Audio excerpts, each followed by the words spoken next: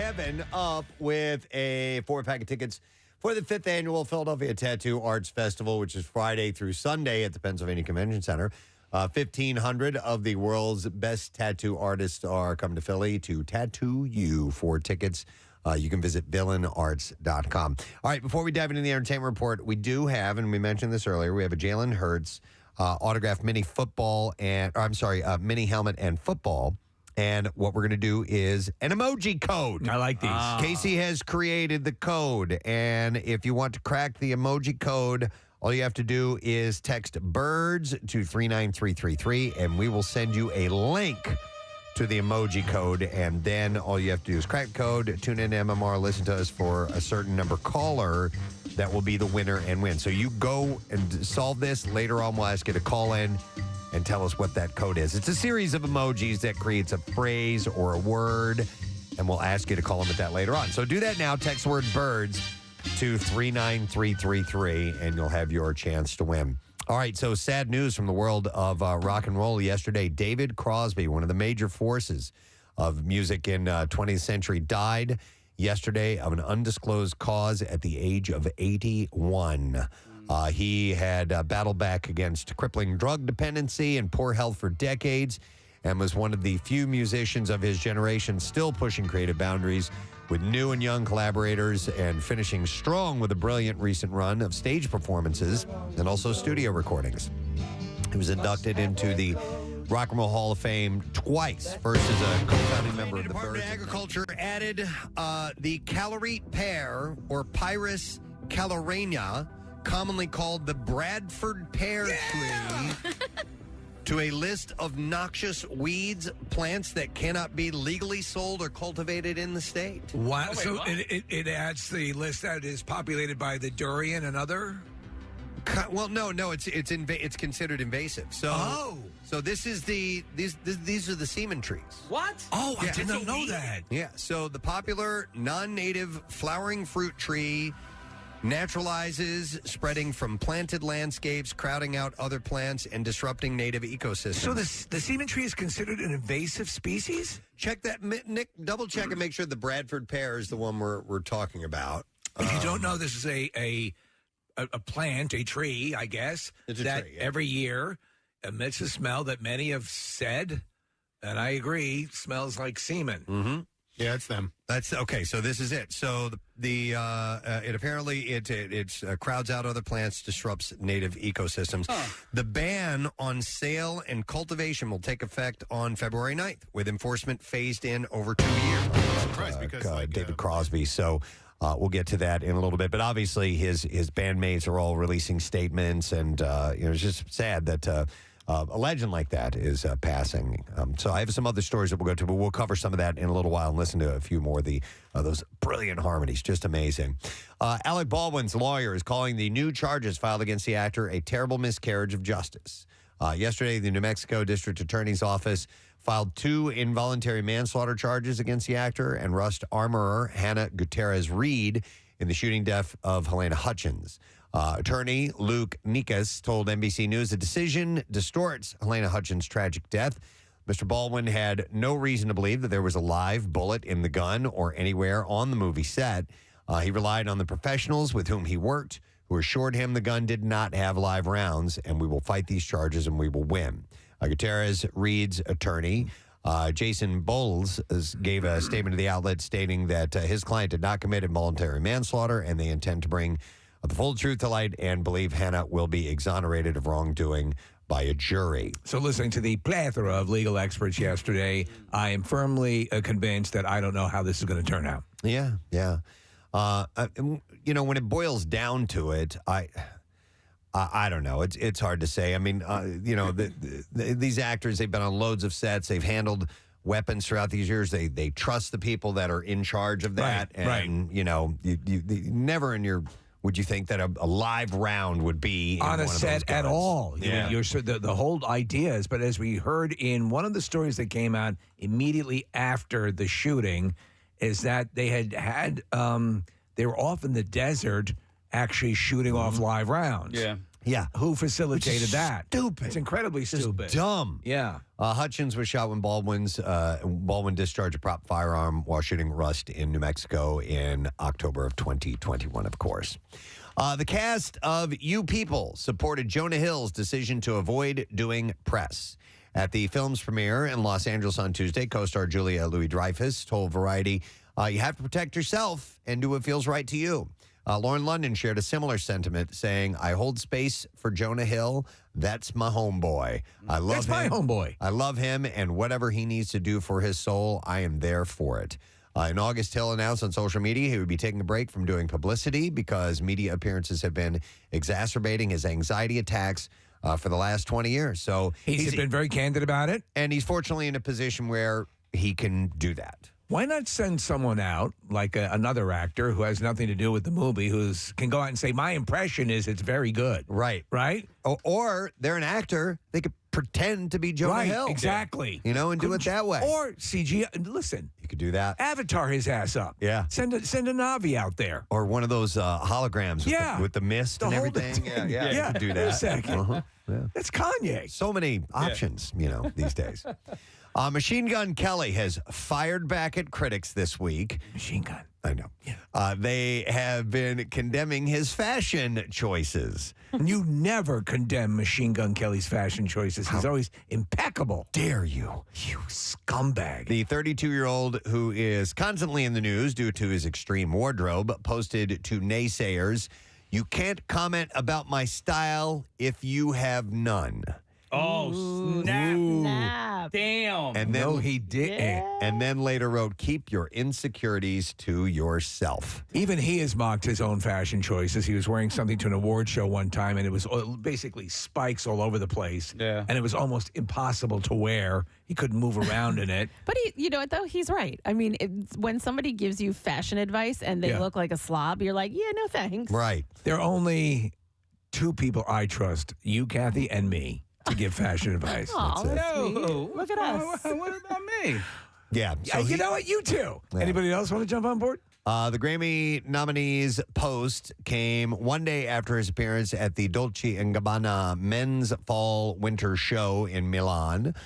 There, he wore a silver outfit complete with an embossed trench coat, matching trousers, and crop top that showed off his midriff tattoos. Can we- Trousers? What's that? Trousers? That's what it says here. Huh. Yeah, you and Casey hate the word trousers. I don't, No, I don't hate it. I no. just, I don't. Or no, it's slacks that you Slacks don't I like. hate. Oh, slack. Yeah. Slacks.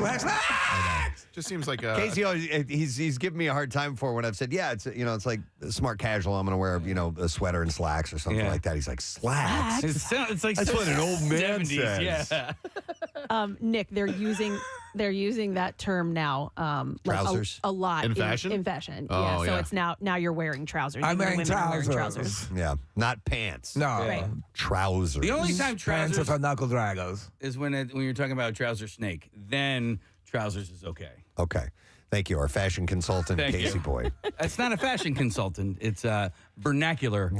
Our vernacular consultant. Oh, that's good. Yeah, like Our a Nick. VC. Yeah, RBC. Uh-huh. Yeah. Robert Pattinson recently opened up to ES Magazine about the insidious body standards that men face. The Batman star admitted that he's, quote, basically tired of every fad he can think of, everything except consistency. And one of those fads included eating nothing but boiled potatoes and Himalayan pink salt for 2 weeks. Sounds good.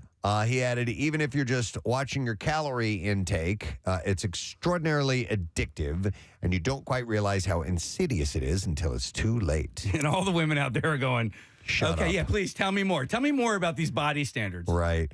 But I assume maybe he's thinking more towards Movie roles. movie roles. Yeah, that's Yeah. exactly what he's because talking about. once you started getting Chris Hemsworth with his shirt off, and it's like every guy that's in a manly role has to be as absolutely Right. Yeah. gym ripped as possible. And absurdly so. There's a movie that explores. Also, there is a Hollywood growth supplement. I'll call it. I don't know if it's legal or not, but it is well known in the industry, and they will start a cycle of this. Now, mind you, they put in the work too. You know, they have to train and they have to deprive themselves. Hugh Jackman talks about basically eating air for half of that Wolverine movie, but they have their shortcuts, but it is a lot of work. But the reality is, if this character you're playing is supposed to be at the top of his or her physical game, right? So He's playing a guy who works at H&R Block. No, but if you're playing Bruce Wayne, all right, Bruce Wayne is not an enhanced superhero. Right. He is a man. Right. But if the character you're playing is supposed to be able to, top all these people physically, then your character needs to be in top of that's this. what he's saying. It's still the demand of it is, I do like the potatoes and Himalayan salt. Pink Himalayan salt. Yummy. TJ Holmes allegedly had an affair with more than one woman at Good Morning America. Wow. A source. Are they naming names? A source told DailyMail.com Thursday, they are naming names, that the GMA3 co-host had a months-long affair with script coordinator Jasmine Petaway in 2015. She was 24 at the time. We just did finger stuff. Oh, my God. The insider said that he was a predator who took full advantage of his position and that he was reckless. This is a source saying this. And he did Dutch ovens with Whoopi. Holmes's she did them. personal life was made headlines last year when it was revealed that he was dating his co-anchor, Amy Robach. So I would be curious to see how that plays out. They're still off the air. Yeah. Yeah. Yeah. And They're still in purgatory. Consulting lawyers and things like that and trying to figure out where they're eating potatoes and pink Himalayan sea salt. Where they stand. Leslie Jordan, according to the Los Angeles Department of Medical Examiners coroner, died of sudden cardiac dysfunction. So essentially it was a type of heart attack. It seemed that way, right? Yeah. It was atriosclerotic cardiovascular disease. And it was it contributed to his death. He crashed his car, obviously, post-story. We know that in Hollywood on October 24th after suffering a medical emergency while driving and was 67 years old. So, that's just too bad. So his Malibu home just sold. There were pictures of it. It was, it's not a massive estate, but it was it's a beautiful place. And apparently it was high on the list for everyone to get a crack at it. No kidding. Yeah. Yeah, Malibu doesn't have to be big to be a pricey, not at all. Pricey endeavor. So Chrissy Teigen and John Legend, they have revealed the new baby's name and gender. It's a girl. Teigen took to Instagram yesterday to write, "She's here." Esti Maxine Stevens. Esti. Yeah, E-S-T-I. That's an interesting one. Haven't heard that yet. What is the derivation of that? Do they explain? That's a good question. Isn't that a restaurant around here somewhere? They don't explain. Zesty. No. Esti. Wait, no, what's that? Etsy is a website. No, but what's the restaurant? There's a restaurant. It's a Greek restaurant, right? Yeah. Oh, yeah, it's in Radnor. What is it called? Estia. Estia. Just this name with an A at the end. Okay. I think Esther, though, when Esti. Esti? Yeah, right. But it's spelled E-S-T-I. Yeah. It's a girl's name meaning star, like a star in the sky. Oh, that's cute. I like that. Short form of Esther and Estelle. Okay. But it's a quote unquote cooler name than an old lady name. Kathy just got 10 points for Bucks. So listen, so now Thanks, Steve. Thanks, Steve. I appreciate that. so now we're starting to see the old lady names come back into vogue. So Esti, if that's short for Estelle or Esther. Our friend Kristen just had Gertrude. Gertrude. So that these names will come back around. Plop. Yeah. No, it's been a while, but Olivia was that was forever, like an old lady name, and My now niece it's so is popular. Olivia, Among the young kids. not until we get to Gladys. Once we start seeing Gladys. Gladys might be a bridge too far, but who knows? Is Gladys Gladys is not a That's my grandma's truncation name. of a longer name. Gladys is Gladys, Yeah, right? Gladys is Gladys. And you better get used to it. I think I was talking about this the other day. I think I've reached like old lady name. Like no one names their child Kathleen, Catherine, Kathy anymore. Yeah. Like you don't really hear it anymore. I'm like, oh man. But eventually they come back into vogue. Look at they started calling from the Bible. It was about 10 years ago. Yeah. And plucking out these very biblical sounding names. The only thing that saves me with my old lady name is that I'm named after my mom's best friend who passed away and my aunt. So. Oh, there you go. It has a reason. Casey, biblical names like Malachi. Yeah. That's what I saw. It was Malachi, and I pronounced it But like, Malachi. you got the Malachi crunch, so I get it, man. Yeah. And you remember Malachi was the little prick in Children of the Corn. Yeah. Yeah. Tori Spelling took to her Instagram stories on Friday to update fans about her daughter Stella's health following her hospitalization last week. She said she is home and feeling much better. Stella! She was at the ER. She was diagnosed with hemiplegic migraine. Wow. Which I've never heard of that. Doesn't sound That good. type before. She said signs of a hemiplegic migraine attack are similar to what would be present in a stroke. That typically includes sudden, severe headaches on one side of the brain, weakness and numbness on half of the body. So you get migraines. My wife does. Yeah. Gets pretty profound. Migraines, has to take a shot for them. Yeah. It's no fun. Yeah, I get these sinus migraines thing. I might be getting surgery this summer to see if that'll fix it. All right. Do it? Yeah, if I can schedule it. Well, yeah. I'm going to take a crack at doing it for him, so we got to make sure it's scheduled. You're the surgeon? Yeah. I'm moving on from trach to sinus. You bringing that pen thing? I think he's going to use this. He's going to use this back scratcher. Moving. Well, your insurance company denied you, so you can't. I gotta go take- Steve. You got to go Steve Dr. first. Right. Steve. Yep. We've been reviewing your case, and if you're ready to let your coworker do it. No, press. They suggested I do it too. That's why and of course You're going to do the surgery? No. She's going to be my nurse. Come on. He's going to do it without anesthesia. Scalpel Kathleen. Yeah. That's such an old name. All right, couple other things. In the latest pairing of a luxury brand with a K-pop celebrity, Dior has signed South Korean singer, dancer, and songwriter Jimin, a member of BTS, as a global ambassador. Not Jungkook? The band's relationship with the French luxury house dates back to 2019 when Dior menswear designer Kim Jones designed stage outfits for the Love Yourself, Speak Yourself World Tour. BTS has worked with brands including McDonald's, Coca-Cola, Samsung, and Louis Vuitton, which named them as brand ambassadors in April of 2021, a partnership that has now ended. Christian Dior just rolled out their new line of nuggets because they were Christian Dior nuggets. All right, because they're working with McDonald's as well. Oh, Preston. yeah.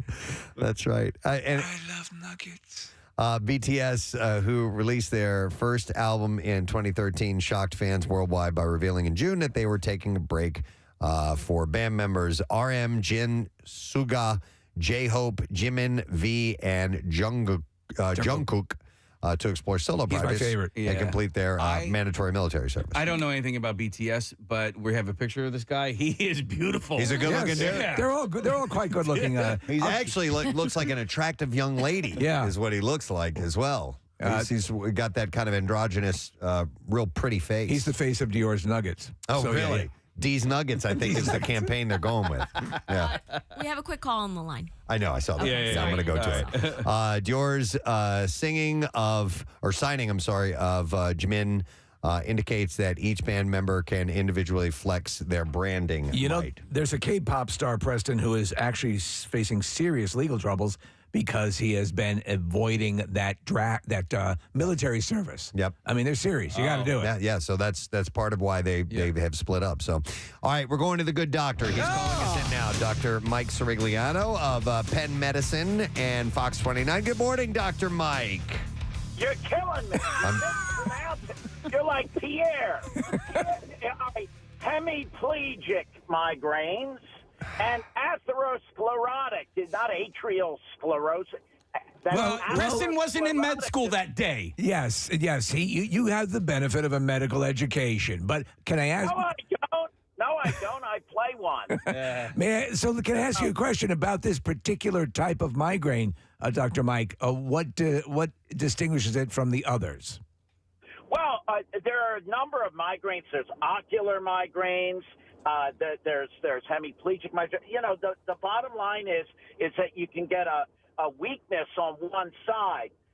That's why you get the term hemiplegia with it. And so there's a lot of, you can lose your vision or have vision change. That's an ocular migraine.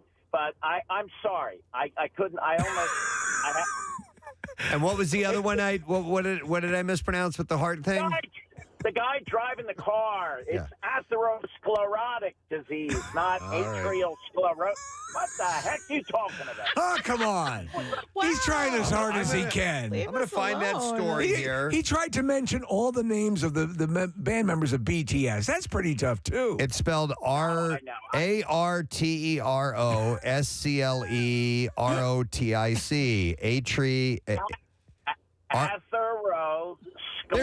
There ain't no TH in this freaking word, man. It's arteriosclerotic. Spell it again for Mike. Arterio.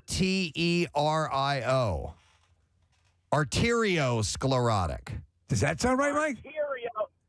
I think they misspelled it. All right. Well, Hey, Dr. Mike, suck it. Oh, S-U-C-K. All right.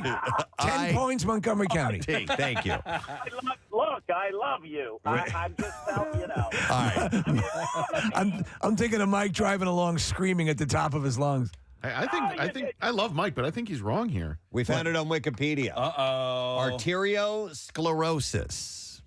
Arteriosclerosis or atherosclerotic. I mean, the bottom line is it's plaque. It's arterial disease. He's not. So he probably had a heart attack. No, They're both right. Yeah, but you know how for every disease or whatever's out there, there's 9 different ways to say it, or 9 different. Like tomato and tomato. Yeah, come on. Yeah, exactly.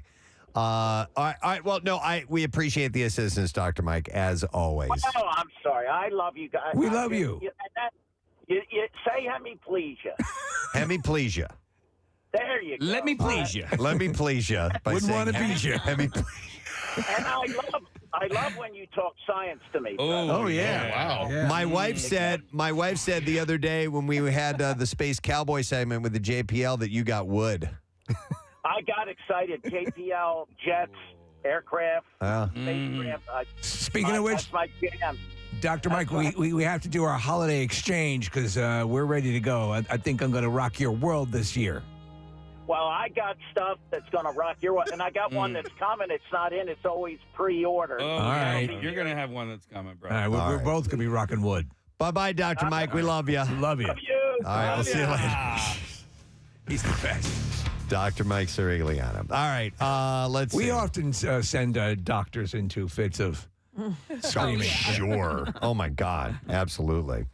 All right, let's see. A couple other things to mention here. So the Goonies house in Astoria has a new owner, a guy named Beeman Zakari, and his wife Liz purchased it for $1.65 million after it was on the market for just 6 days.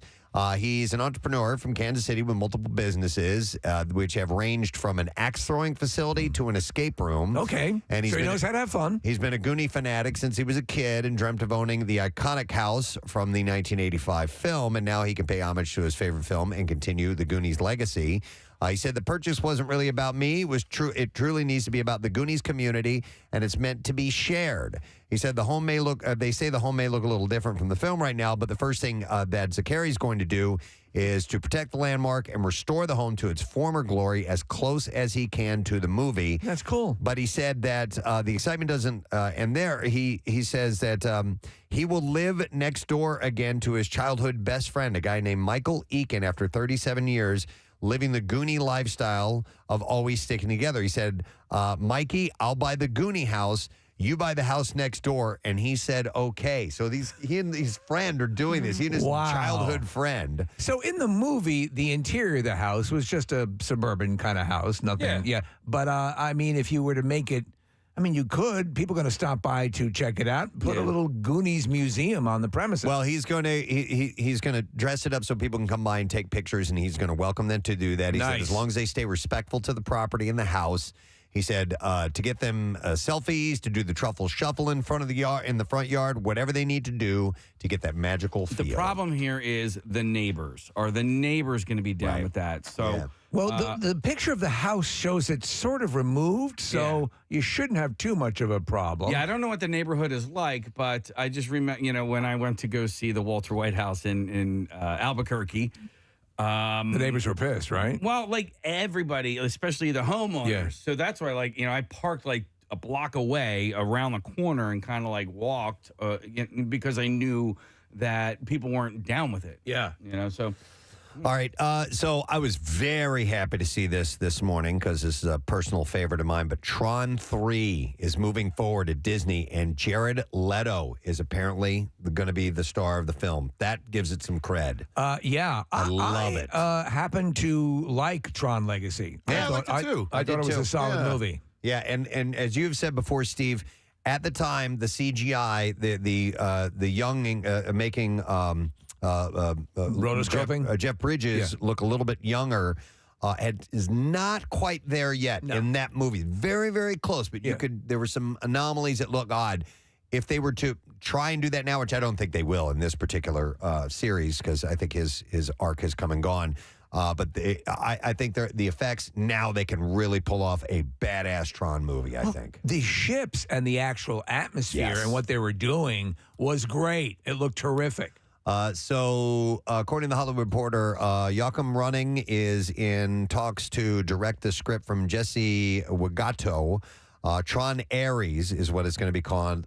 Will follow 2010's Tron Legacy. And by the way, Chuck sent me a video the other day of the Tron light cycle ride at Disney. I think it was in Tokyo. Yes, it is. I saw one that's at Magic Kingdom. Well, then, if that's the case, I've got to ride this ride. Yeah. It looks fantastic. It's like, as I wrote in the text to him, I'm like, that's a childhood dream come true for me. Yeah. I need to do that. You're basically on a light cycle, right? Yep. All right, so movies are opening this weekend. How We'll tell you about them.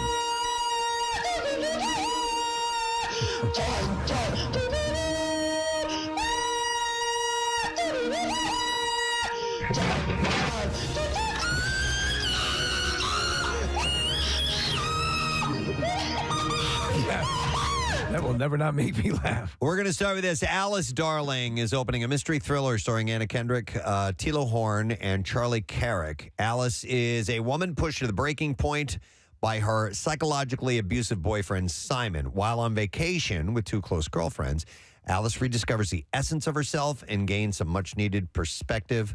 And slowly she starts to fray the cords of codependency that bind her. But Simon's vengeance is as inevitable as it is shattering. And once unleashed, it tests Alice's strength, her courage, and the bonds of her deep-rooted friendships. Wow.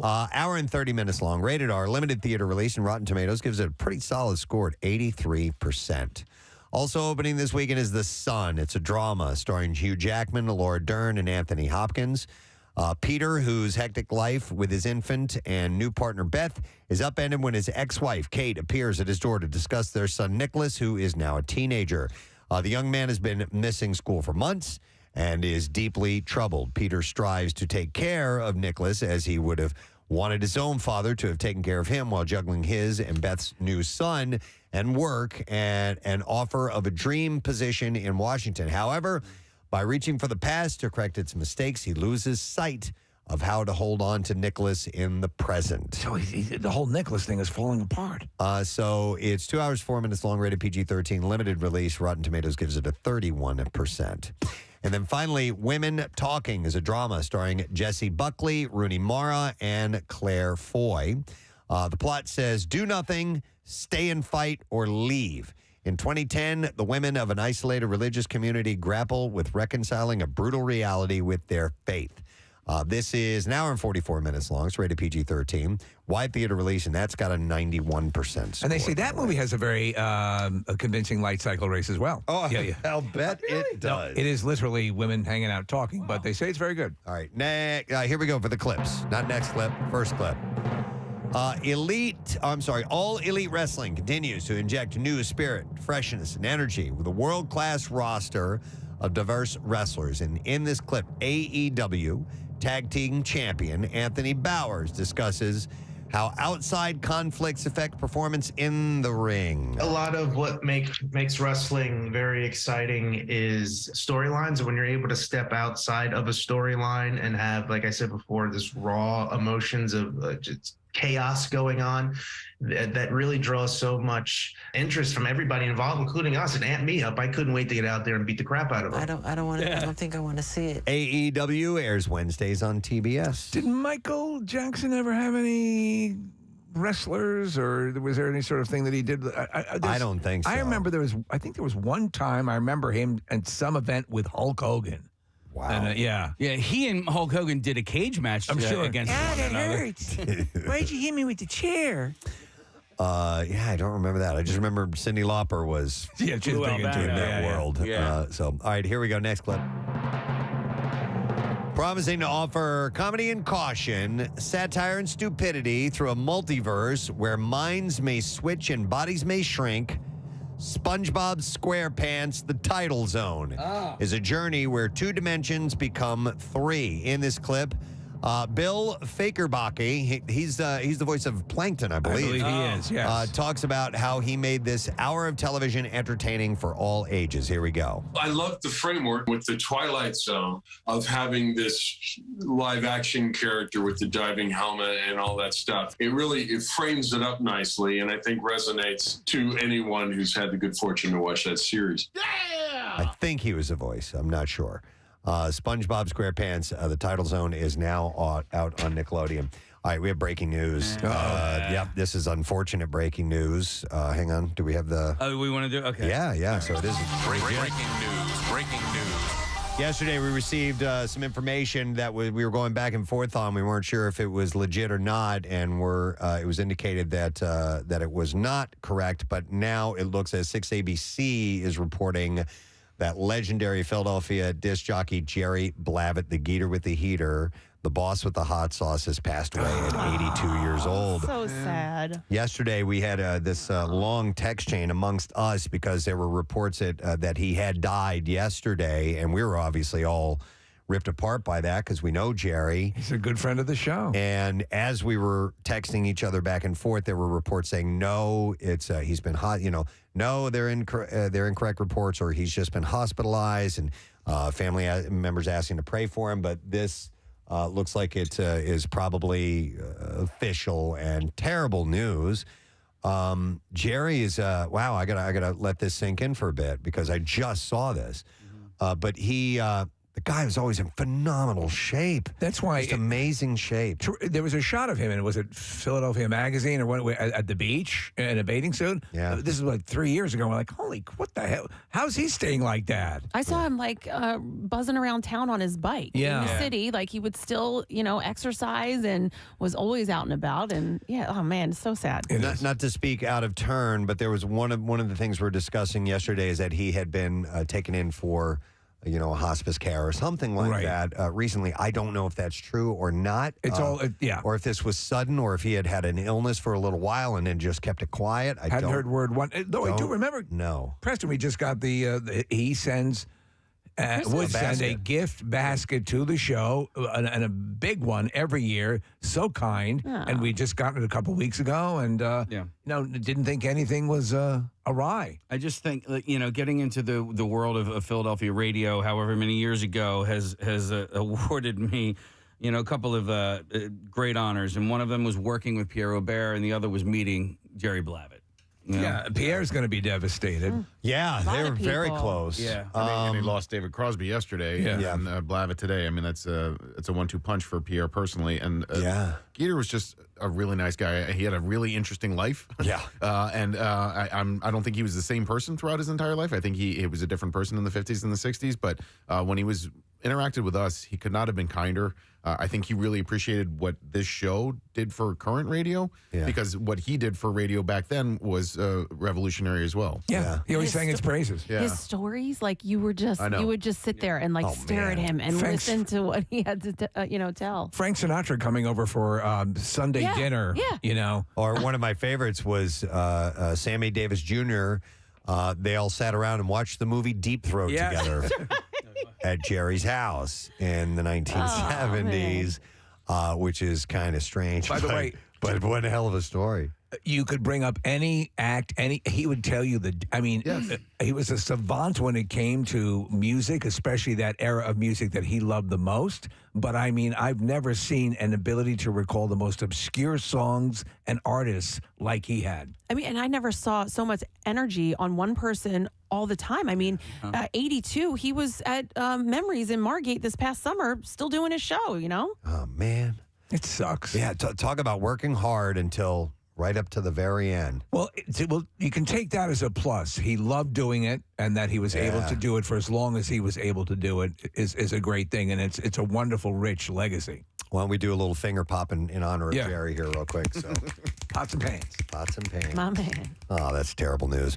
All right, I hate to wrap up the break on a downer like that, but we do have to take a break. We'll come back in a moment. We have a lot of things planned for today, so hang in there with us. We'll be right back.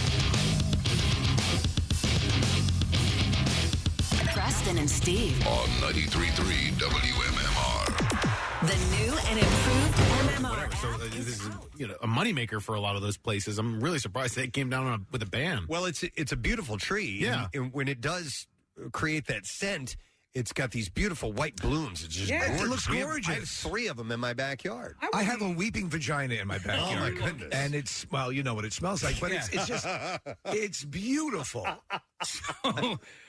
Okay. Now you got me thinking of Pussy Willows. I wouldn't necessarily categorize this scent as noxious, though. I mean, it is different. If you are around a bunch of them, like I have been in proximity to several of them, and it's like overpowering. Now, not noxious to the scent of I can't breathe. Yeah. right. But definitely like, wow, this is overpowering. So, but it's apparently I guess it's taking up too much space. It's invading the area, and it's not native in the area. So, according to the agricultural secretary, the Calorie pear is another non-native plant that was brought to the country for its beauty and rapid growth without regard to its long-term potential harm to our environment and food supply. I didn't realize it was that sort of situation. Nick, as you rightfully point out, it ends up being used in garden plants. Oh, yeah. They're sold a lot. And another one that I've heard people complain about because of the smell is the ginkgo tree, and they're really pretty as well. Especially in the fall, they turn like a bright yellow. But people sometimes refer to them as the stinko tree, and I believe like it's only the male of the species that stinks or whatever. But yeah. We have a butthole bush by our front door, and the flowers are wonderful, but it does. What does it smell like? It smells like a butthole. Is it year round or only in the spring? No, it's like for 1 week. Oh, you know, you can deal with that. Is your butthole open? Don't come over. It's butthole week. Is your butthole sprouting? Yes. Oh my God. The butthole's open. And the scent You've got to come by. It only happens 1 week out of the year when the butthole's We'll sit between that and the semen plant.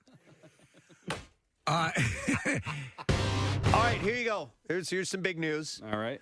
Kim Kardashian is making it clear, and I have a few Kim and Kanye stories here. Oh, yeah. Clear to Kanye, wants to set healthy boundaries. Healthy boundaries. So, in an interview with Hollywood Unlocked that will be released today, West claims that Kardashian's security team wouldn't let him into her house with their daughter North after he picked the kids up from school one day. Now, a source told people that while it's true that West was not allowed inside the house that day, Kim's security team didn't stop him from seeing the kids, picking them up, or dropping them off.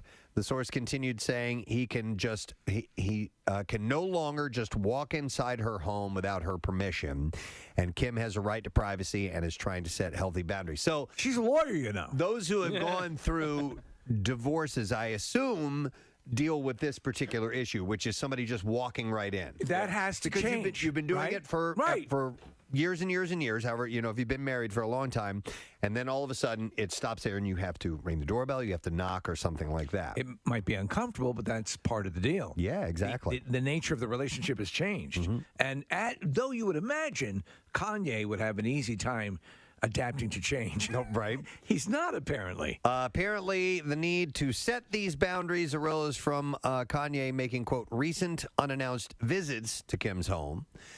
In the Hollywood Unlocked interview, West is quoted as saying... That's when he stops by? Yeah. Unannounced. Yo. Yeah. So West is quoted in the interview as saying, "Don't play with me. Don't play with my children. Ain't no security going to get in between me and my children, and you ain't going to gaslight me end quote. Okay. Hey, he Don't goes play by, with my children. I thought you want people Yes, of course. So they grow up to healthy. play. They like to play. I'm sorry. Go ahead. No, he goes by Yee now. So wouldn't he announce himself Yee? Yee.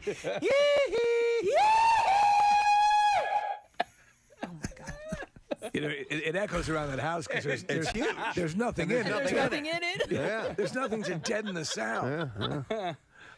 We have audio, Preston, if you'd like. He is. All right, so this is about the song? Yes. So Kanye, this is part 2 of the story.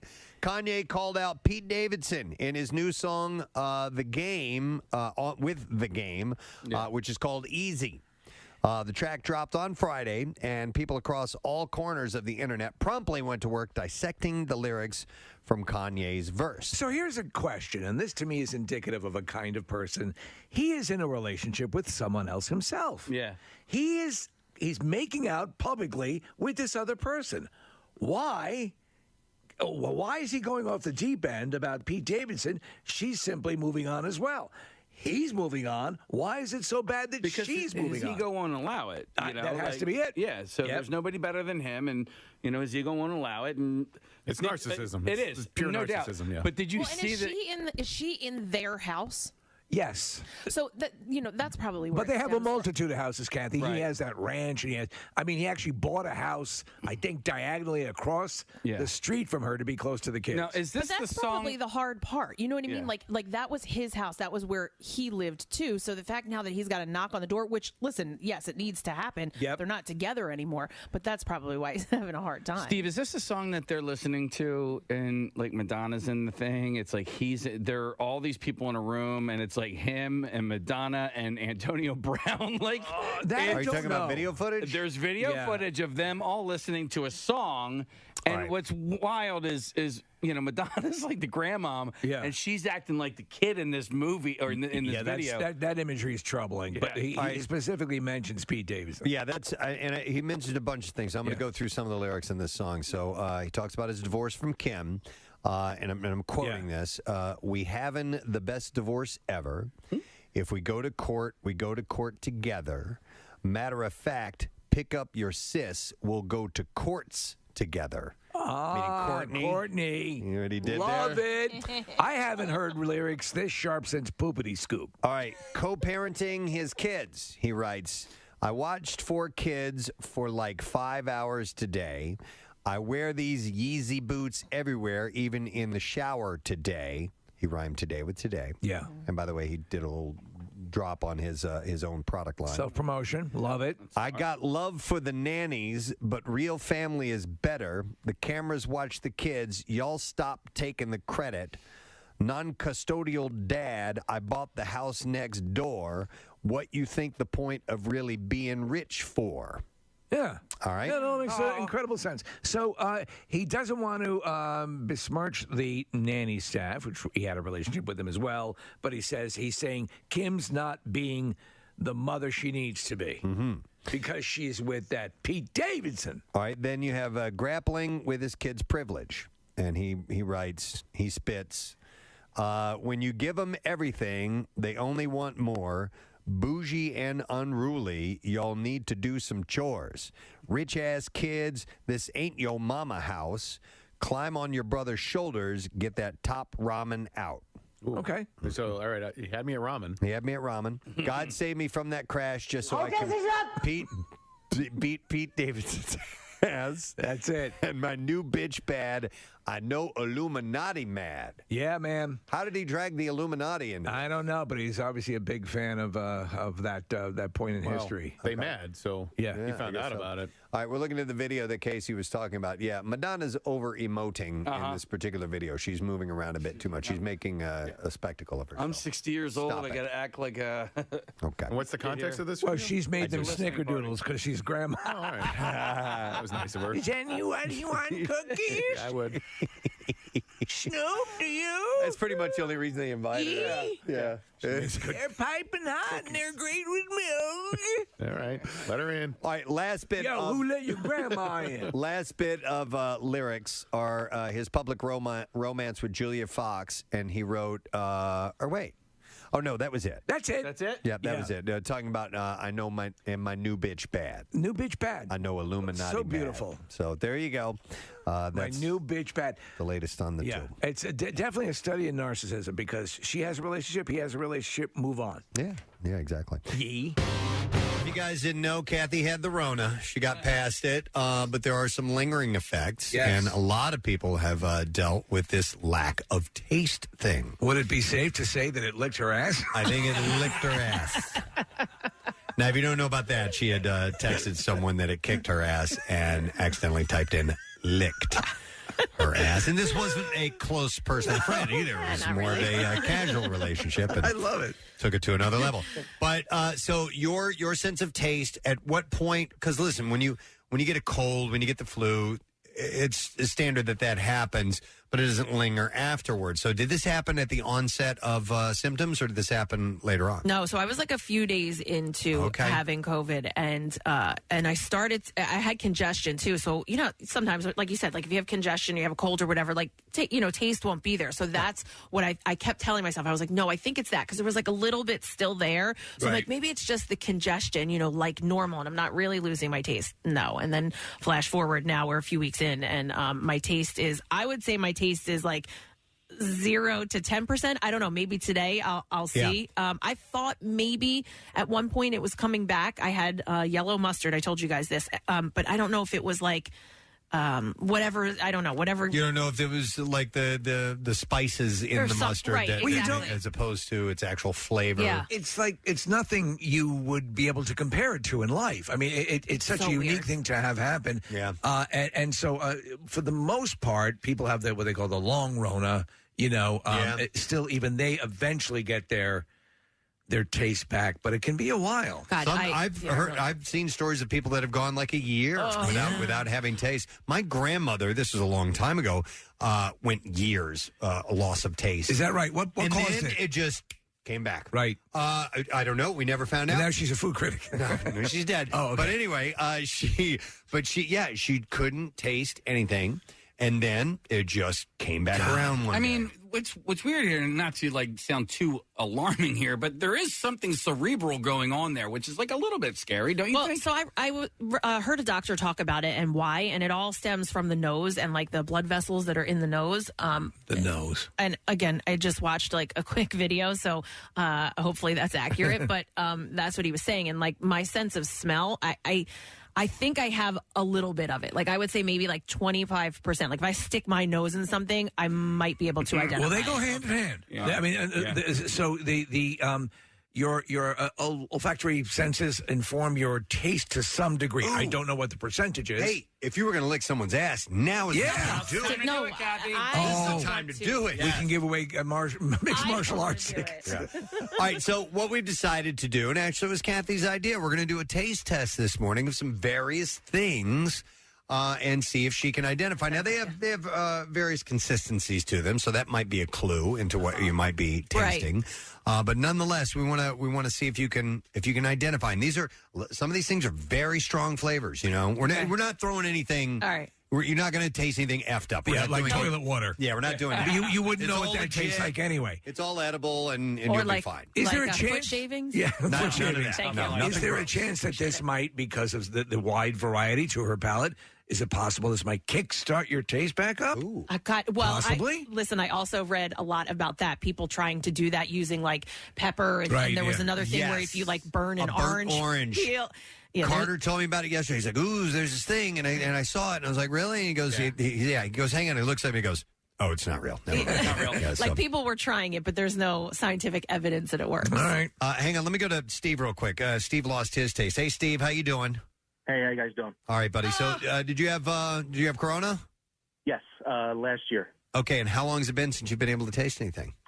Over 400 days. 400 days. Now, Steve, let me ask you a question, because you're not necessarily eating for taste anymore. Have you lost 93.3 WMMR. Thanks, Kathy. So, bit of a 1-2 punch, as Nick had said earlier. We found out yesterday David Crosby passed away while we were all on our own text chain with each other discussing that. Actually, before that, we had seen what turned out at the time to be erroneous reports that Jerry Blavat had passed away, and then we found out he had been hospitalized. But now we're getting word, courtesy of 6ABC, that he did indeed pass away early this morning. Jerry Blavat. Yeah. And it's just like, oh man, that's a guy you always think, well, that guy's never going to die. He's going to be around forever. I mean, honestly, like I thought 82 is a pretty good life, but for somebody like him, I thought he was going to go deep into the 90s. Yeah. Easily. Yeah. I mean, we're talking over, like a decade cut short, I think, with the amount of energy. Staying in shape, exercising, doing what he loves, feeding off that constantly. As you pointed out, Kathy, just a ball of energy and always up about the next performance and the next stage event that he had. And he still loved going to live music. Like Nick, you're right, going to shows. And the thing is that and hosting shows. The age spread. People go, "Oh, that's the guy. That's the doo-wop dude." That's no. People, anyone who would go, and Jackie and Pierre would go constantly. The age spread was huge that was going to those shows because it was like a little snapshot of Americana. Obviously, growing up, I knew who he was, and we became friends with him. He became friends of the show because he would come on. But just before that, before we started having him on the air regularly, he did my friend's wedding. So she had a wedding band, the whole thing. But like in after hours, they did at the same venue. He came in and he put on a show until like 2-3 o'clock in the morning. Oh my God! Yeah. Well, those big reviews would go for hours. Yeah. Here's his show intro music. But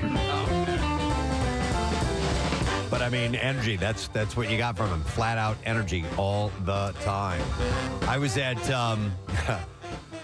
just a little anecdote. I was at, my son and I were at a Barnes & Noble Plymouth meeting. We were there to get a book. I don't remember what we were there for. And Jerry was there. He was signing copies of his book. Yeah, that which he is wrote. great. And he saw me, and he was so excited. Preston, my man, pots and pants, get over here, man. And so we were talking. He's like, "Hey, yeah." He goes, "Here, you gotta have one of my books. Here you go, man. This is on me, And he gave it to me. I'm like, "Oh, thank you so much. It was great." So we wrap up. I go over to the counter because we were going to buy whatever we were there to get with my son, and I go and I had the book that Jerry gave me. I'm like. Jerry gave me this book. He said I could just have it. And they were like, no. We don't know anything about that. Right. I ended up buying the book. Security, we have a theft in progress. I know. Man claims he's on the radio. And I wasn't going to go halfay to the other side of the story and go, "Hey, Jerry, can you come over here and tell him that you did indeed give me the book?" I don't know this man. Yeah. I would love to take calls, 215-263 WMMR of any Jerry Blavat memories, encounters, whatever you have right now. Feel free to give us a call and share those on the air. We'd love to hear that. So with a guy with a career that long and a life that long, there are things that I probably learned at one point, but I've forgotten, and I'm reading some of his accomplishments. He was Don Rickles' valet in 1958 and 59. He did the original bandstand on FIL before Dick Clark took that over. And then he was inducted into the Rock and Roll Hall of Fame as a part of the permanent exhibit in the Museum of Radio and Records. That was in 1998. In 2002, inducted into the Broadcast Pioneers Philadelphia's Hall of Fame. And then in 2020, it was his 60th consecutive year on the radio. 60 consecutive years on the radio. Nick, he was also on The Monkees, the TV show, The Mod Squad, The Tonight Show. He's in the movie Desperately Seeking Susan. Yeah, we have a clip from The Monkees. I've seen the episode. For whatever reason, Davy Jones is wearing a wig. He's dressed as a woman, and Jerry falls in love with him, and doesn't know he's a man, and is just fawning all over him. For whatever reason, Davey had to keep the masquerade up, right. And it's pretty funny. And I remember seeing it, going, "What? That's Jerry Blavat. What the hell's he doing on the Monkees?" So here's a clip from it. "Ah, Miss Jones, you've snapped my mind. I love you, darling. Look what I brought for you, flowers. I think he's kind of cute." Yeah. You would. "I've loved you from the first moment I saw you." "Oh, Mr. Blavat, you're too kind." "No, don't call me Mr. Blavat. Call me the Geeter. Jerry to you." "Oh, Jerry." "I've got big things planned for you, my chickadee. Believe me. Let me tell you something. If you play your cards right, you may win the contest." Oh, really? Davey's winning. Davey's ahead. Kind of cute. Never in my life have I, the Geeter with the heater, snapped over a fox such as you. You're devastating. It must be the Minnie. It must be something about you that makes my mind crazy with love." And that's him, dude. In real life, Yeah. being that over-the-top delivery all the time. That is a science, and there used to be people. If you go back to like Alan Freed and the rock DJs, one of the beginning of radio and that kind of delivery, and that is an unbelievable ability to be able to just keep that going and the finger snapping and all of that. Yep. I have Paul who's on the line now. Hey, Paul. Good morning. Good morning, guys. How you doing? Great. What's up, Paul? Well, I was working down at Memories, I want to say about, 8 to 10 years ago when they were remodeling the place. And it was my first big painting job and a lot of stress and pressure back then. But the one day I was working and I never left the whole day. And Jerry came up to me and he's like, have you been here all day? He's like, you haven't left at all. So he saw it and, I didn't eat anything. So he went out, got a hoagie for me. Oh, man. And it was just, a very nice thing to do. He wouldn't take money. He wouldn't do anything, He was, Paul, those kind of gestures, those kind of quiet gestures when no one's looking and you're not doing it to impress other people, that tells you what a person's about. It says everything. Yeah. We were saying my man, I think, for about 2 months. Yes! That's exactly what happens. My man. It's infectious. It's infectious. You catch it. My man. Yep. We went to Memories for my bachelorette party, and it turned into a whole. My cousin had gone with us. She had kids at the time, and so it was like her night out also. And it turned. We still go Joanne, Joanne, Joanne, Joanne, Joanne. He just was yelling her name for hours while we were at Memories. And by the way, after he's around, you can't just say my man. You have to say my man. You got to drag it out. My man. Every time he said that, though, he meant it. Which is, there's an authentic sort of, he was so excited. The smile on his head would kind of shake from side to side. My man. He'd hunch over with the hands out. yeah. Oh, man. Loved it. I will go next to Jay. Hey, Jay, good morning. Hey, sorry to bother you guys at work. No, it's all right, man. We're talking about the Geeter. Unfortunately, passed away this morning. What's up, buddy? Yeah, we went. We got a little getaway. We went to Atlantic City last year. He was doing the showboat. He did like an afternoon show, and I swear there was maybe like 30 people. It was like a Thursday afternoon, like 4 o'clock or something, 4 to 6. He did, and there was maybe like 30 people in the room, big room. I think I was the youngest guy there, but he went up to every single person in that room with a handheld mic, touched them, said, "How you doing? What are you down here for? I want you to have a good time." I've never seen, he just grabbed the room. He owned that room. Yeah, that's the thing he could do. Whether Own it's the 30 room. or 300, Yeah. I mean, it didn't matter. I mean, that's the kind of interaction with his audience, and we took that, the lesson we took from Pierre, about thanking people for supporting what you do, and that was paramount to Jerry. Yep. Here's some text coming in that says, spent 5 years in Sea Isle doing Sunday Fun Day at La Costa. Oh, that's right. He did La Costa. He said, I'm 29. 20 of us dancing there with bandanas on, dancing and jamming with older grandmoms and grandpops. And the faces we would make are some of the fondest in my life. Wow. Or that he would make, I guess. That's a gift that he had, that he was able to give to people. The melding Cross of the generations. Yep. To have those moments. Yeah. And make it so it's not this, I'm not doing that. I'm not hanging out with where those older people are. He made it okay. Yep.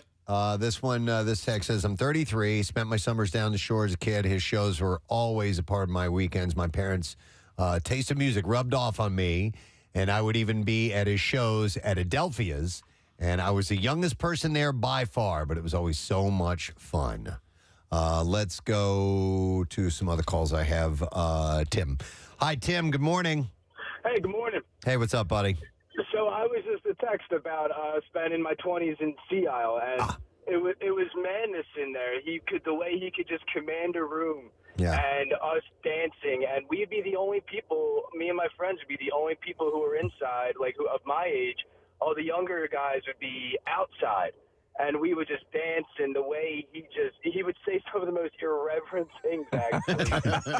And he got away with it, and because no one cared, because he was just being authentic, and those are some of the best memories I have, are those Sundays in the middle of the La Costa dance floor with him owning that stage. Isn't that wild? Something that'll live with you forever. That's pretty cool. Yeah. All right. Thank you, Tim. Appreciate that. Thank you.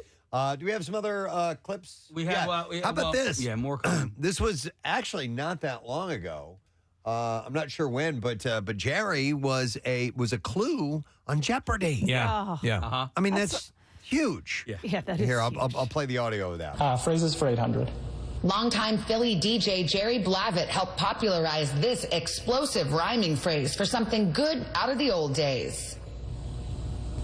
What is blast from the past? Yeah, it might be a little bit tough for a national group, everyone to know, the answer to that. Jerry, of course, around here, we'd pick up on pots and pans, Boston hot sauce, and all that, heater all with the that heater, stuff, yeah. all those things. Let me go next to Marla. Hey, Marla, good morning. Good morning. Hey. I used to work for Jerry Blavat also back in my early 20s at Memories of Margate. Yeah. And he was just an amazing person. Like the previous caller said, I was sick. He got me antibiotics. And he nicknamed me Linguini for some reason. Linguini. That's so cool. So how long did you work there for? And how many years were you experiencing the Jerry phenomenon? It was a couple years, and I worked at his. I did private parties at his house during Christmas. I bartend. I had a great experience with him. It's really sad that he passed away. What was he like, in his own home while you were there for his engagements? The same as always. He was just Jerry Blavat doing his thing and a great host. And like I said, he just wanted to make sure everybody was fine. I experienced his mother's cooking on Sundays because she would cook every Sunday at Memories of Margate. And she'd put out this buffet, and it was, Mama Gita's buffet. And she was there in person all the time cooking. And it was just a great experience. I had great memories of him. That's cool. Thank you, Linguini. We appreciate that. Thank you. All right, take care. Man, Pierre just loved Jerry. Yeah, so much. Loved Jerry. He would call him, I think the connection. Isn't that what he called him? He said, that's the connection. He's the connection. He would always point him out as being connecting people to music, to engaging, to all those things. That spark, whatever that is. Yeah, exactly. And that's how he would that's refer to appropriate. him. Yeah, he's the connection. And Pierre looked up or to the link. Maybe it was what he would say. Pierre looked up to the Geeter quite a bit. He also looked up to Sid Mark, who also recently passed away. And Jackie Bam Bam was a huge fan of the Geeter as well. And quite frankly, I'm a little concerned for Pierre because we lost David Crosby yesterday and the Geeter this morning. That's a lot, and it's a lot for anyone to have to absorb in a short amount of time. And he probably doesn't know yet, is he? No, I still texted sleeping? Pierre. I'm sure he's still sleeping. I listened to Pierre on Brent's show yesterday talking about David Crosby passing for a little while, and they did some nice musical tributes. It's a real shame. There's a text that says, my dad went to high school with Jerry, and my daughter was fascinated by that fact and just bought a vinyl album of his. She is 16 years old and unfortunately in shock of his passing. Our buddy Craig Legons is on the line. Hey, Craig, morning. Good morning, folks. How are you? Good morning. Hey, so you had a connection with Jerry? Yeah, when I worked at WHYY Channel 12 in the early 2000s, and I just started there, I used to deliver mail to Jerry Blavat because he would do our pledge breaks from time to time, and we had the music reviews or the doo-wop reviews. He would come by and do pledge breaks, and invariably, every time he was on, he'd get a ton of mail, and I'd have to go over and to deliver it for him. And he was always like, hey, there he is. Hey, man. All the time. But the thing I love most about Jerry is when he would come to the WHYY studios to do the pledge breaks, he would stand off we had like a little stage there, and there was a lot of people walking by. Jerry would look at every single person that walked by and look at them to see if they recognized him. And he wouldn't do that, he wouldn't do it in a braggadocious, like, don't you know who I am thing. He would look at everyone who walked in to see if they recognized him, because if someone did, then he could immediately go, hey, how you doing, little lady? No, you're right. There is an authentic nature to that zeal in being recognized, in being a performer. I mean, we talk about the shows, Craig, and all his reviews and all the things that he did over the decades. And that's completely predicated on a pure love of entertaining. And so what you're saying only bolsters that connection he had with his audience. every single time I pick him up and he'd shake my hand, look me right in the eye. He goes, Craig, it's a pleasure. And it wouldn't be, and I would see him once every 6 months, once every 8 months, but he'd always have that smile, always have that firm handshake, and always have the look in his eye like that comes with connection with people. But that's what he loved more than anything else. That's why I thought he'd live forever, because he always got nothing but love from folks, and he gave nothing but love. Yeah, exactly. Yep. All right, thanks, Craig. Appreciate the memories, bud. All right, we'll see you. So this is terrible news. Terrible news. I was hoping for the best. Yes. And he was hospitalized because Rochelle and I were trying to figure out what was going on last night when the word was flowing around. But he was hospitalized for a shoulder injury. And 6ABC is reporting that it may be in complications from that. So, like Kathy was suggesting, like an infection or something. Yeah, it's quite possible. Maybe. It was strange because we were going back and forth about trying to verify what was happening to him. And while that goes on, David Crosby comes in. Yeah. And when I first saw that, I thought, oh, it's just a kind of a joke, or it's this is not the case. In his case, again, I don't, it's not like I'm not shocked still, but I always think of his life and his. Many times he probably should have died and did not. Yeah. And also the transplant, the liver transplant, right? Yeah. That saved his life. He obviously was a hard drinker and turned his life around. He was sent to a Texas prison, which he credits with actually finally doing what rehab could not do for him, which was completely, turn his life around. But to me it was all borrowed time, but he used it well. Yeah, he got a second lease. Yeah, for sure. But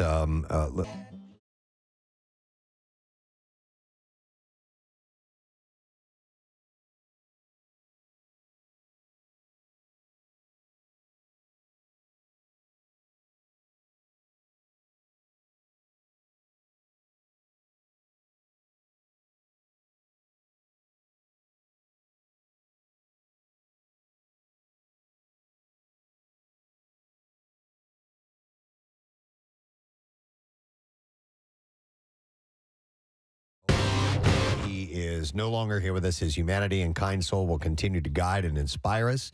His legacy will continue to live on through his legendary music. Peace, love, and harmony to all who knew David and those he touched. We will miss him dearly. At this time, we respectfully and kindly ask for privacy as we grieve and try to deal with our profound loss. Thank you for the love and the prayers. The thing with Crosby is that he was also, he was a flashpoint for a lot of...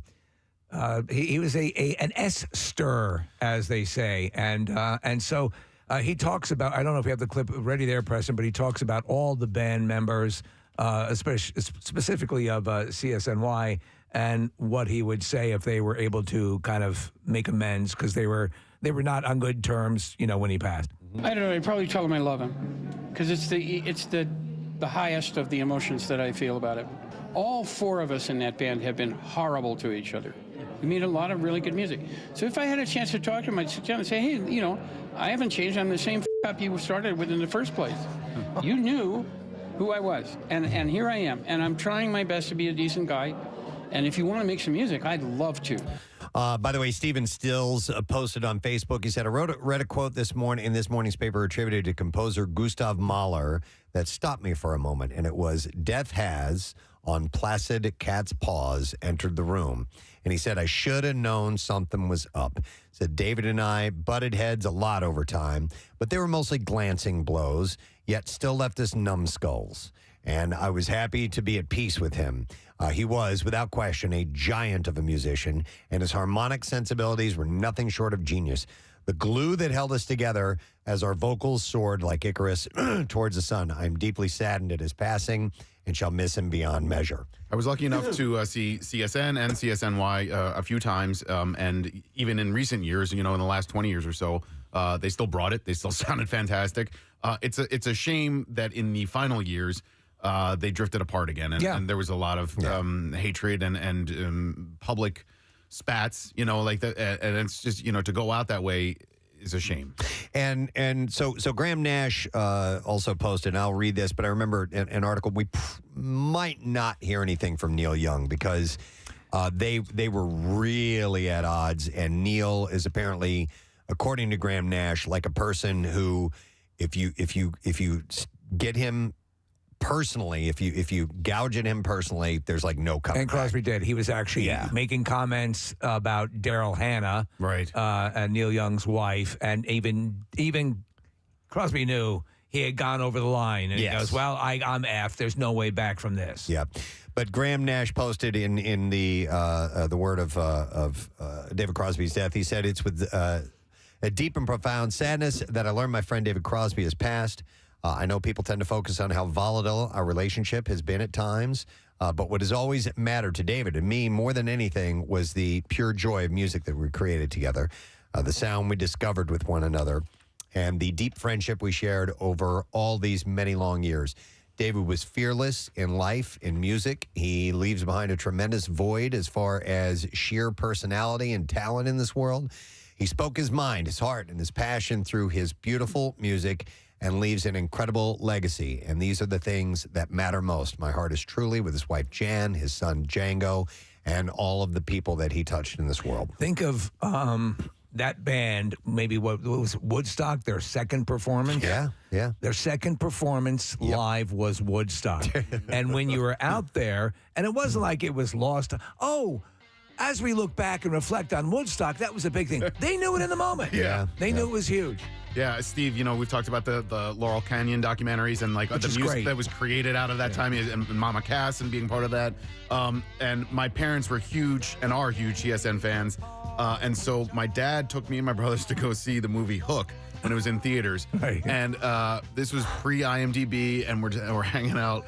And I'm watching the movie, looking up at the big screen, and all of a sudden, David Crosby's in the movie. He's one of the pirates. Yes. Yeah. And I'm like, and I turn to my father, and I'm like, Dad, I think David Crosby's in this movie. And my dad was like, no, there's no way David Crosby? And then we stayed and watched the credits to Hook just because I needed to prove to my father that David Crosby was in this movie. Wow. It was a brief scene, but yeah, he showed up, I think, twice. And I was like, you got to be kidding me. He was also on Roseanne. Yes. That's right. He He showed did some up on acting. Roseanne, yeah. Well, you talk about there's Melissa Etheridge posted because she has a son. Yep. Because he was the sperm donor, and Right. at the time the joke was it was either Brad Pitt or him. David Crosby. Yeah. And but Preston, I'm a big fan of the Byrds and Roger McGuinn and that band. If go explore their harmonies and their vocals, and and Roger McGuinn's, this is a 12-string, right? Electric.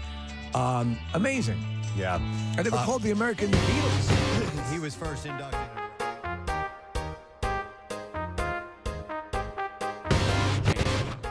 You know what? Everybody says, "Oh, you must have lost so much weight." I lost some in the beginning. In the beginning, I lost a lot. But I have. I mean, as time goes on, I'm just anger eating. I'll buy Reese's cups and I'll be like, "Damn it, I'm going to taste these Reese's cups," and I don't. Steve, do you feel? And you're like constantly searching for it, right? Like you constantly. You're like, okay, let me try this. Maybe there'll be a little bit there. Yeah, and the only thing is, I have had twinges of, like, if somebody has like a lemon cookie or a lemon cupcake, I might get like the taste of lemon with the first bite, and then everything, it's gone. Like there's just nothing. Steve, so this would not affect though your hunger, right? Hunger is. Oh no, of course not. Yeah, of course not. Yeah, that's the best part of the whole thing. Yeah. You still have to eat. You just have no joy in any of it. I always say it's like Captain Barbossa in Pirates of the Caribbean. David Crosby, and he basically says, he goes, I was like, oh, this guy's like a jerk off, and this guy's a jerk off, and no, this guy's, and he goes, and he started to think, and he paused, and he goes, maybe I was the jerk. and he realizes, no, statistically, you can't have that many in your life. Maybe it was me. Yeah, but you're right, Steve. Like, he didn't really have much of a filter when it came to talking about those types of things. No, not at all. And that got him in trouble. That thing get caught up to him in the end. Listen to this. And work, because it's supposed to be like based on your memory. Yeah, it's really weird. And then I eat things because I like pizza. I know what pizza tastes like. Right. So I eat it. But like now I'm more concerned with like texture. So I'll eat things that like I always want nachos because nachos have crunch, they have sauce, they have, But December 9th, 2020 was my my last jab. All right, Steve, man. were you vaccinated? Yeah, and boosted. Okay. Yeah, but that was all after. I mean, I know there's connections to any of this stuff. All right, Yeah. dude, I feel for you. Hang in there. Hopefully it'll come back around. Preston, what about you, if man? If I What lost about my you? sense of taste, Forget it. I would be so upset. It's so weird. I find so much joy in eating, but I mean, I guess you. Wouldn't you switch to a healthier eating habit if you don't I'm care? pretty healthy. You're pretty healthy too. Yeah. So it's not like you're going crazy. Right. But, like, so why I eat eat ice very cream? healthy. Yeah, exactly. Yeah, The why would little, Because of the texture. little treats. Yeah, Yeah. but it's the texture. Like Steve said, But if- you're constantly searching for something. So, like, yeah, you could sit there and eat healthy, but it's like you like. So for me, melted cheese, that texture. Does that give you pleasure? Yes. Okay. Okay, so Right like, now, It's that's like- because I can't taste anything. Can't Like you- zero sugar ice cream. And Yeah, stuff like can't you that, find know? something that like is Will approximate it? that the approximates the texture and that is not Putty? loaded Yeah, you with. could. Case, you could. Yeah, yeah. All Those right. are great putty. Amy said she did the orange chicken at work. All right. Oh, well, if this is the case, then Let's we hear need it. to do this after the contest. Yeah, we'll try. Get an orange. I would love to go to these calls, but listen, I want to go through this and see if she can identify these things or not. So let's give this a try. We're going to be drinking things, by the way. We're not going to be eating. Oh my God, she's lost her sense of balance. She can't stand up. You okay? Tripped over her I own headphones. I had to move, and I tripped over my headphones. Okay. Oh, the headphones. So we have all grabbed some things from our cabinets and refrigerators and brought them in. And, oh, yeah, I have the sheet here. Don't look over here. Yeah, don't look. She's not wearing her glasses. No, she's getting blindfolded. She's blind and no taste. And, Marissa, are we putting the mask on her or no? We're putting the because it covers up her nose. Exactly. So we have a But full. I do want to try to smell it afterwards, but I mask. can't taste it. Okay. All right. Yeah, we'll figure this out. This is a legitimate. Should we be wearing goggles and lab coats? So here's what we'll do. Marissa has put all these in numbered cups, little shot glasses, and Kathy's going to sip it, and we'll just have her guess. And I've got the list here, and then I'll reveal what it is, and we'll see if she gets anywhere near it. Okay. Password is. Yeah. So do you want me to put these goggles on? Do you want to eliminate the smell as well, fully? I mean, listen, I can sip it. If you hand it to me, I can sip it without smelling, All right. because I want to see if my sense of smell is there or not afterwards. All right, let's leave him off as long as it doesn't tip you off. So, Marissa, give her number one. We'll start with us. We can go in order. This is a good Marissa, I don't know where you are. order that we have, and she'll Okay. she'll put it in your hand. Okay, man, I can smell it. Do you know where your mouth is? Shut up. All right, are you guys ready? Yeah, take a sip. Don't smell. And see I'm what not you going to think. smell. You can shoot the whole thing. Don't smell. Probably don't drink the whole thing. You need to save some room. Okay, so you getting any sensation? Something. It's like, yeah, it's not water. Okay, not water. It's I want to say like a I want to say sauce, but it's not that thick, so Okay. it's not a sauce. But that's what I'm getting. Like I would something like a pasta sauce or something. Pasta sauce. So she's guessing pasta sauce. Okay. And what is it, Preston? It's a sauce. Wait. Let me smell it. Hold on. Okay. She just spilled it on her sweater. She just spilled it on the carpet. Mackle farts. You picked the wrong one to spill, too. Yeah, you did. That's going to stain. All right, get her sweater quickly. Kathy, take your top off quickly. I'm sorry. No, it's not your fault. You're legitimately handicapped. Yesterday, but we're holding out hope. But we got the unfortunate news that he passed early this morning. So that's just a 1-2 punch, man. But it's always it's always good to remind yourself when you see these things happen, as you know, before you have no opportunity left to make amends. You know, and like with this sort of troubled history that they had, their friendships on and off.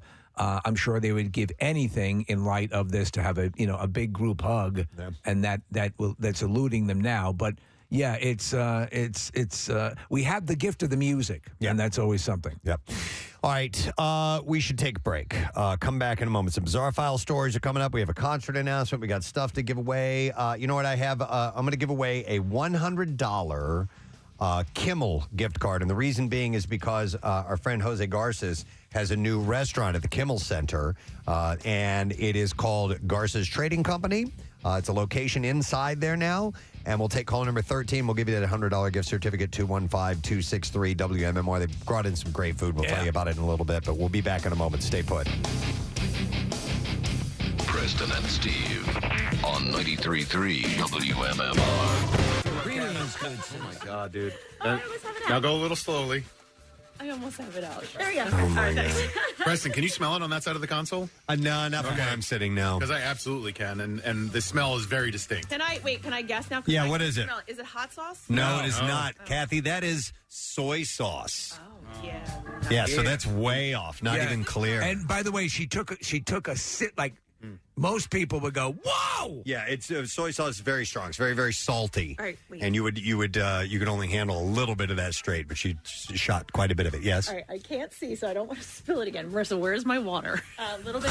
All right, here we go. Oh my God! I need to take a sip of water. Helen Keller had it Okay. together. Let's go with number 2. Don't spill this one either. You can do it. There's the microphone is right in front of you, so don't hit it. All right. Don't tip it or tilt it. Take a sip of this and see what you think.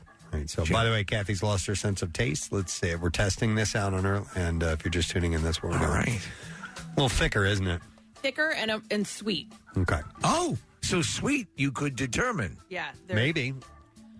I honestly don't know what it is. I know it's sweet, and by the texture, I'm going to say maybe like you put it. What the hell is it called? The chocolate that you put on ice cream. Like a Hershey's, like a chocolate syrup. Yeah, like a chocolate syrup. She got it right. Kathy, lucky you. One of the things you can taste is chocolate syrup. Honestly, if you're going to lose anything, and keep one thing, keep your ability to taste chocolate. Did the texture help with that? Yeah, I think. Well, that's why I think I was able to get it. But you definitely picked up on sweet, and you know why you probably could, because you just had really, really salty before that. Right before it. Okay, let's go with number 3 and try this one out. A shot of this one.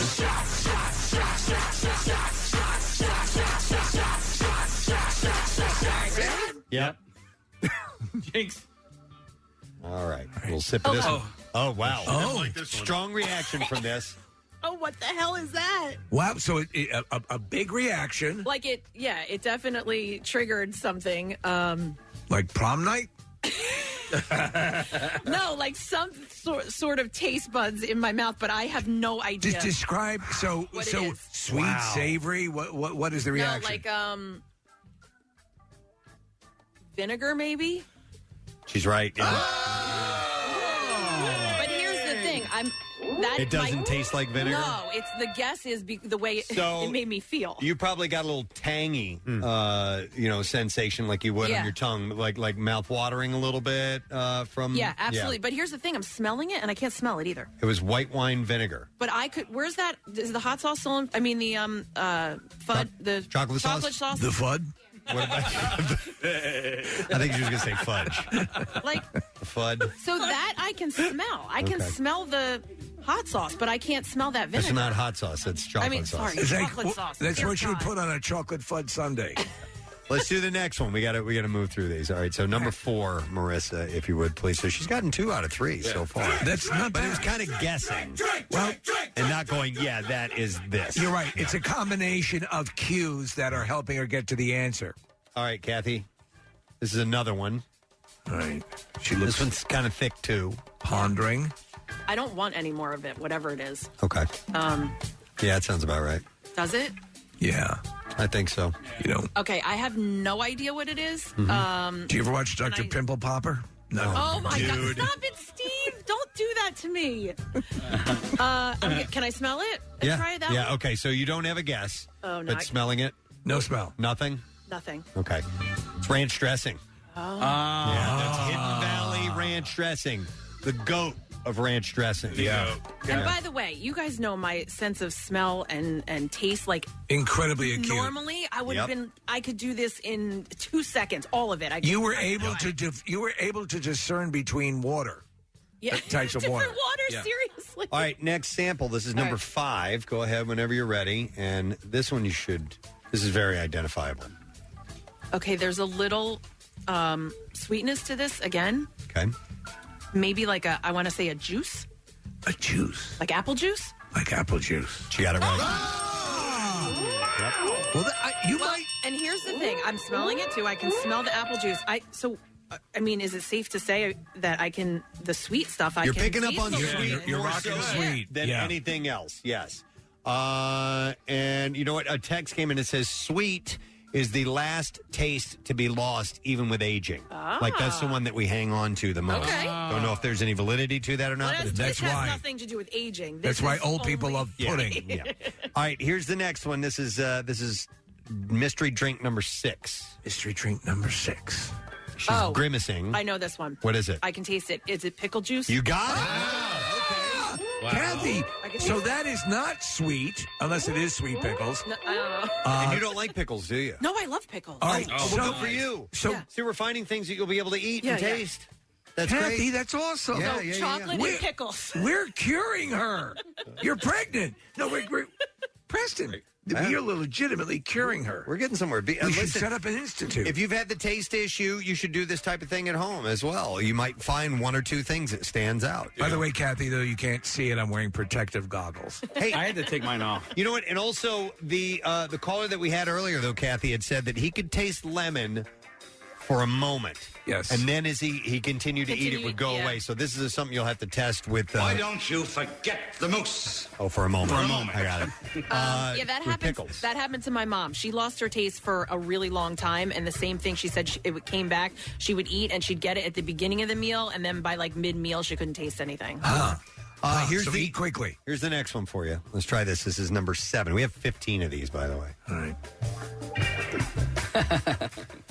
Not a clue. Looks like she doesn't really like the way it tastes. Or are you just I'm not like a perplexed by it? huge fan. I think it might be on the sweeter side, but it's not as sweet as that chocolate sauce. Okay. Like a pudding? Pudding. No, it is not a pudding. Let me smell it. Hold on. Okay. What kind of pudding are you drinking? Puddings. I smell something, but I can't. I would say pudding again. No, it is maple syrup. Which would be something very sweet. Mrs. Butterworth. Not like pudding. No. Is it Miss or Mrs.? She married? I think it's Butterworth. Mrs. Butterworth. Yeah. All right. Good. She's spoken for. Yeah, absolutely. All right. Mr. Butterworth is an accountant. Here's the next one. This is number 8. We're at the pretty much the halfway point now. Let's see if you can identify this. No reaction facially. I thought for sure I would see a facial reaction from this one. Well, I mean, you should. I'm going in again. All right, this drink is all of it. It's a popular paint remover. She shouldn't be able to say, I'm going to go again on this. No, I don't think so. Wow. What do you think? Wow. I like it. Okay.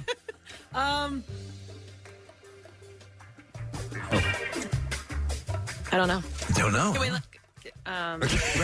So we don't know. Preston has the answers. All right, she doesn't know, so you can take a sniff and now guess after smelling it. What is it? Is it lemon? It is lemon juice. It's straight up lemon juice. Normally, if one is drinking straight squeezed lemon juice, you'd be puckering up and going, Kathy, you didn't do any of that. not even a win. So that Preston. So she got that wrong. She could smell it, but she couldn't taste it. That raises the question. That reflex. Yes. What causes that reflex? It's a good question. Well, let me ask. I'm going to show you guys. I'm going to try something. We're going to do a scientific experiment here. I'm going to drink this lemon juice, but I'm going to hold my nose. Now, we've never met. We've right? never. Well, we have met many times. Many times. But I'm going to hold my nose so that way the smell part does it. That's the way to do it. It's still sour. Like you made the face? But your taste is intact. Yeah. But I wasn't sure if like any of that stuff Kathy drank it, and there was no puckering, no pursing whatsoever. Like even with her drinking that, and I knowing what it is, caused my mouth to salivate a little bit. Yes. Because that's what I'm a little engorged. Your mouth will do. Well, that's great. All right, so here's. Okay, this will be interesting. Oh boy. This is our only solid of the day. Oh God. All right, Kathy, go ahead. So wait, do I have to like? Just stick your tongue in there. Yeah. Stick your tongue in there. Stick it in. Stick it deep in there. Ew. What? I don't like that. I'll give you a hint. It's not sand. Yeah, like that. It's gristly. Yeah. Move your tongue around. I have no friggin' idea. No idea. Smell it. I feel like it's probably a spice or something, but I have no idea. But it should be very recognizable by taste, no question. Nothing when you smell it? I'm trying. She's not getting it. She's inhaling deeply. You would know this in a heartbeat. Cinnamon. Cinnamon. It's just straight up cinnamon. No. Yeah. Nothing. Even after you know, it doesn't you don't recognize it. Not that one. Okay. The more you know. If you're tuning in, Kathy lost her taste, and we're testing her on that. Let's do number 10, if you will, please. And we're back to liquids now. Okay. Let's have a little sipperoonie and see what you get from that. Is it alcohol? Like rubbing alcohol, yeah. No. That's all I She's get. saying It doesn't alcohol. taste anything, but I feel like maybe is Like it vodka? Like a vodka Yeah. or something like that. Do you get a burn from it, or Yeah, like a little bit, a little burn. Down your throat? Yeah. Okay, then that's why, because it's alcohol. It's vodka. She can taste that it's alcohol, and I get that because as you, outside of the taste in your mouth, once it goes down your throat, you get this warmness, this heat. Right. So, Marissa, can I taste that one just to?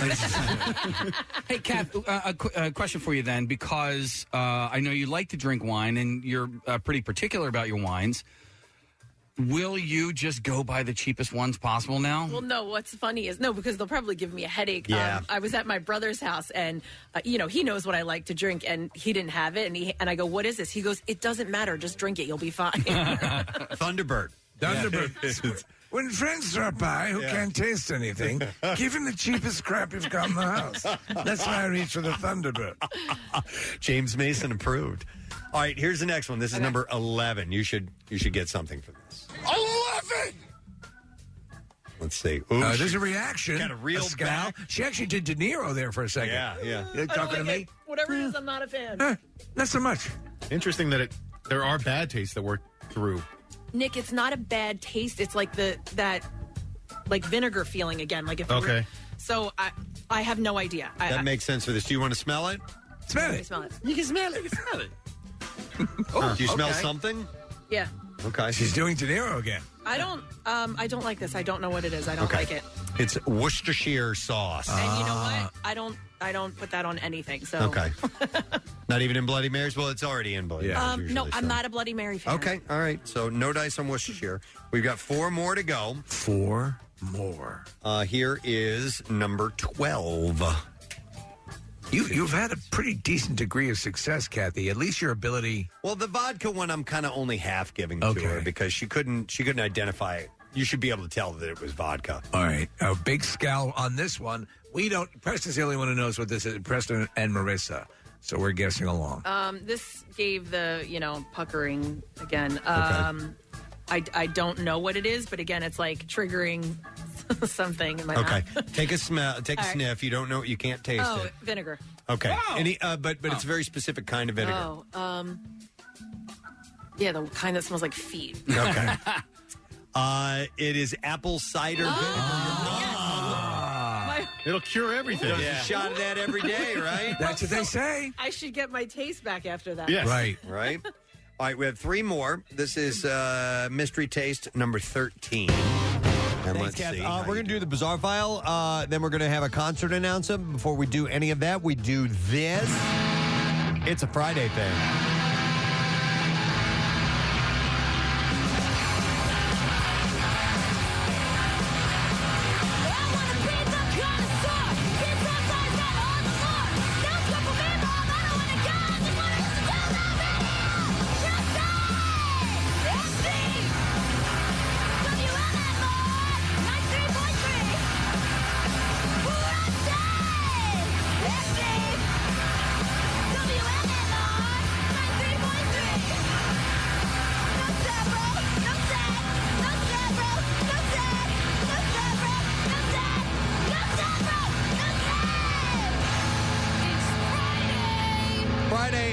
From Froggy and Nick, you wanted to point something out? Yes, I got a nice note from Brooke this morning of Froggy. They have a gig this weekend. It's tomorrow night. It's with Gloss and Mr. Monster, which is a great name for a band. Mr. Monster. Yeah, and it's in Doylestown. The information's up on their Instagram account, Froggy the Band. But it's tomorrow night in Doylestown. Go see them. Yeah, One Printer's Alley. I'm not quite sure where that is, but anyway, tomorrow night. And with Mr. Monster and Gloss the band. And Froggy. Froggy. Yeah. All right, excellent. Yeah, go support these guys. They're great, and you'll have a good time doing it. All right, time for music. No, not music news. Bizarre File. WMMR presents Preston and Steve's Bizarre File. Brought to you by Horizon Services. Lower your home heating costs with a same-day system tune-up from Horizon Services. Heating, cooling, plumbing, and electrical. It's for $79. You can get your spring service for just $59.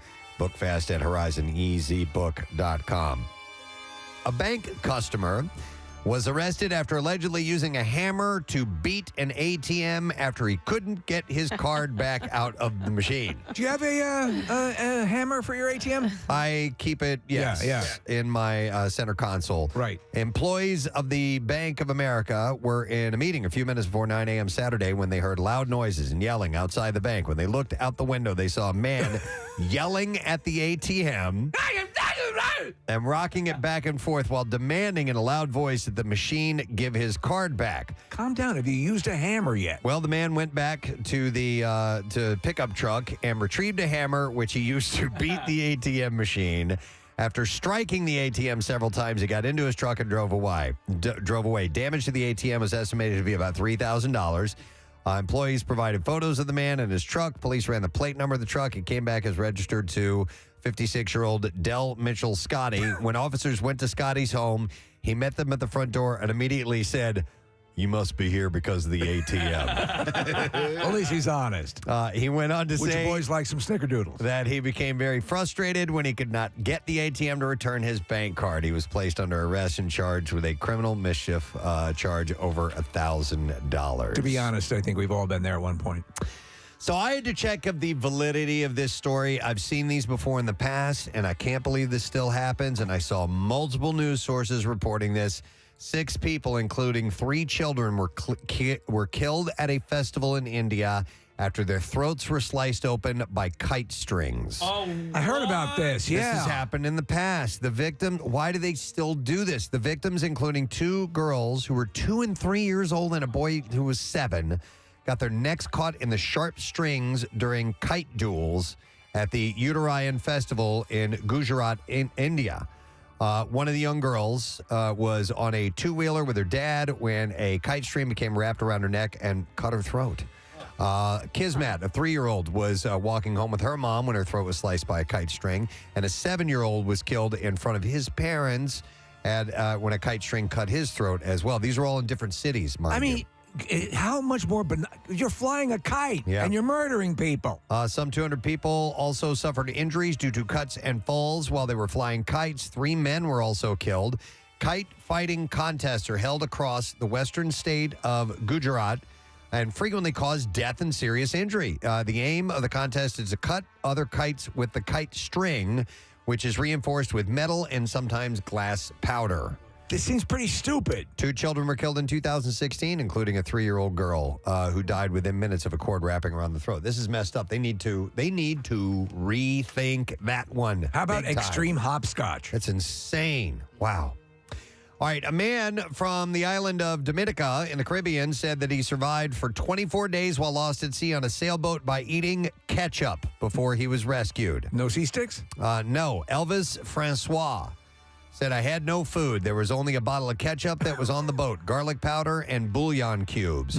Ketchup soup." He said, "So I mixed it up with some water for me to survive 24 days in the sea." That's a long time to survive on a bottle of ketchup. How big was this bottle? Was it like from Costco? Bouillon cubes. Even that, man. He collected rainwater in a cloth to help him stay hydrated. Mr. Francois carved the words "help" into the boat in hopes that a passing plane might see him and call for rescue. He should have written it in ketchup. Ultimately found 120 nautical miles northwest of Puerto Bolivar. Mr. Francois said that during his time lost at sea, he did see other vessels, but did not manage to catch their attention. He even lit a fire on the boat in one attempt to hail another ship. Yeah. Preston, on the seat he was sitting on, there was underneath 1 gallon of mustard. Oh, my God. It looks like ketchup. It tastes like ketchup. But, brother, it ain't ketchup.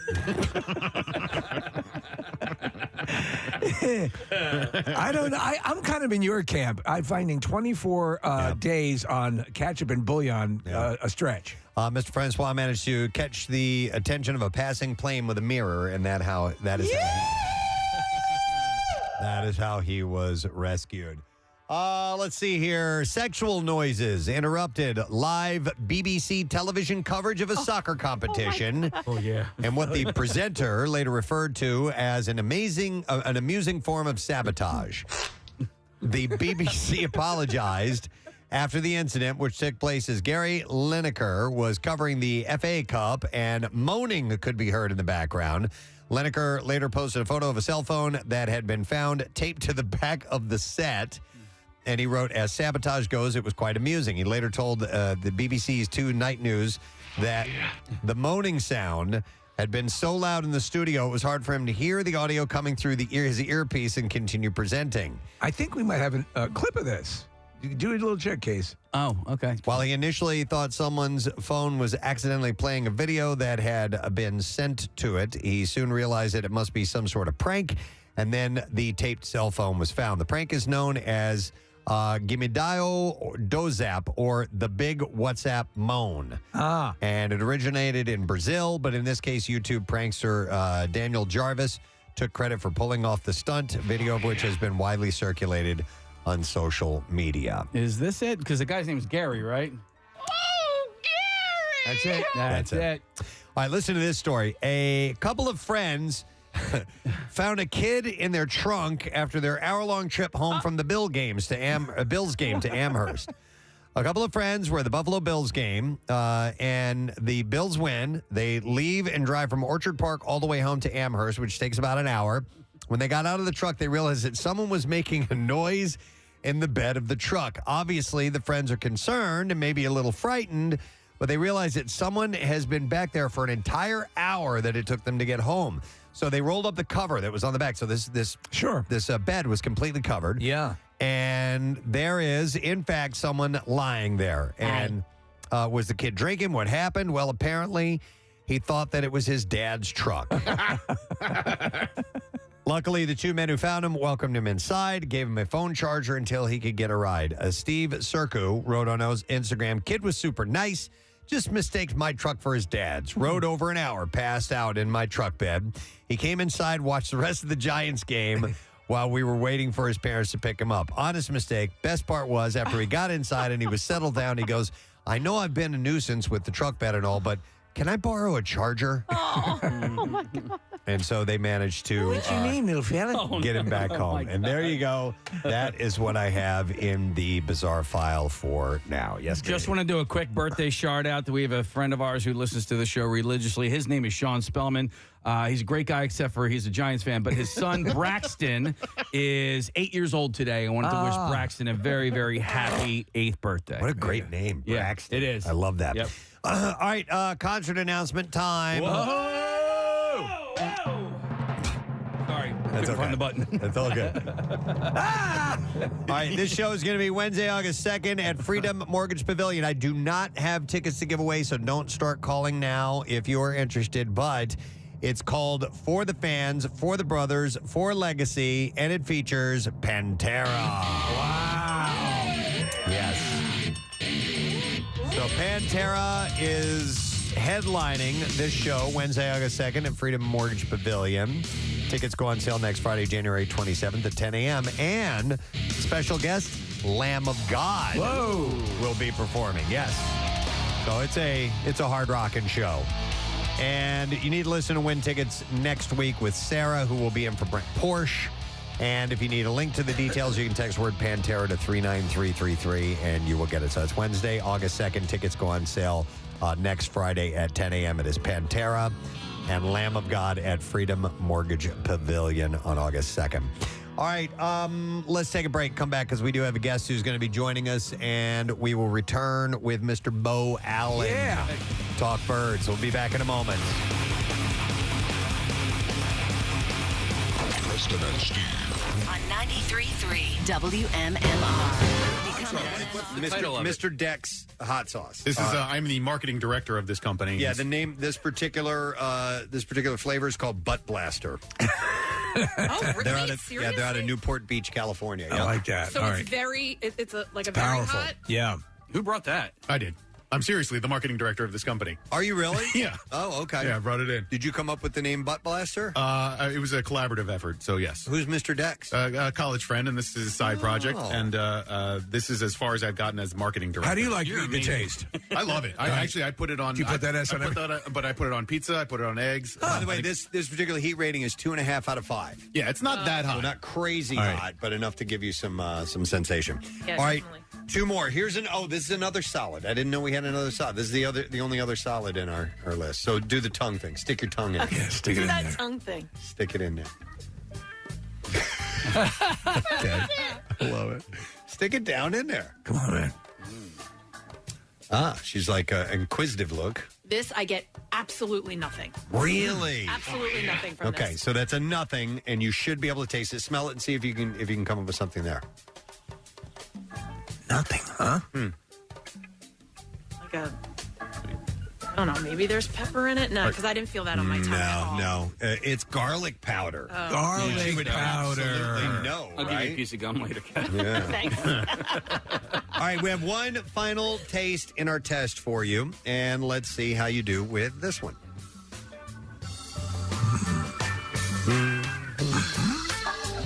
This one, Yes. I also get absolutely nothing. Like it could be water to me. Okay. Like it could, that's the consistency. All right. Take a little bit more. This is the last one. Finish it all off. Put your tongue in it. Go ahead. No, is it going to make my stomach hurt? No, not at all. Not at all. Oh, yeah. Nothing. Nothing. Nothing. I get absolutely nothing. Take a sniff and see if you can tell from that. Not really. I want to say, is it another alcohol? Sauvignon Blanc. Your favorite brand as well. It's Nobilo. Oh, wow. I you get poor nothing. thing. Nothing. That's a shame. Sucks. Oh, man. So, Kat, let me ask you then. Give me that bar. Wait, are we done? Can I take the... Yeah, that's it. People will often describe water as not having a taste, but it does have a taste. And so... Kathy can tell those taste differences. And you can tell those taste differences. So water, for you, like, legit has no taste. What? He's saying that a lot of people describe water as having no taste. Right. You were able, I think I am as well, slightly able to discern between tap and bottled water. Yeah, yeah. Yeah, so it has a taste. But right now. Oh, yeah. It has zero taste. Yeah, probably not. I can't believe I couldn't taste the Nobilo. Oh, that's a bummer. That's so crazy. so to review, she got correct and guessed correct and wasn't definitive though, but said, well, is it chocolate syrup? So you kind of knew what it was, but you really didn't say, oh, that's it. No, none of them I knew 100%. Yeah, all of these were semi. So chocolate syrup, vinegar, apple juice, so the sweets you could get. And one that you could definitely, that I think you got the best was pickle juice. Yeah, that And was, so maybe if Have you some really pickles. want to taste something Put pickles on it. flavor-wise, you could have pickles. Yeah. And the other one was vodka. Or I put in alcohol because you didn't quite get the vodka right. So out of 15, you were able to identify really 4, and that's it. Marissa, was the I'll just say it, the honey was that usable? By the way, I just grabbed these things out of the Oh, you know what? I just stopped at 15. We brought so many no problem. things, There- so. it You wanna has see if you can smell it. the yet? honey has a taste to it. Is that like spiced There's, habanero or there's something? another taste, and I'd be curious if she'd be able to taste. Don't show her the label if you can avoid Oh, it. what? Like it's It's flavored honey. certain It's got honey? another fruit in it, Oh, and right, I'd be okay. curious if with the sweet stuff you could do it. All right. I won't look. I guess I can. You can look at it. Yeah. Geez. All right. Yeah. All right. All right. Rub it on your sweater. Stick your tongue in it. Yeah, it's going to be kind of hard. Oh, yeah. Did you get it? No. Nothing? Can you taste the sweet of the honey? A little bit. Okay. Yeah, I can taste the sweet of the honey. Nothing else. No. Because it's blueberry honey. Blueberry honey. Okay. I'm going to try that. No, and I'm having even the smell with this one is a little tough. Ah. All right. Wow, well, that sucks, man. Hopefully this is going to be quick Just acting 400 and- days. And, yeah. I know, that poor guy. I know. I 400 really days. hope it doesn't. He said he was rage eating. Just eating out of anger. Even though he can't taste it, he's still going to eat something that he knows his body likes. I'll tell you what, though, I'm not. I mean, I'm still eating meals because yes, you still get hungry, Yeah. but I'm not really snacking because what's the point? Like, I don't feel like anything because I know I'm not going to be able to taste it. Yeah, a lot of times snacking is just you want some flavor. What Yeah. about hot drinks or things like that, like coffee? Nothing. Not really. I mean, I know people have said coffee is a big insider. Well, and you know what, Steve? When it first happened, I was not leaving the house, obviously. Right. So I wasn't going to get my coffee. I could make it at the house, but I was kind of skipping it because I couldn't taste it, and I was getting the headache. Do you think and you're I'm like, oh my God, wait. That's like the caffeine headache. You need it. Do you think you're going to try that orange thing? Listen, I'll try anything. Let's. Might as well, right? I mean, if it doesn't work, it doesn't work. Yeah. And if for some reason it does, then you're good to go. Okay. All right, this has been the Kathy Romano Taste Test. And, you know, we cured her. That's so yummy.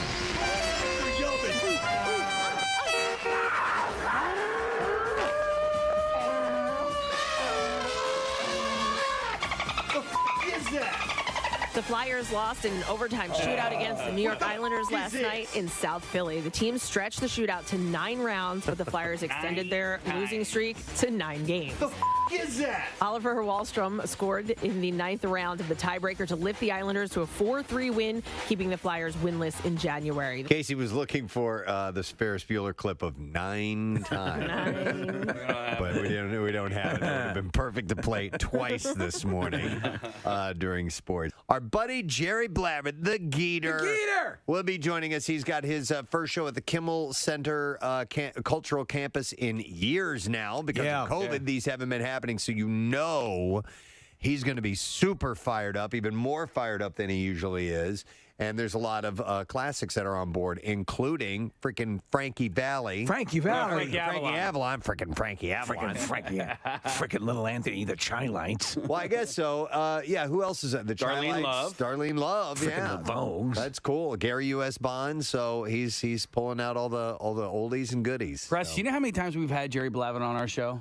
Probably 6 or 7. No. 9 times. Really? Yep. 9 times. 9 times. Thank you, Marissa. I'm glad you got that. Very few times. There are very few moments that we can actually use a clip like that, and today we can use it. I mean, I can't believe the Flyers went 9 entire rounds last night without scoring. I mean, 9. That they didn't score a goal last night. 9 times. Right. All right, so didn't they have a stretch earlier this season where they lost 9 in a row as well? Well, they've lost 9 in a row. 10? Now they've lost 9 before. 9 times. Before they lost 9 times. Yeah. And then last night, 9 entire rounds of the shootout. Wow. That's crazy. 9 times. Yeah, Right. yeah. But the good news is the Sixers have won 9 of their last 11 games. Oh, 9 times. Yeah. 9 times. 9 times. All right, well, maybe we'll celebrate that entire day today. It's a beautiful thing. hopefully we don't get too... I love it! We're going to pray that doesn't happen.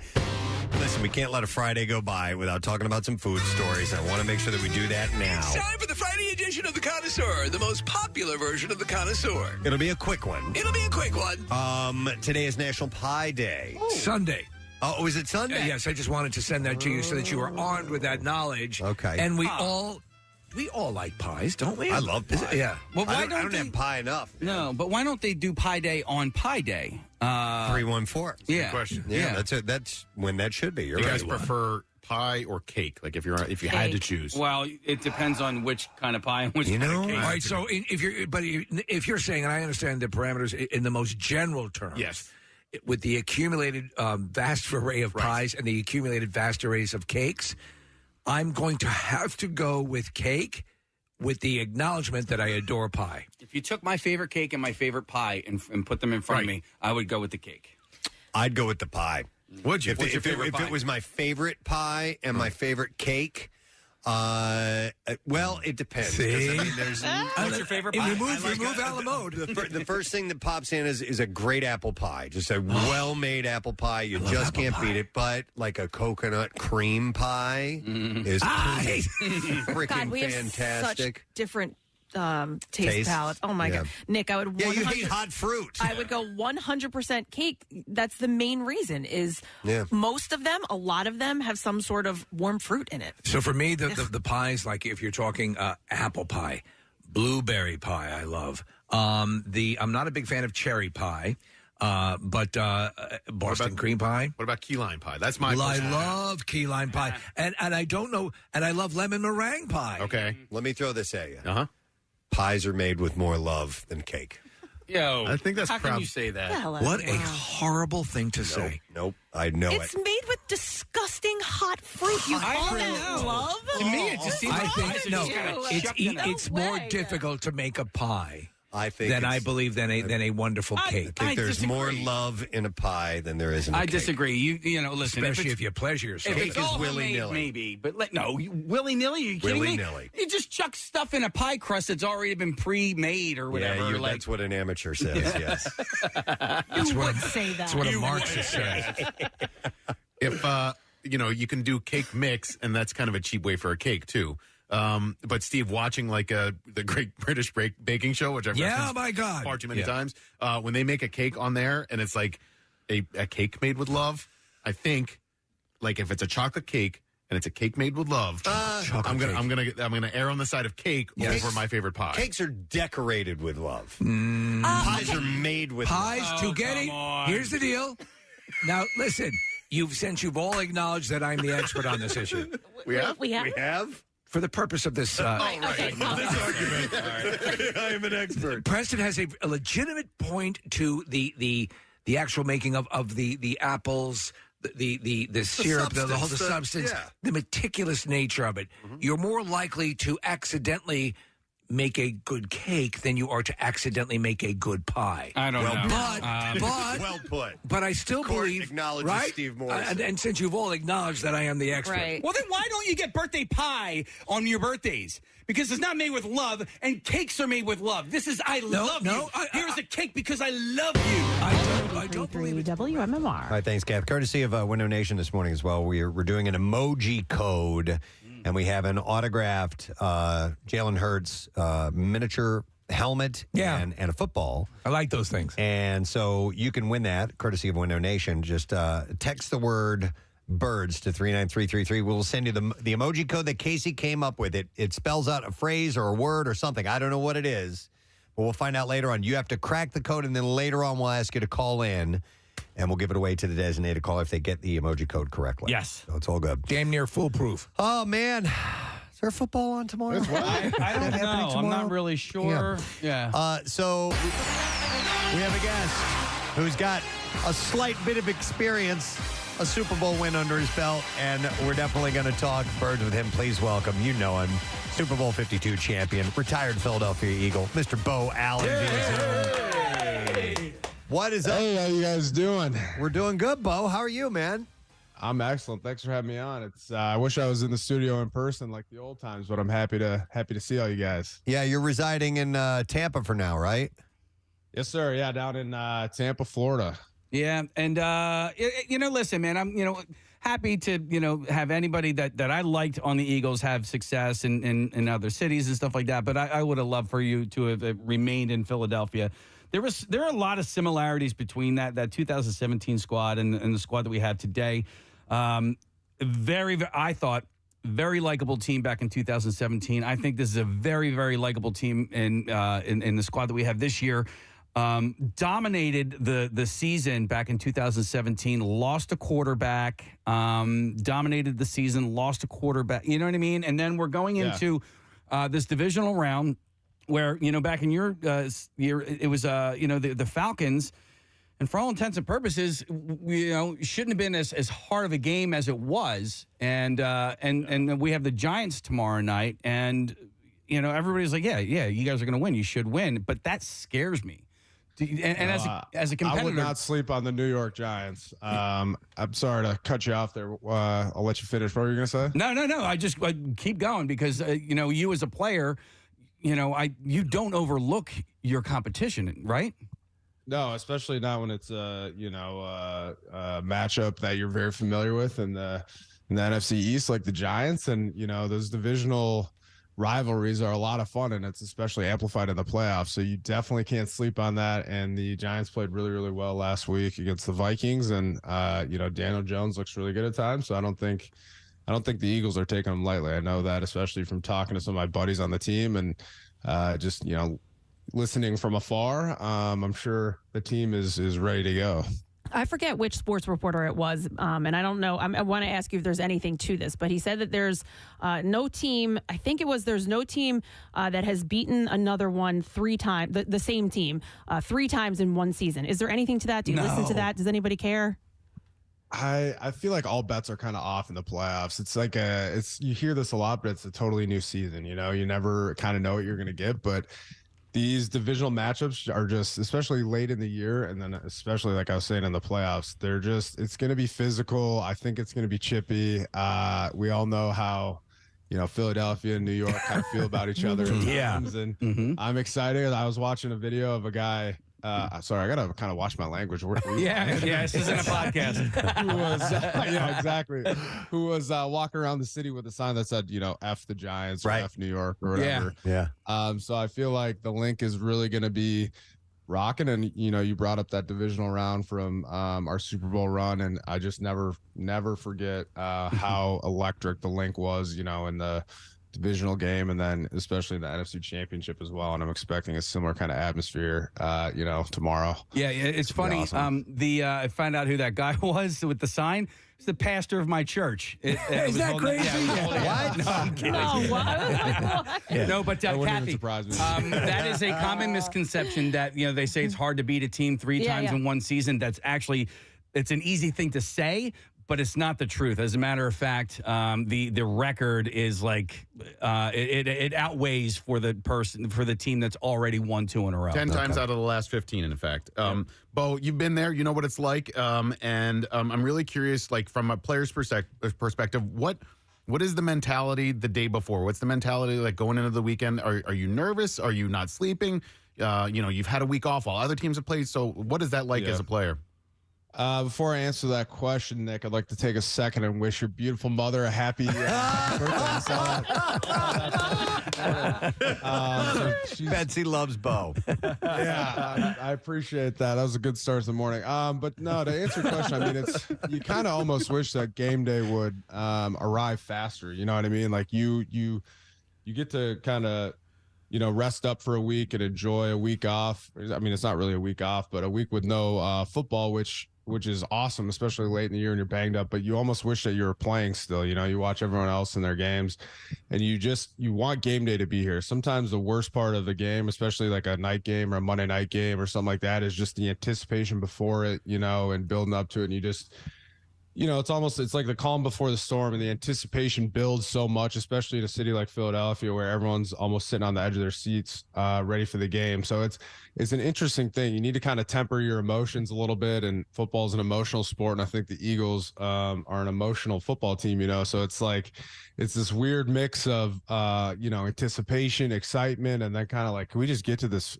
game already? It feels like it's been so long, and you just want that kickoff or that first little play where you can, play football and get out there so you can, you can just be part of the action, basically. Getting back to my mom real quick. She absolutely loves you. And so I love watching football games with my mom because she gets very excited about it. But I'm not joking when I say this, Beau. She constantly asks about you and Kelsey because she met both of you guys in the studio one time. And she's like, randomly would be like, I wonder what Beau's up to. Or what do you think Beau would think about this game? So I introduced her to your podcast, which you do with Chris Long. And she now follows you along on that part of your career as well. So thank you for saying those nice things. Well, I appreciate it. Yeah, it's always fun when you can, meet people and have that personal connection. So I really appreciate that. Yeah, it's funny, Nick, because that's how my mom feels about Fletcher Cox.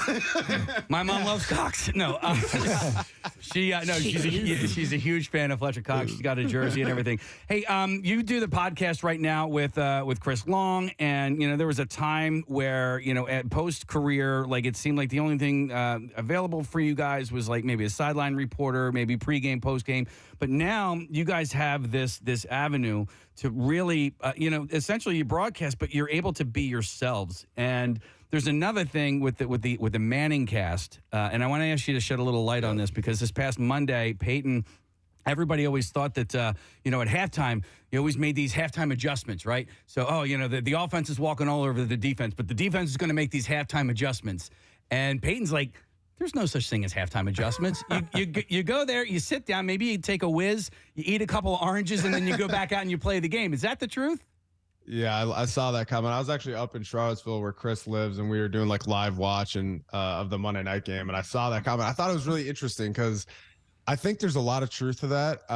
But there are certain positions where you kind of do make halftime adjustments, and one of them is definitely quarterback, but it's not necessarily like hardcore adjustments as far as like X's and O's go. I think if you were to ask a coach, they would probably say that, hell yeah, there's a lot of halftime adjustments that we make because that's our job as coaches.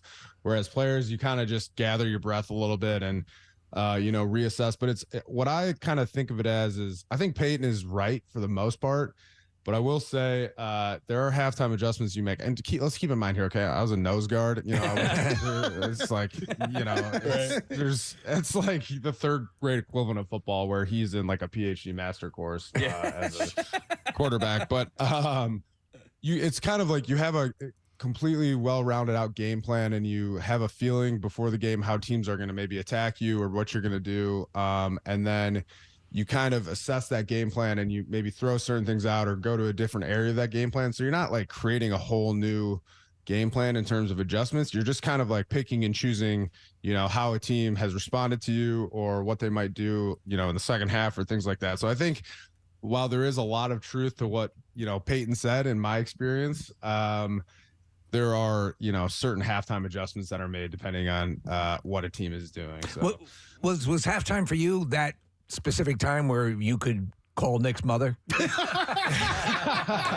just shoot her a quick text, let her know how the game was going. I actually have when I have at times seen players at halftime, I'm not trying to like throw any shade or throw anyone under the bus, but you see players like check their phone at halftime and I'm just kind of like, what the hell are you doing, man? Right.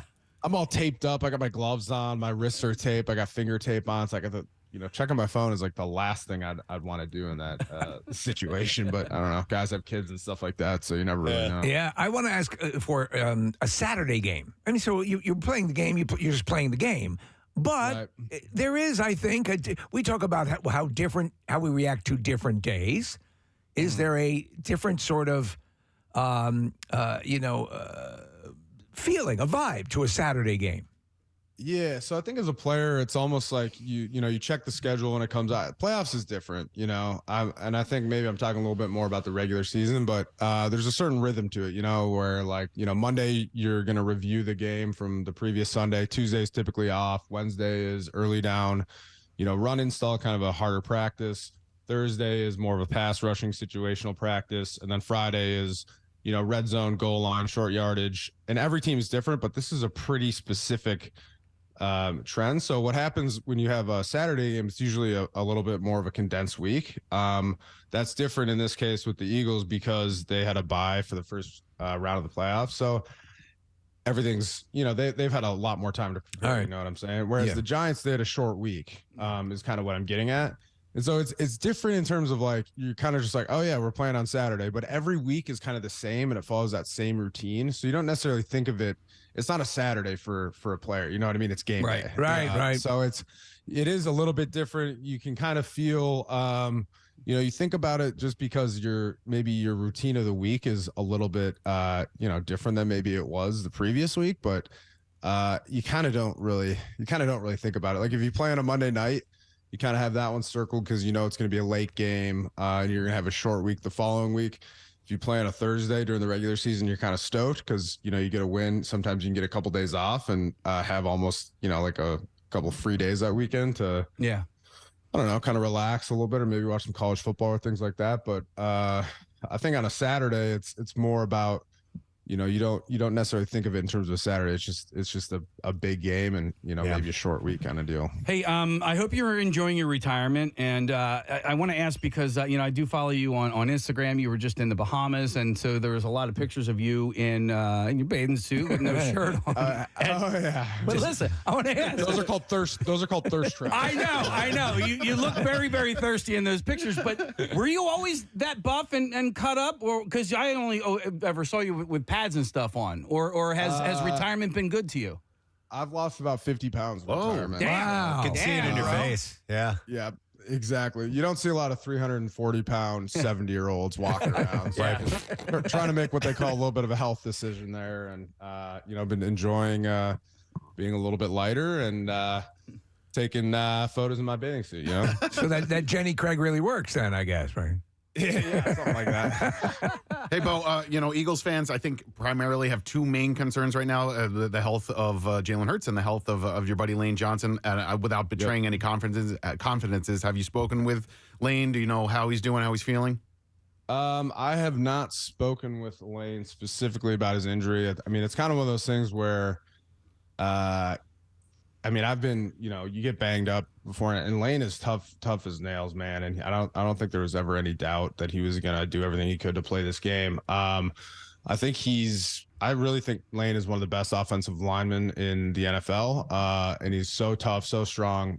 I guess what I'm trying to say is I'm not necessarily super concerned about him. I've heard through the grapevine, you kind of talk with buddies, and I'm really close with Chris, who's really close with Lane, and I was with Chris all last weekend who talked to him, and I think I'm kind of expecting a pretty big performance out of Lane. And the Giants have a tough defensive line too, so but it's hard to get injured and deal with that, physically obviously, but mentally as well, and to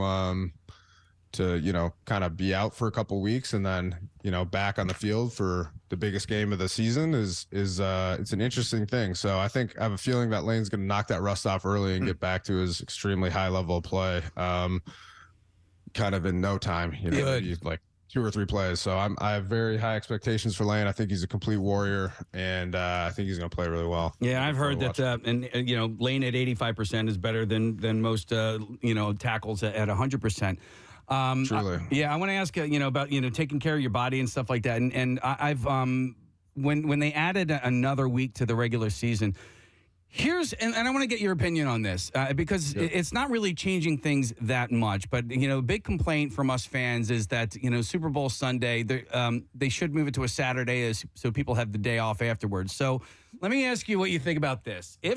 I'm not necessarily a fan of Thursday night games. So hear me out here. Since they added another week of regular season football, I feel like they should add another bye week to everybody's schedule. Not only that, but a team cannot play on a Thursday night unless they are coming off of a bye. Now, if they were to do this, every team would get a second bye week that would push the season back even one more week, which would then put Super Bowl Sunday on President's Day weekend, and everybody would have off on Monday. That's a lucid point. What are your thoughts? That is very well thought out. So I have a couple of immediate thoughts. First of all, I think the thing that is slept on a little bit about the longer season with 17 games is it's just so mentally and emotionally draining too. Football. Obviously, the physical demands are in the injuries and things like that. Like guys get banged up, but it's also like you just had to be on point every day for so long, and the games are emotionally exhausting too. I'll never forget that Super Bowl run where just how emotionally draining it was, and you just feel so numb at the end of the season. So I think that's a good idea. That's very well thought out. I think it kind of creates that does create a couple extra weeks during the season where you have to be on point. But I think most guys would definitely appreciate an extra bye. I am personally a fan of Thursday night games as long as they are early in the season. Thursday night games later in the season are kind of brutal. But it's one of those things as a player where you're like, shh, See, I'm on point. You're good. Right, you're doing good. Censoring myself. Where you're like, dang, we have a Thursday night game, and you're kind of complaining about it. Monday, Tuesday, Wednesday, and then Thursday after the game, you're kind of pumped because you get a couple days off, like I mentioned earlier. Mm-hmm. So you almost like look forward to it a little bit. But I think if you had maybe, if you were coming off a bye, that'd be, especially cool. So it's hard. I think the NFL is sometimes very resistant to change, and it takes a lot of, especially scheduling change. So it'll take a lot of, push players in the NFLPA to make something like this happen. But I could see that in the future potentially. I think that'd be a good thing. You're talking wear and tear on a professional athlete's body, on a football player's body. To give that extra breathing room would be good. To me, it's an interesting dynamic because I try to get some sort of comparison. So if I'm exercising or I pull something, I'm like, that's going to suck. My workouts are not going to be good for the next, week and a half, 2 weeks. It happens like with Jalen, or it happens in any situation. You've got an entire population sweating out your injury. I have to imagine psychologically that has got to be such a tough thing to balance because your inclination is to do everything wrong that will keep you from recuperating properly. So how do you as an athlete process that? How do you deal with that on that level?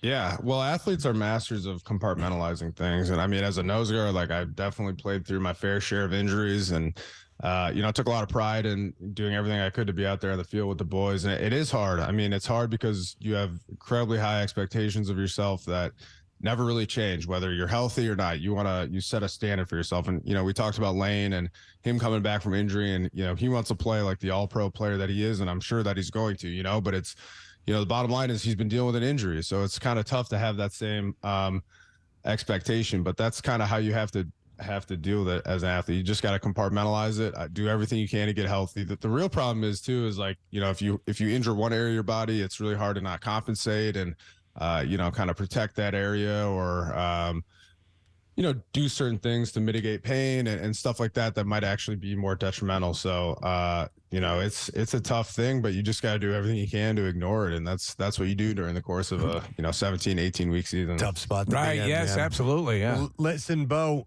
we love getting your perspective, man. I hope you're going to be swinging through Philly sometime down the road because we'd love to see you in person again. Yeah, I'd love that too. I've actually been in Philly twice this offseason. So I saw my first NFL game in person for when Dougie P was actually the Jags were up in at the Link, and I came to the game and I watched it from the stands with Chris. And from the his stands, family. or were you in a box? Because I was in the stands and that game sucked. It was so cold and just raining. And I was kind of in like this little area where it was like an overhang, so it wasn't too bad. But I went down to like some area too where they had like some free drinks and food that was new since my time there. But that was fun. And the other game I was at was the Army-Navy game, which was cool. A little bit of a bucket list item for me. Really fun to tailgate that before and meet some of our military men and women and kind of just tailgate with them. So it was two pretty fun games to go to. But I definitely want to go back.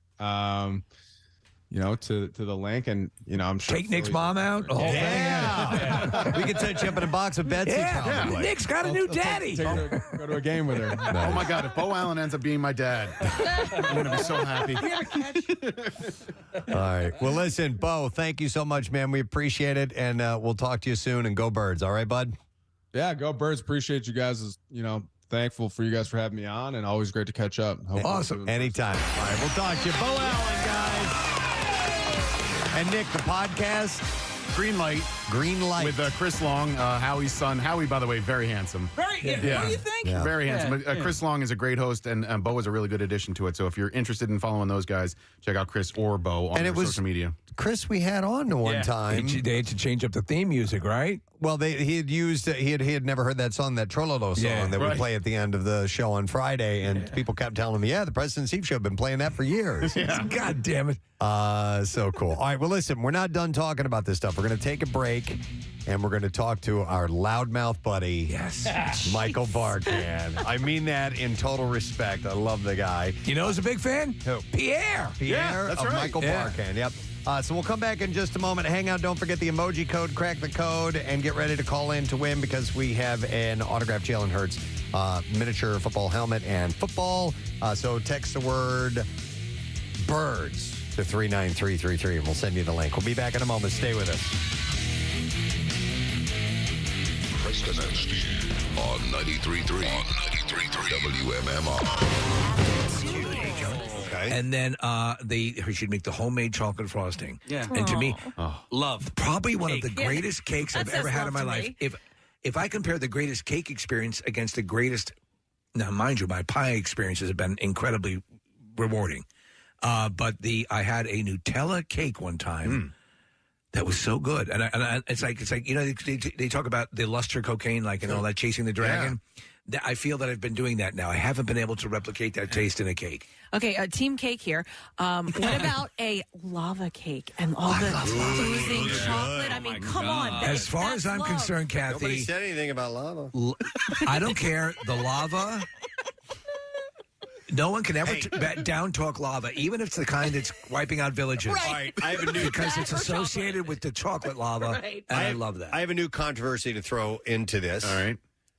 Cheesecake. Is that cake or actually a kind of pie? All right. Here's what I'm going to tell you. It's absolute garbage. It's got a crust. Shut your hole. Cheesecake is garbage. Cheesecake is, Preston? There's a whole restaurant chain named after it. Cheesecake is extraordinary. I would say this. You have more of a case to say it's a pie because you're not, what you're eating is not cake. Right. So you have to have a cake element to it. Give me a classic cheesecake. Give me with a little bit of chocolate in it too. I'm thrilled. By the way, I love this text I got. It says you don't put cake on a windowsill like a pie. Therefore, pies are more love. That is from Amy in you're Millville. just leaving a pie out there for the freaking bears to eat. Don't put that pie over there. The bears will get it. Bears are going to get it, or the squirrels. Well, I don't know. There's cake shops. Are there pie shops? Yes. Yes. Really? Where? Yes. They're called bakeries, and they sell both. How about that? Do they? So we have do they? Bed and Breaks, the right up the street. So it's that is a well. Do they have pies? They do have pies. Oh, they I'm just saying, man. Right. When you're celebrating the life of somebody, you give them a cake and you don't give them a pie. Clearly, cake is love. Pie. So let me ask you. Pie. Let me Don't ask you. Don't get me wrong. You don't bring them a cake. You bring the grieving a pie? No, you. What don't. about a large cookie? The large cookie. What does that cost? Is it a cookie? It's a cookie. Or is it a cookie cake? It's a cookie. Yeah. Yeah. I'm a little surprised at your distaste for cheesecakes because me too. Because I'm fat and I got big time sweet tooth. And you just do you have the feeling that I have, Nick, that he has not had the right cheesecake I think yet? that's probably true. I think we need to set up this the same way like with Grindr. We need to hook you up with the right cheesecake. No, he's got to go to let you guys Creebles. spend the night together. Creebles. Oh, Creebles. Yeah. yes. Or they should come here. Yeah. They're Make it easy for us. I will say, cheesecake though, is unbelievable. I love a cheesecake crust. Okay. So if I had if you're at a wedding, right? It's not. You're at a wedding and you're. It's not a classic pie crust though. It's not. it's It's a graham cracker crust. crust. So Right. if Lots of you're butter at a in it. wedding and the meal is done and then they bring you a cheesecake and that's all you can have for dessert, I will eat the crust. No problem. Crust eater. Preston, here you go. So we're going to go to Bread and Beck's Bakery. We'll say that they are they would be experts in this. They're right? an exceptional bakery. On their menu, Preston, they have cheesecakes listed with the pies and tarts.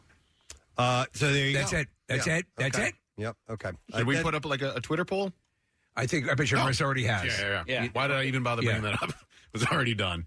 Marissa actually had it up before we started talking well, about she did the cheesecake Oh, question. okay. That's good as well. All right, yeah, but I'm also curious as to whether or not people prefer cake to pie. You'll get cake. Cake. I listen. I'm just sticking up for pie. It's okay. You'll probably get cake because cake is universally known for celebrations. I think, but I hear you on some of the greatest experiences of my life have been with a pie. Yeah. I think there's more love in a pie. I think that it takes more to make a great pie. Cake is a worldly known good dessert. Yeah. Yes, and I'm not talking about decorating. Do you know what I also love too? What? The very interesting offshoot, the bunt cake. Oh man, Bundt cakes are nothing. fantastic. Bundt cake is Nothing bunt cake. Sweet mother of God. Mm-hmm. They should really send us stuff. She's so sweet, Kim. So should Creebles and Bread and Beck. So, nothing. I'll go in and I'm on a diet. Why have we need this stuff? Right here's now? the deal, Kathy. I'm on my January diet. I order so many things when I go in there. Like we'll have people over or whatever. When we're having people over, and you get so much that they're like, look at you like. You're really going to eat all this? Well, Steve, and they have the little ones, the little right? mini buns. They're- No, but I got to get the big. Also, the big version. Okay, so so they have the little ones, right? And I've ordered them a number of times, and they're absolutely delicious. Like 5 dozen. And you know how sometimes when if you go bigger, it doesn't taste the same, blah blah, whatever. We just had one for a birthday cake, like the big one. It was just Guess what? delicious. It's exactly the same. It's so good. I'm going to a text, and I quote, "She's my cherry pie. She's not my cherry cake." Okay. Okay. All right. There We've you got go. a point. That was a song by Warrant, Cherry That's Cake. right. No, cherry pie. It was by Warrant, starring famous model Bobby Brown was in the video, Yeah. too. Also from who's married to Whitney Houston. Hang on, I'm going to go to Christopher. It's a different Bobby Brown. Hi, Christopher. You're on the air. Good morning.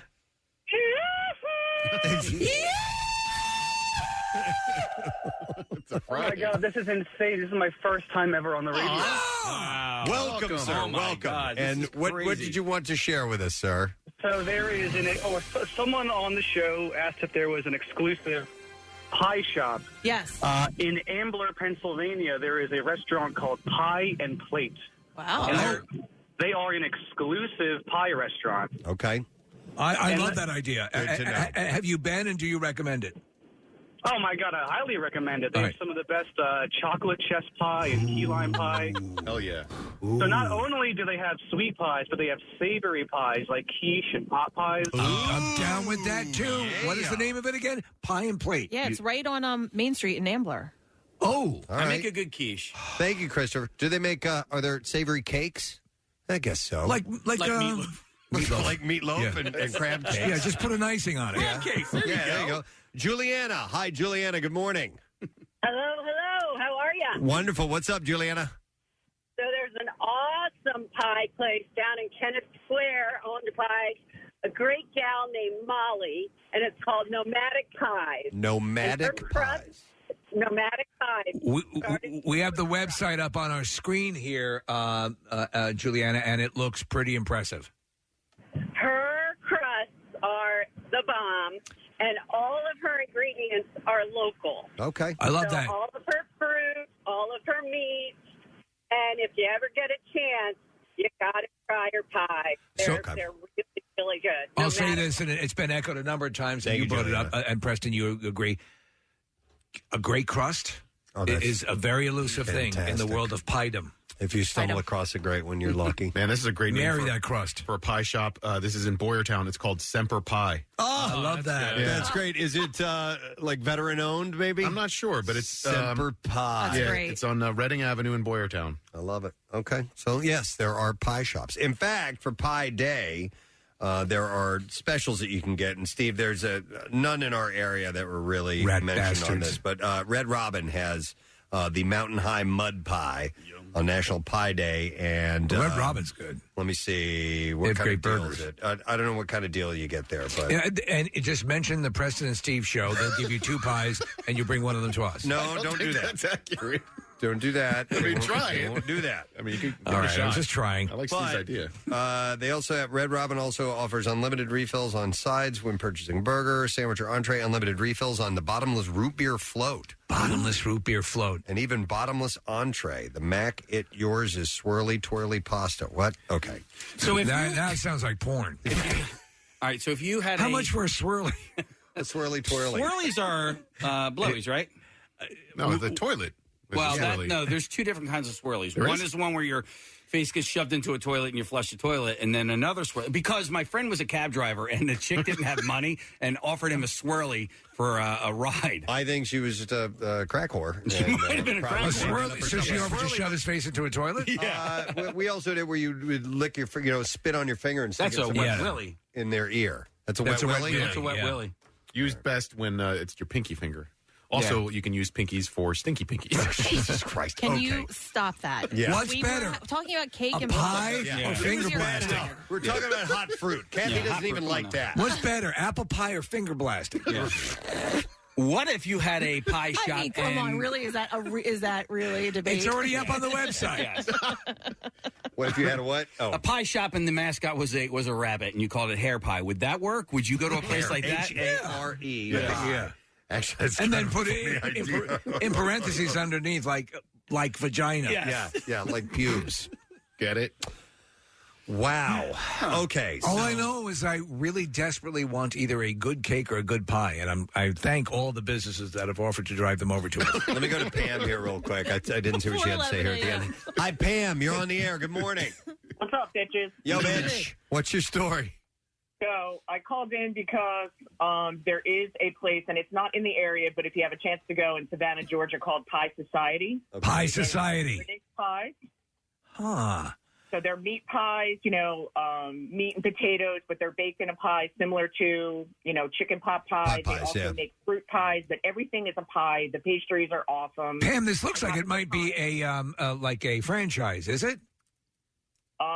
I only know of the one in Savannah, All right. but I do know that they have a website, and if you guys want to try one, you can go online and purchase one. Most of them you have to bake in the oven. They come to you already pre-made and frozen so that when you bake them when you want and they give you directions. I highly recommend them. The other thing I want to say to you is that my nephew, for all the times that I had sleepovers with my nieces and nephews, he always wanted pumpkin pie. The kids were asked what you wanted. I love pumpkin pie. I made the pie or the cake or pie that they wanted, and he was the only one that wanted pie, and I was happy to make him pumpkin pie. I even made him one to take home. What was I think it's a personal preference. What was the cake that the Tom Cruise cake? Thank you, Pam. Sorry, Tom Cruise pie or whatever that thing that we attempted to order prior to the That holidays. was a cake. Yeah. It's a cake. Yeah. Is that so? I know Marissa hunted it coconuts down. on it. They hand cooked them, hand baked them, and but prior to the holidays, they were absolutely unattainable. Yeah. Marissa's got her finger up. Oh, hang on. Her swirly finger. Steve, we just got a message from Goldbelly that the white chocolate coconut bundt cake from Doan's is now available. So I will gladly purchase so we can taste on the air. Like $150. I will do it, and I will Steve's doing hand that receipt to Bill Weston. It's for the show. All right. Anyhow, Sunday is National Pie Day. Should you be a pie person or not? It does incite the passions, doesn't it? It's what we love. All right, that's all we're going to have time for for Connoisseur this morning. I think we solved a lot of issues. Did we? Well, we do have a poll that's up, and it's is cheesecake a pie or a cake? And then do we have another one, pie versus cake? Okay, so you can vote. Now, I expect cake to win, but I believe that pie has more love. Throw out pie versus finger blast. It's what I believe. All right, Connoisseur, outro music Yeah, I'm as stuck we. here. What? The screen got stuck. It's frozen. Yeah. Oh.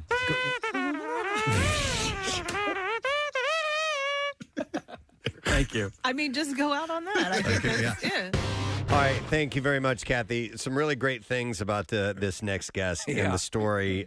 We were in here yesterday. We were watching the video. Marissa goes, "You got to see this," or was it you that showed? No, it it was Marissa. Marissa's coming. You got to see this. She goes, "She's from Philly," and she plays the clip. And we're going to have her on in just a second. A reporter in West Virginia, a TV station, doing a live report, gets hit by a car. And not like a little tap. Like she got Boom. hit and knocked to the ground. Gets right back up again and continues the report. And I told Casey I felt like totally big timing yesterday because we're sitting here watching this, and I go, that's great. Get her on. Get her on tomorrow.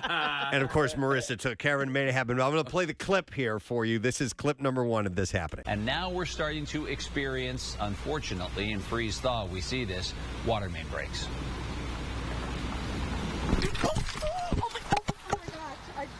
Got hit by a car, but I'm okay. I just got hit by a car, but I'm okay, Tim. That's the first for you on TV, Tori. Woo! We're all good. I'm okay. I actually got hit by a car in college, too, just like that. Wow. I am so glad I'm okay. You One sure woman you're band. okay, Tori? We're good, Tim. Man, sure you're okay? are so sweet, and you are okay.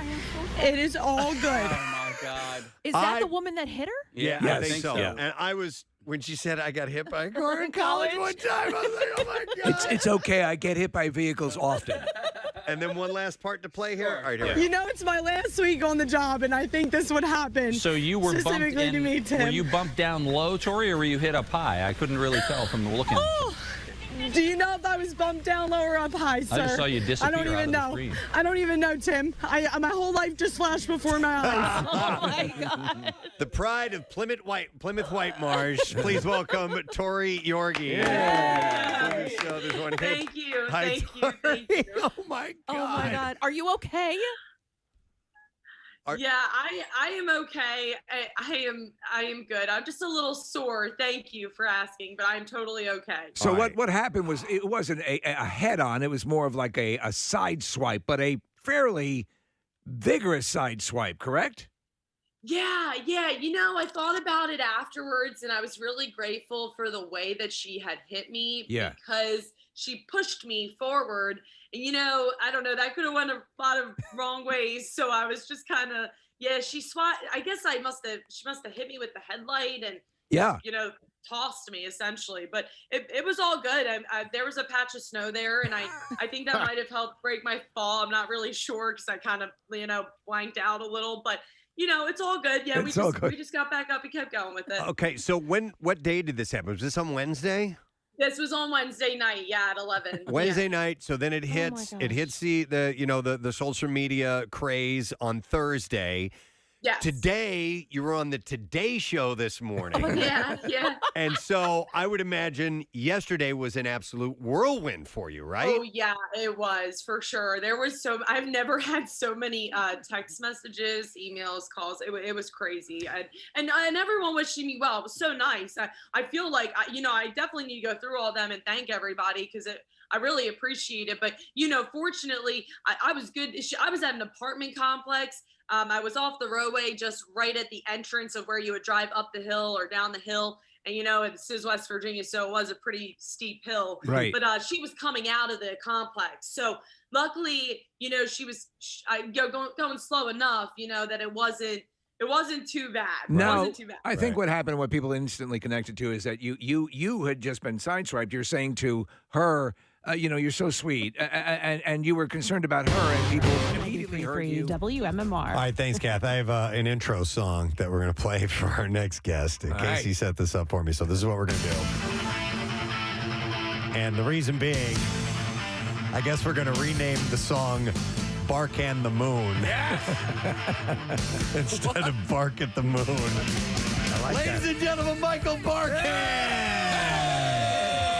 Barkan the Moon. Barkan the Moon. I love it. That was an old Cole Porter song. It was. Barkan the Moon. Yes, it was written in 1922. Wow. Yeah, and it was on the. ladies are dancing to Barkan the Moon. It was on Red Hot and Blue. And it really was. And I loved it. What's up, people? How are you, Good man? to see you. It's good to see you. What do you want to know? What do you want to talk exciting. about? By the way, I heard you say that Pierre Robert likes me? He specifically Oh, yesterday my, when we said you were going to be on the show made my week. said and this is I hope I'm not betraying a secret. Yeah. He's not really into sports. So, Get out. he finds you very entertaining, and he loves the camaraderie with the show, and he was love very Pierre. complimentary. Yeah. That is so sweet. I know he's from my brother has lived in Lake Tahoe for a long time. Pierre's from Lake Tahoe. Really? Yes. And so I would talk to him about that. Did you guys hang out with Trini Lopez as well? No, not Trini. We do not. Vince Lopez, but not Trini Lopez. You got to meet Vince? Vince was the slower. Vince was the Fredo of the family. Yes, he was. Yes, he was. Fredo, you're my brother, And that's I where love Fredo you, got shot. Exactly. Lake Tahoe. Lake Tahoe. Yeah, exactly right. Full circle. Except Vinny paddled himself out and shot himself. But I reached out to you a couple of weeks ago, and this has to do with your history, and I felt closer to you because my niece, she's a senior at Cardinal O'Hara High School this year. She is going to go to your alma mater next year. She's going to go to Syracuse. Oh, and I reached out to you, and I was like, dude, and I was like, hey, now we can be best friends. Yeah, as opposed to before when we were best friends. Very nice. Here's the thing. She should, if she has any questions, and I told you this, she should call Emily Barkan. Yeah. My daughter. My parents went to Syracuse. I went to Syracuse. Emily went to Syracuse. How important has this been? Clearly, it was No, this it by just kind of happened. happenstance? Okay. You don't go to Syracuse. You don't get up there. No, she wanted to go. It was the threat of the Colombian necktie that convinced you. Orange tie. It was an orange tie. She likes orange. We all like orange in our family. What That can would I be tell like you? me going to my kids, if you don't go to St. Louis Community College. Is that where you went? Yeah. For a semester. Okay. Wait, where'd you go after that? Where'd you go? I went to the School of Hard Knocks after that, buddy. Good, man. No, I went to the Broadcast Center, a actual radio trade school. In St. Louis? Yep. Mm-hmm. That's where I went. I'm Preston Elliott for the Broadcast You want to hear Center it? in Oh, St. here you go. Louis. You want to hear me? Listen. I am Yes. feeling good, and I hope you are too. That's me Those from are the best tasting little morsels I have ever had in my life. This cat really knows how to play guitar. That's the latest news. Let's get on to the latest rock. Those are all from that school. That is phenomenal. That was 5 years ago. Yeah, 5 years ago. That is amazing. He's already in the Radio Hall of Fame. It's It's incredible. Congratulations again. What's going on? So talk to me. Well, you tell us. Well, the Flyers have won 8 out of 11. I know you want to talk about that. I always want to. The Sixers are on a tear. I love talking about the Flyers. I did a podcast yesterday, but it's and I want to get to the Eagles and the Sixers, obviously. But what the Flyers are, it was encapsulated last night. They go against the worst team in the NHL and they lose after having a great stretch, 8 out of the last 10 before last night, and then they go and play the Blackhawks, who are terrible this season, and they lose 4-1. So all you need to know about the Flyers right now is watch last night's game. Was that an act of altruism, though, to kind of pep them up a bit? Yeah, a little bit, and it kind of recalibrated. Don't you think? Reset to 0. Here's what my Flyers fans, Flyers friends are saying to me right now. Yes. Let's watch the Sixers and let's watch the Eagles, because those are the happy sports stories. They've got an all-star. Yeah, they sure do. If they have 4 more, they're going to get things will get interesting. I mean, listen, the way I look at it is that nobody really expected anything from the Flyers this season. So any sort of positive, any sort of step in a positive direction, that's fine, because we have these other teams. It's like when you have 4 kids, right? And 3 of them are overachievers. And then you're like, well, at least, hey, 3 out of 4 is not bad, Come here, Bobby. Yeah. So I feel okay about what the Flyers are doing, even if they don't make the playoffs or. I love Torts. Don't you? I do. Seriously, I love him. And I love him. And I loved Ken Hitchcock. I know a lot of people don't, but Ken and I, I've known him for a long time. But I remember when they were playing Tampa Bay, and Tortorella was coaching Tampa Bay, and Hitchcock started talking about Tortorella's team. And they asked Tortorella about it in the postgame, and Tortorella just said, "Shut your yap." Just shut your yap. But I do want to ask about the Sixers. I want to ask about the NBA, because sometimes I think the NBA can be an extremely unbalanced league, right? Where you have just juggernauts of teams, and then other teams that can barely put 5 guys on the court. And for some reason, and I could be talking out my ass right now, it seems like the league is a little bit more balanced these days. Like the West was always, just stacked, and then the East was, would limp into the playoffs and limp into the championship or whatever. But I feel like the East is actually really strong right now. It is. And all across the league, listen, you have some teams that are definitely not doing that great, but I think the balance is there. And do you think that's A, accurate, and B, good for the product? I think it is good for the product. I do think it's accurate, and I think in years past you had, even if you want to go back to Jordan's Bulls, you had 3 or 4 superstars on a team, and maybe it's a little less so now. And what you're seeing with the Sixers is they do have a couple of superstars. They might have 3 if you want to include Tyrese Maxey. But you got Joel Embiid, you've got Harden, you've got Maxey, you've got guys coming off the bench. Even a guy like P.J. Tucker, who's not a scorer, far from it, but he's a defender, and he can keep the other team off the board. So I think the champion is going to come from the East. I do. Yeah. And I'd like the Sixers. Will he be born under a star? He will be born under the Sixers. Well, so with PJ Tucker as rounding out the starting 5, if he were not part of the starting 5, who do you put in his place? Shoot, I would think about Thibault, but he has disappointed me a little bit, because I thought he'd be able to provide a little more scoring than he has. But he's also a great defender. Yeah. But eventually, what's happening now is you're seeing teams, they're scoring in the hundreds routinely. I don't think we're going to see games that are 98 to 92 anymore. No. I think it's all going to be in the hundreds. Talking to Jimmy Lynam, who does our postgame and pregame with Amy Fadul and Mark Jackson, he said the pick and roll, and the way the pick and roll works now, not to get too technical, but the pick and roll and the way the guy setting the pick does it comes from behind, and the other player can't see him, and all of a sudden that springs the guy for the shot. Yeah. And these guys are such great athletes that I was watching Steph Curry warm up the other night. Yeah. Free throw, 3-point line, in between the 3-point line and half court. Finally, he was shooting them and making them, swishing them from half court. Yeah. So when you've got shooters like this, and I know I'm talking about Steph Curry, but a lot of guys are really good shooters. Yeah. Well, I remember, all you need to do is free them up, and you got a basket. Pick and Roll wrote the theme music to Petticoat Junction, didn't they? I think that was them. Yeah.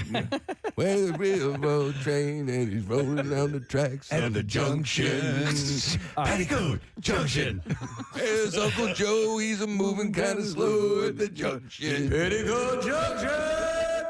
when talking about the NBA, you can't help but talk about the analytics, and you're talking about these 100-point games. And there was a point in time where 100 points was the threshold, and the team that hit 100 first was, let's say 90% of the time won the game. Now that threshold is 111 points. Is it really? Yeah, so whoever hits that 111-point threshold first, a vast majority of the time will win that game. I wasn't sure if you were aware of that. I was not aware of that. You are really into the advanced metrics. No, not really. No, I am. No, it's amazing. I like it, but I don't like it when a game is coached that way. And if you've seen, I don't know if you saw this, I don't know which team it was, but it was a college game where the college team didn't shoot any baskets inside the three-point line. They shot 111 three-point shots, and they made 40 of them. That's 120 points for a college game. That's not bad. It's like not punting in football. Yeah. Fourth down, we go for it. Yeah. Every time, yeah. And that's what the Eagles do. But you got to, and I don't know. I actually don't know if they won that game or not. But I also can't help but think that was the game plan. Like, we're not going to shoot anything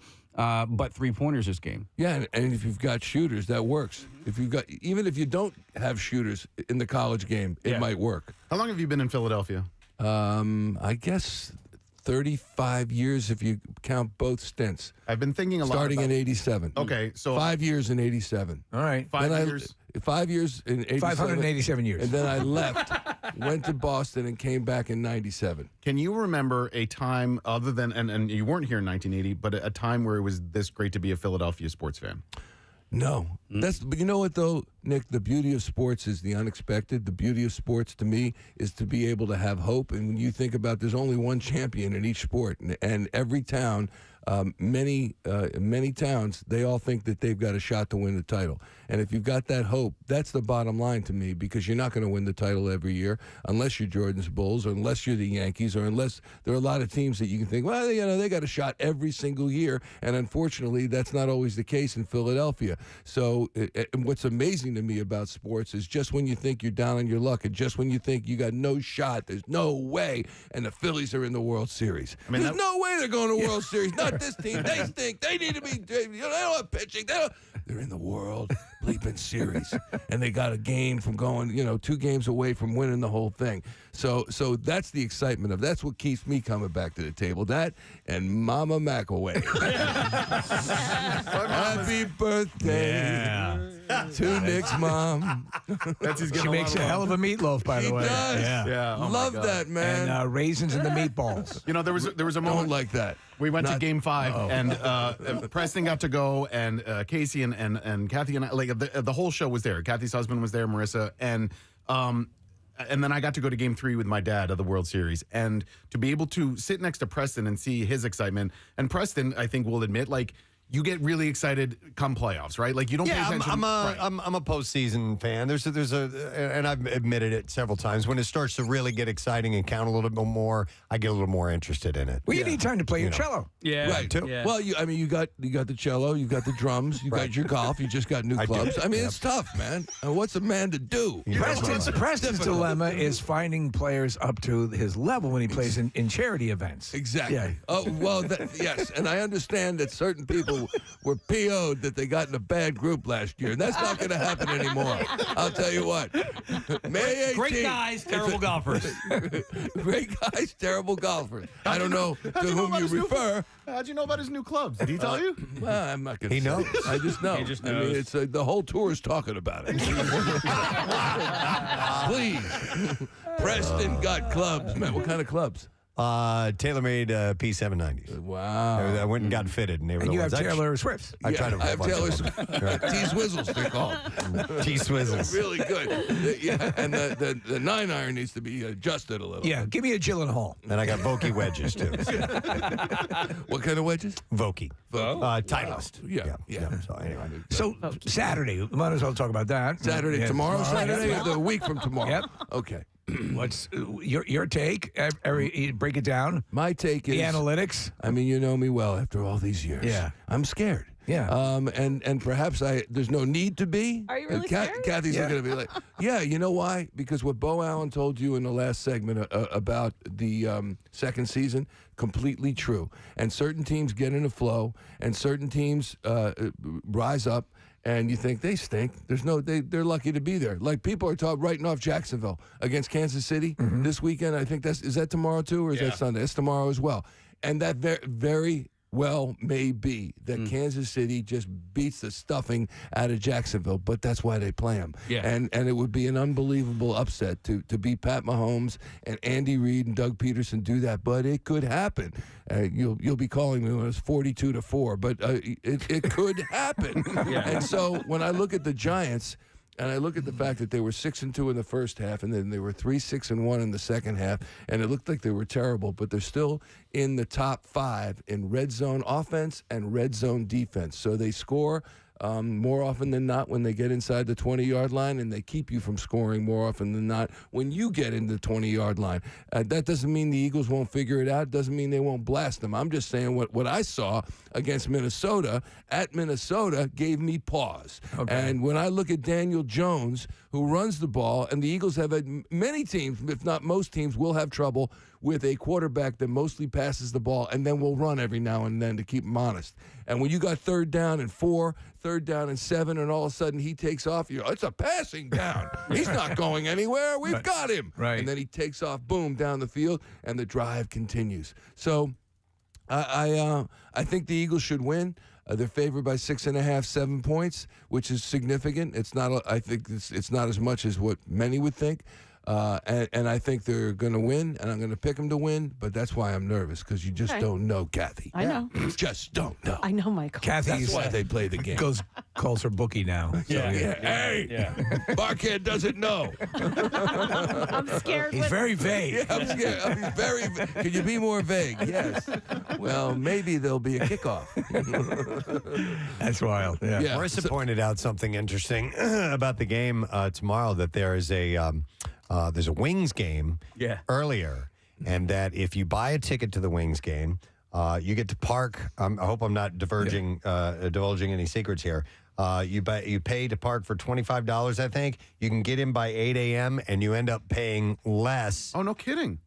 Than you would for Eagles parking. That's a great but idea. then you got to go at 8 a.m. You can also. Yeah, but most people, there are a lot of people there at 8 For an a.m. 8 p.m. No. All you do is Dear you I shouldn't divulge this, but all you do is you get there at 8 a.m., take advantage of the offer, maybe even take in the Wings game. You can take it, and then you Uber wherever you want, and then return for the Eagles. It's 215 Celebration Day, so they have $2 pretzels, $1 dogs, and $5 beers at the Wings game. That's worth it. Buy a lot. Watch that game and then bring it with you to the Eagles game. And then be sleeping by 8 p.m. That's right. That's great. Buy a lot, park in a lot. And just write your own toe tag up so that they can cut right to the chase when they bring you to the morgue. Here's the number. Just hand it to them. Do you have to fight the crowds getting down there tomorrow? Like, if there's a Wings game and then the Eagles game, how do you get in? What time's the Wings game? 1 o'clock. No, I'll probably get there at 4. And the last game against the Giants, well, they had 2 games. There was the Saints game and the Giants game. I thought they were underattended. I don't know what it was like in the stadium. I was saying to Nick before we went on that we used to have no pregame show, no halftime responsibility. So I would get there for a 1 o'clock game. I'd get there about noon. I'd stroll into the stadium. I'd watch the first 3 quarters in the stadium, walk across back the parking lot to the Wells Fargo Center, do the postgame show, get out of Dodge. Now, pregame show, you got to be there early for a home game because the traffic is insane. Yes. It really is. I have my special way to get in. Oh, yeah? Yes. I'll tell you. You go see Muppets on Ice the night before. Muppets on Ice. Kermit the Frog. Yes, I do. Yeah. Who was that? I don't know. And so I'll get there for an 8 o'clock kickoff. We're on the air at 7 o'clock on the Plus channel, by the way. Yes. On NBC Sports Philadelphia Plus channel. Yeah. And then after the game, when it hits 0, clock hits 0, we're on Maine.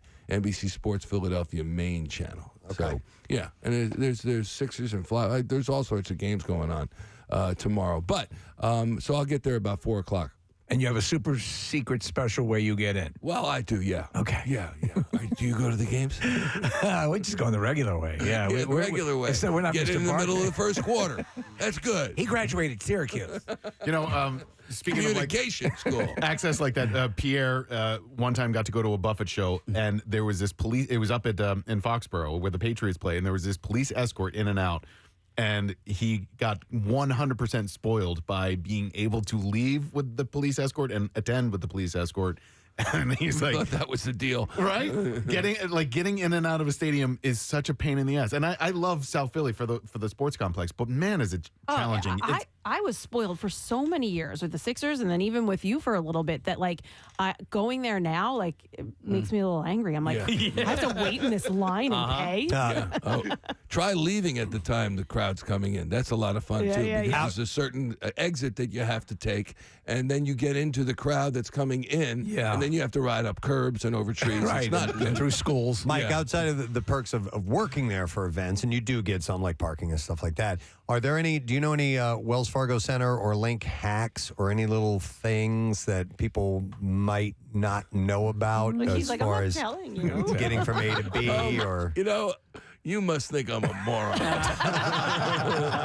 Yeah, if you go to section 104, Preston, the guy will let you right in. He looks like might have got you in a Barkan. good mood, and you just let it slip. That's right, yeah. No, Just go in and say you're Mayor Kenny. No, I try when the Democratic National Convention was there. I try to get the family in the whole bit and see the president speak. And I'm not giving away the party. I'm just saying that it was in our town.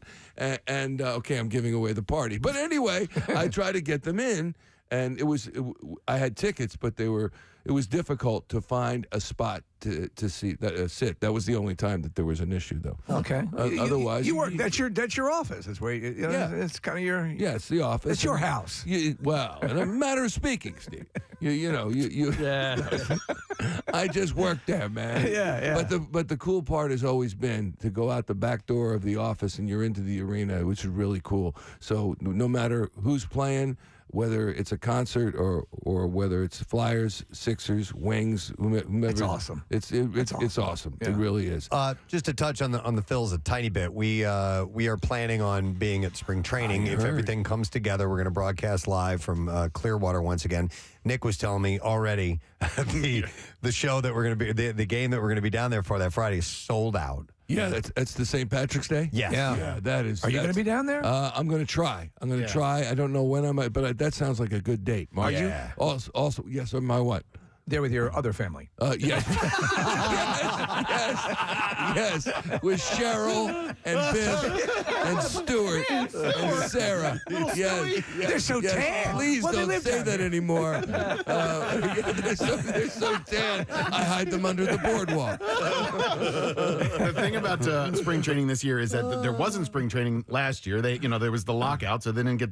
There wasn't anybody in Clearwater in March. And so for many people, including us, there's 3 years of pent-up demand, and you're coming off a season where the team went to the World Series, so there's these really high expectations. And then on top of all of that, people just like getting out of Philly in March, and going to a place like Clearwater. So we're hopefully, fingers crossed, it all comes together and we're able to do it. You're going at a great time. As you know, you've been there every year except for the past two. And March, the middle of March, is awesome weather-wise. If you go for pitchers and catchers, which is you were asking me about my Instagram, because I had forwarded, I think Greg Murphy put up, it's fantasy camp. Yes. And so they had the old-timers lined up for a photo, and it looked like a beautiful day. But you can go to Clearwater this time of year, and it'll be 45 degrees with the wind whipping. We went the first time we went down, Michael. We went down.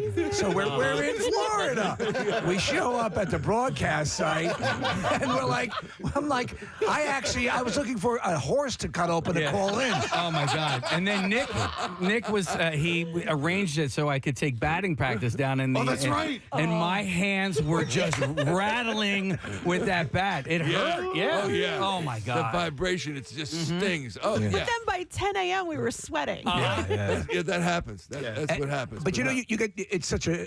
Even I think somebody who's reticent to go and try it, it's so amazing. Now I'm not a massive, sport. These guys are much more into it, but I appreciate it. You get down there and you see that in that frame, that context, and you'll get sucked right in. The venue's smaller, you're closer to it. It's still the big superstars, and it's a more intimate, cool look at baseball. It really is. Did you play Little League? Yes. I was on the Phillies. Yes. Phillies in New Little York. League. I was always on the Phillies. Well, speaking of that, I think in Philadelphia area, you should not be able to be the Phillies. I think you should not be able to be the Phillies, the Yankees, or the Mets. Maybe even toss in the Red Sox. I just think it should be illegal. I played for you the shouldn't have one team that's more special than the other. My son is See the- that way? My son's the Sixers right now. Sixers? That's not right. And they're playing baseball? Yeah. In Little League, I played for the Modesty Contractors, and the best team in the league was Voigt's Golf. And but don't sleep on Kenojin Funeral Home. That's the way to do it. I was Mr. Pizza. Yeah. You were Mr. Pizza. I was Mr. Pizza. We were the A-League champs. So, See, I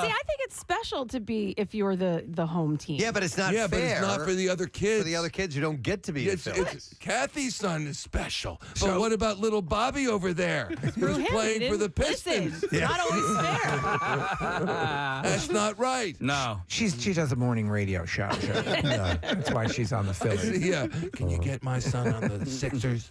Is there a funeral home they can play for? Casey, one year, Vincent C. Oliva Funeral Home was our sponsor, and we were terrible that season.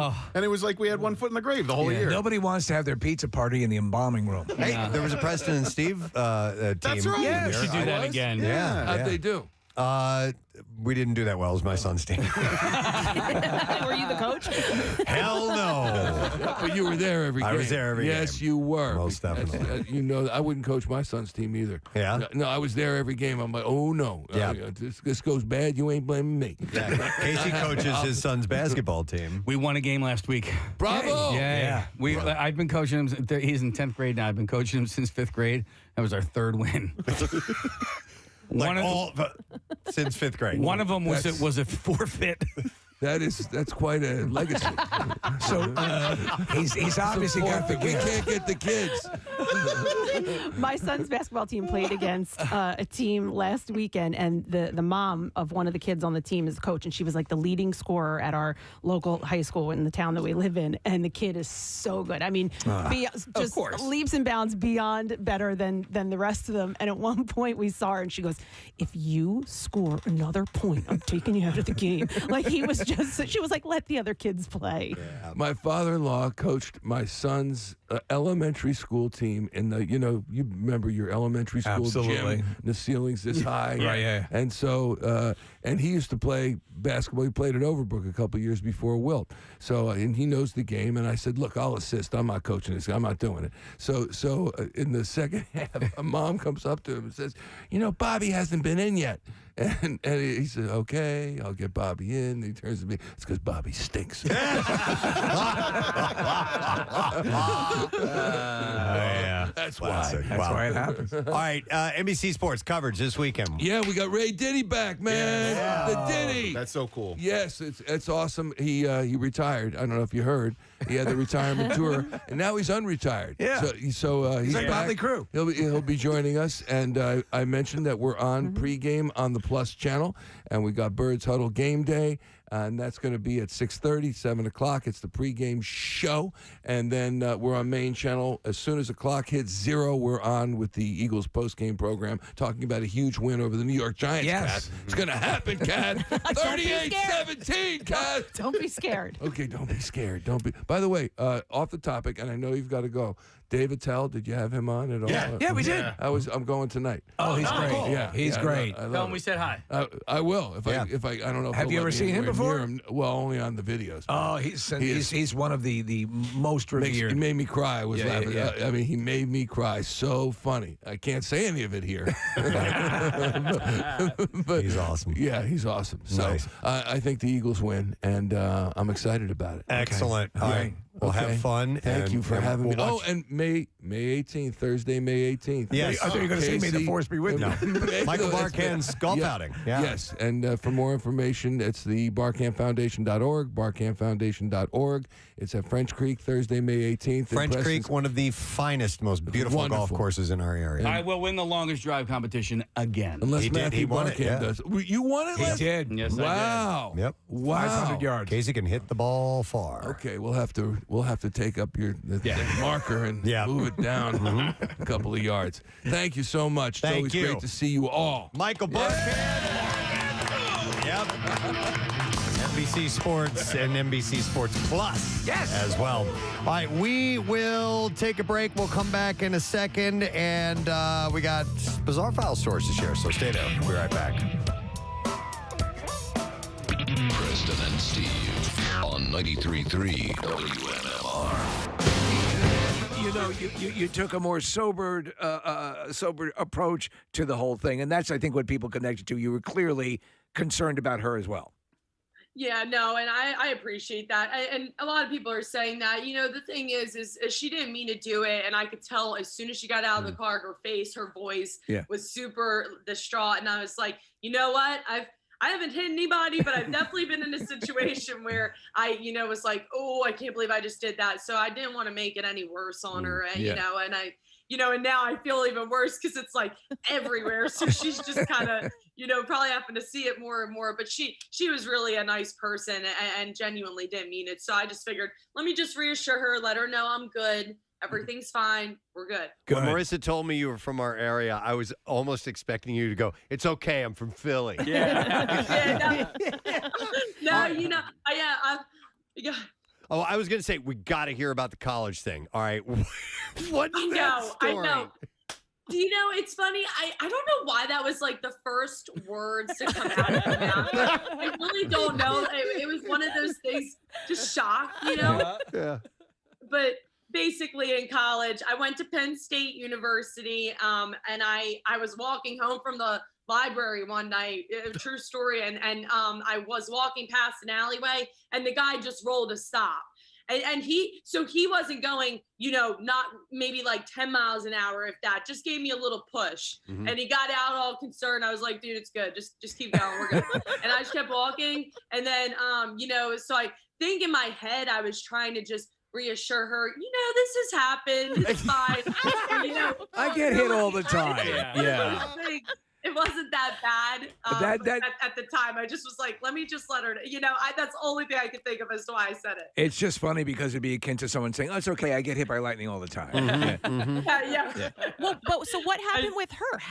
Why did she hit you? I don't know. I was standing in, like I said, at the end of that apartment complex. I was up against the corner, and I was actually on the opposite side as to where the cars typically turn out like that. I think she just cut it real good. And I don't know, maybe the emergency crews, because there was a water main break and the whole road was not closed, but down to one lane, and they were doing slow, the workers out there with their slow and stop signs. Right. So maybe she got a little, distracted with that, or, just it could have been a lot of different things. I definitely know I will not be doing a live shot in that area, in that spot ever again, though. Well, I've learned from this. It's all good. I don't need to get hit by another car. Yeah, it's clearly, and this is a common thing. They send, you do the live shot from a location where a water main break or whatever, and it happens constantly. But we've had stories here. We had the Fox 29 reporter, Steve Keeley, just got blasted by a snowplow. And that became a viral sensation. The truth of the matter is, you guys are out doing this stuff. Are we good there? Yeah, you guys are out and doing this stuff, and it's always a risk when you're standing roadside or by something that might distract a driver. So, do they? When you're one of these kind of reporters that's going out to this sort of thing, do they give you a little instruction on how to maintain your safety while you're out there?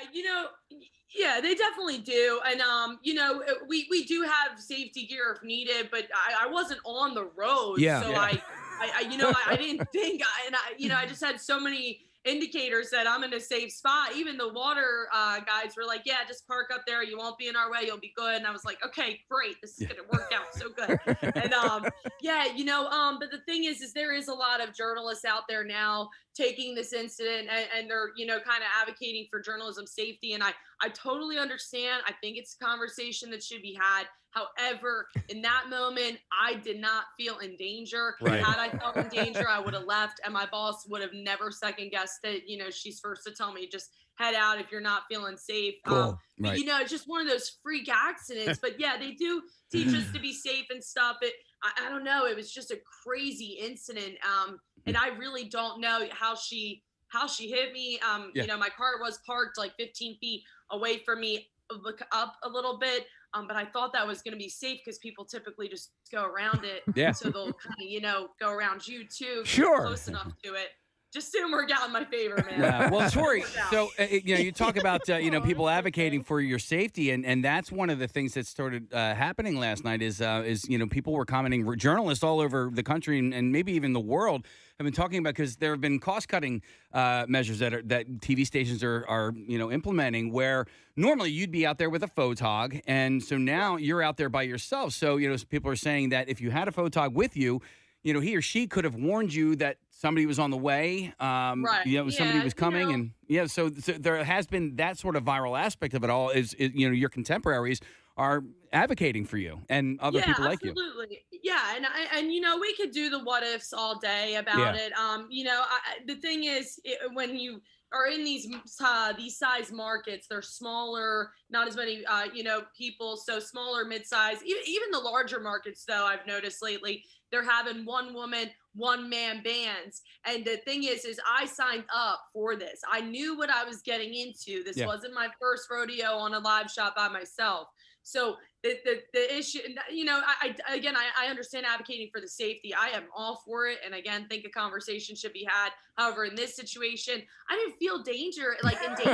I was just like, all right, I'm just going to do a quick live shot. And then, a car hit me. But I mean, it's a water main break. Yeah. It happens. Yeah.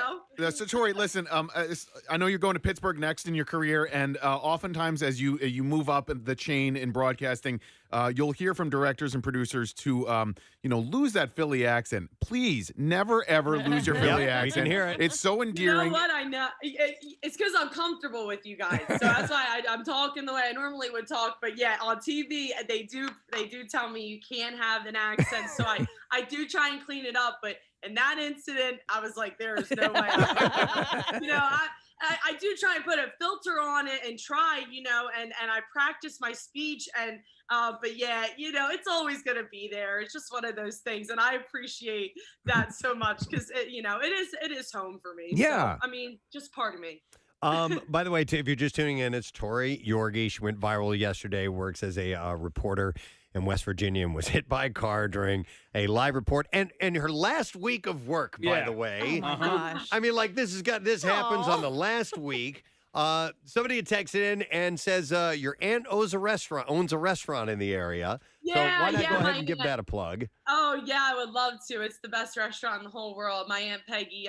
It's on Flint Hill Road and King of Prussia. It's called Gateway Cafe. She was they actually a few years back when I was interning at Fox 29, they went out there, Bob Kelly, and so Gateway Cafe, Flint Hill Road. They have amazing food. I think they are relocating soon, but of course we'll keep up with that. But yeah, no, that's too funny. Maybe they'll name a dish after you, like pedestrian or head on or something like that. Yeah. My uncle was saying last night, he's like, we need you to sign a picture. We'll just frame it. Just you being launched. That's too much. Well, too much. But yeah, I am a Plymouth White Marsh graduate. I'm very proud of my high school. Nice. And, Montgomery County was where When did you graduate? So I'm proud of my roots. When did you graduate from PW? I graduated from PW, in 2014. Then I went to Penn State.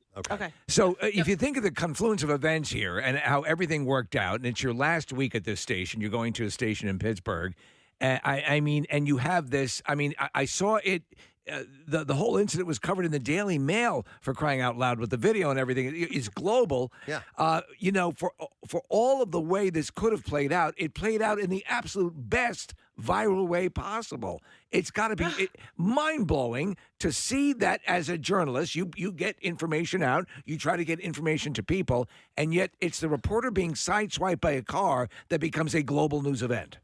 I know, it's crazy. I mean, and you're right. The last week, like today is literally my last day at the station. I'm thinking, I'm going to be a big old crybaby going in there and saying bye to all my people that I love here. And now I'm like, okay, I guess I'm going to interview with a bunch of, it's just crazy how things have unfolded. But yeah, I don't know. I really enjoyed my time here, man. And I definitely, it's just, you're right. It's just crazy how the timing happened. And of course, my goal is to get to Philadelphia one day. So now, as I'm sitting here talking to you all, it's just super unreal. And Pittsburgh's next, but hopefully that's not my last stop. Tori, what's the station in Pittsburgh where you'll be working? The station is WTAE. It's the Pittsburgh's Action News Sports. All right, cool. You will officially be the most famous new reporter they ever have. You know, I just hope people don't look at me. Well, I know they're going to look at me and be like, oh, yeah, she was hit by a car. It's going to take a little while. I hope they watch for the story, and not to see if I just get hit by another car. That's I mean, the hope. you never know. That station might have planted that lady in that car and made her. Yeah, let's hit her in. That station too. They did call me like right away, the first thing the next morning, and checked on me, and they were. That's super nice. Sweet That's about cool. it. Did they want to have you on for an interview or anything like that? No. I think he was like, no. I told him I was a little overwhelmed with like the request that I got yesterday. So I think he was kind of, we'll get her when we get her, and it'll all be good. Yeah. So no, I haven't been on there yet. So, but it's kind of a weird situation. Yes, absolutely. All the way around. Tori, I know you're a big Eagles fan. Did you see that Lane Johnson actually tweeted at you yesterday? Oh my goodness. Yeah. I screamed. I think I was like crazier than the Today Show. And then, I talked to Brandon Graham this morning on WIP. Yeah. It's just been a crazy like 48 hours. Wow. I love my birds, and that part was like, oh my gosh, that's when I lost it. Honestly, I was like, this is too much for me right now. That's cool. Wow. Well, that. Listen, I can't say I'm happy you got hit by a car. No. I mean, that's just there's no way to say that. But I'm glad you're getting the attention you're getting. That's really cool. Yeah, thank you. I know. I it's going. I don't know. I guess it's just one of those things. You just take a negative and make it into a positive. Everybody tells me my reaction was priceless, and I don't know. When you're in the moment like that, and the personality and just the person I am, I talk myself through situations, and I think that's what I was trying to do. And I figured, well, you know what? If I keep going on with the report, I won't cry, and I'll just forget about it. It'll be fine. And then, of course, when I was done, the report, it did not. That was. It didn't mitigate it at all. Yeah. But that's it. That's what a professional does. Yeah. You carry on, man. That's what you do. You're on your way. You. So that's Thank awesome. you so much. Thank you. Well, thank you for coming on this morning, Tori. We know you're overwhelmed, but maybe we'll see you in person someday. Okay. You guys are so fun. Thank you so much for everything. Good luck with everything. Tori Yorgey, guys. Headed to Pittsburgh, hit by a car on live TV in West Virginia. I hope we see her here. I hope she makes it back to Philly. You know. Oh my God, she's adorable. Yeah, she is. She's great. She seems as sweet as you could possibly be. Man. What kind of flavor is it, cognac? I've never really had it. Is it a liqueur or is it a? It's kind of sweet. Okay. It's like Yoo-Hoo. It's a lot like Yoo-Hoo. Yeah. That's the grossest drink on the planet. Why would anybody ever drink Shut Yoo-Hoo? up with that crap. I'm tired of hearing that. Every time Yoo-Hoo is mentioned, you guys crap all over. I know. WMMR. All right. WMMR presents Preston and Steve's Bizarre File. All right, we're going to roll this thing out right now and do the bizarre file. I have some stories to share with you. All right, we're going to start with this. I don't know if you guys saw this video or not, but it's terrifying. Man accused of attempting to abduct a barista. Yes. Oh, I saw this. Yeah. Drive-through. Dude, this is crazy. Well, he is in court. They got him, and he appeared in court on Wednesday. A judge found probable cause for attempted kidnapping with sexual motivation and assault and set Matthew Darnell's bail at $500,000. A formal charging decision is expected probably by today. It was so scary, though. Did you see? He had like some sort of like zip tie thing? Yeah, so surveillance video shows Darnell trying to pull the barista into his car as she was handing him cash at the drive-thru window early Monday morning. And when he couldn't grab the woman, he tried to throw a zip tie around her head. He had like a looped thing that he was going to try. I've never seen, an abduction through a window before like so that. Is this one of these? Then he would still have to pull her into the vehicle. But that's what I was thinking of. That like if he's attempting to do this, well, he's an idiot anyway. But that must be like that's got to be tight. And if he would have gotten that around her, he probably would have been able to pull her out of Well, that he could window. have killed her, too. Yeah, I mean, that too. if Yeah. you're moving ahead and things could fall between the vehicle and the wall. Is that one of those bikini coffee places where the baristas wear bikinis? Oh, I don't thought know. I'd read Was that. it? Yeah. I don't know. I thought that was a joke. No. They exist? Yes, they do. Yeah. The woman was able to fight off Darnell, and he quickly drove away in a dark gray SUV. Police posted the surveillance video on social media on Tuesday in hopes of identifying him. They also noted a large tattoo on his left forearm that appears to read Chevrolet, so it was a very identifiable tattoo. good. So Glad they got him. Yep. An art gallery owner in San Francisco is facing charges after footage of him hosing down a homeless woman went viral. The video, which was posted on social media, showed Collier Gwynn, owner of Foster Gwynn Gallery, using a garden hose to spray a woman sitting on a nearby sidewalk. San Francisco District Attorney Brooke Jenkins announced that her office has issued an arrest warrant for Gwynn. She'd said that Gwynn is charged with misdemeanor battery for the alleged intentional unlawful spraying of water on and around a woman experiencing homelessness. She went on to condemn the vandalism of Gwynn's gallery, stating that it's also completely unacceptable and that must stop. Two wrongs don't make a right. I think people have been vandalizing the place since this video surfaced.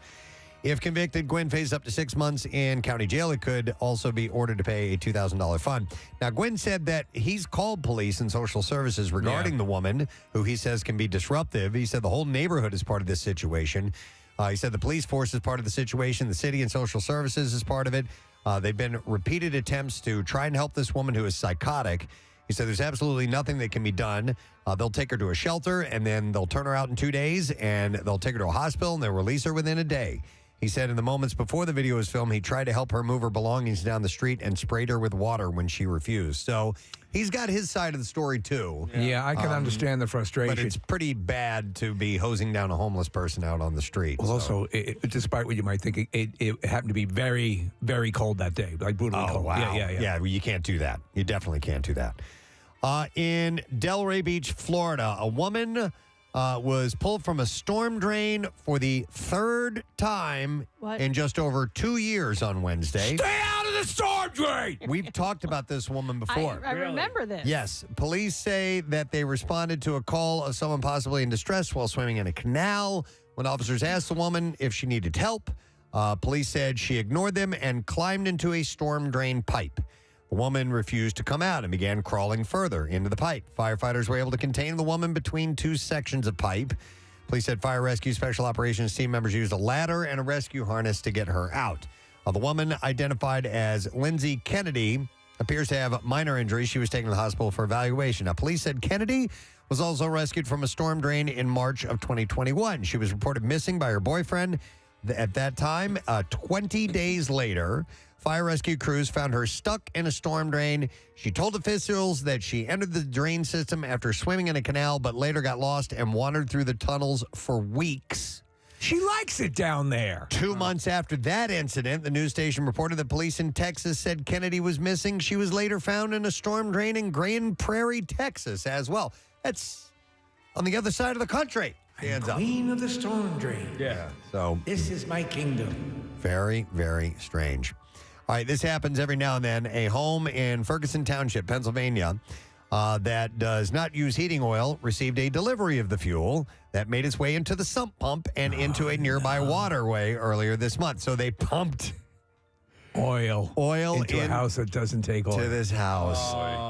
And I remember when this happened before. We had taken calls from people who do this for a living, and they said sometimes they have old, outdated systems where there was an oil heater inside the home, and so there's still piping and nozzles outside. They just go to nothing now. No. And so somebody plugged into this thing and pumped what they say was about 100 gallons of fuel into this home. So apparently it went into the sump pump, and now that has gone out into the creeks and so on. So they got to do a massive cleanup in this whole thing. A contractor has been procured by the responsible party to provide environmental remediation. Cleanup will be done using a vacuum truck in the homeowner's basement and booms and pads on the water. What's the company that does the reclamation after flooding and spills like this. They're known. They're like the company after hurricanes and stuff like that or flooding. Yeah, it's amazing what they can do, but that's going to be a tall order. Yeah.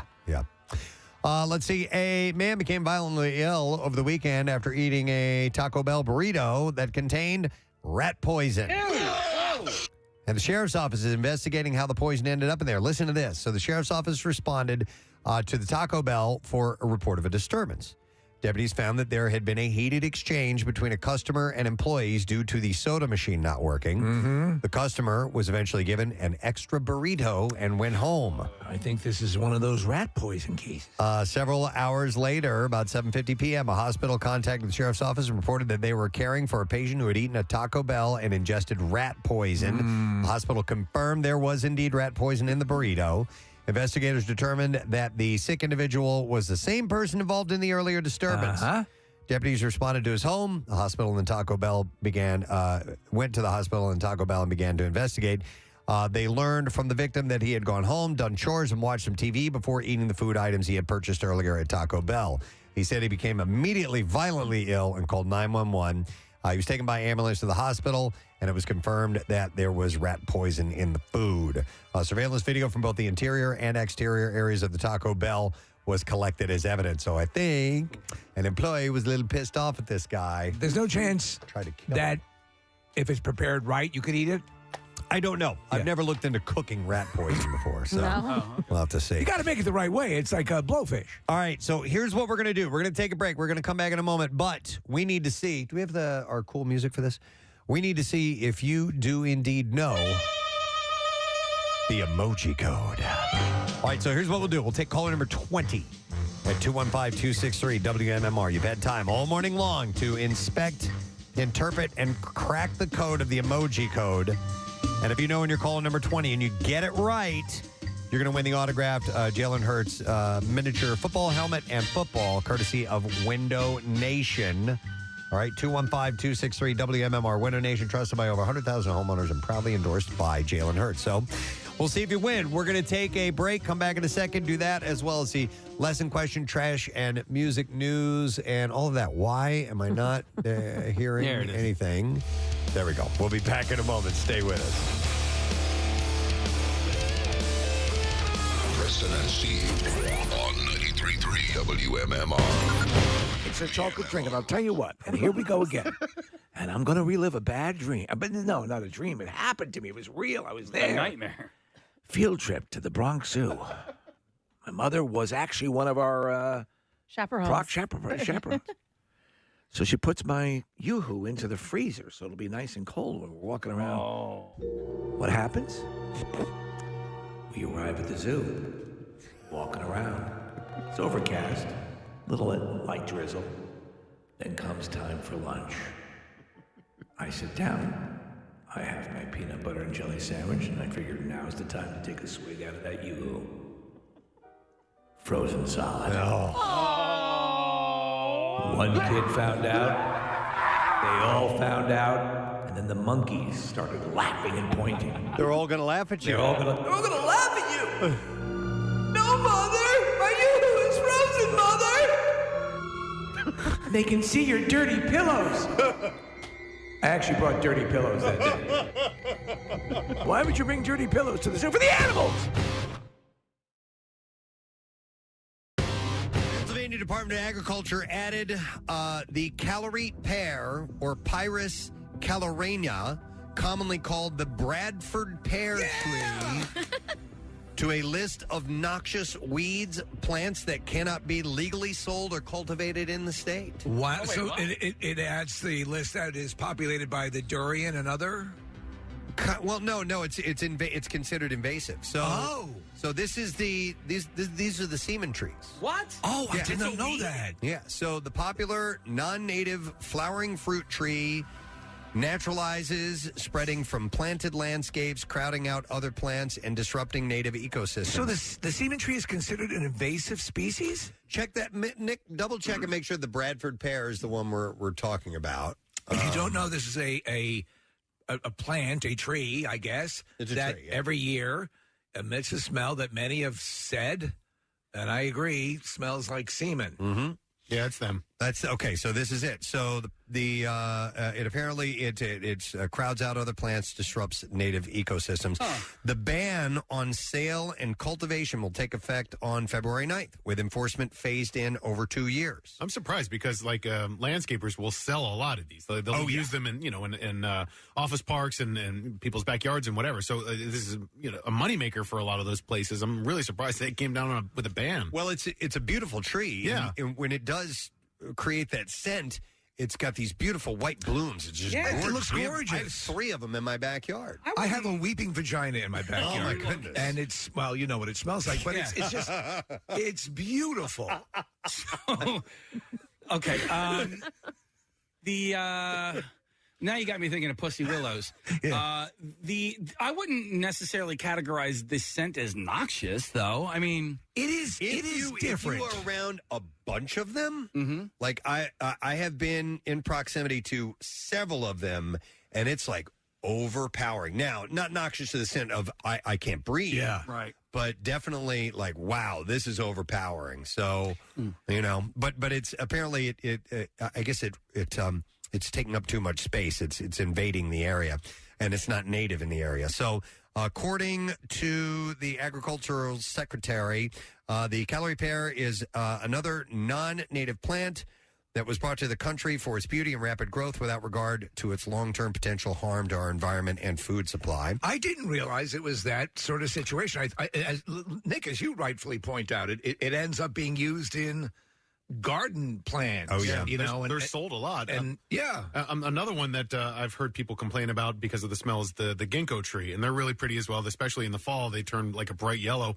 But people sometimes refer to them as the stinko tree, and I believe like it's only the male of the species that stinks or whatever. But yeah. We have a butthole bush by our front door,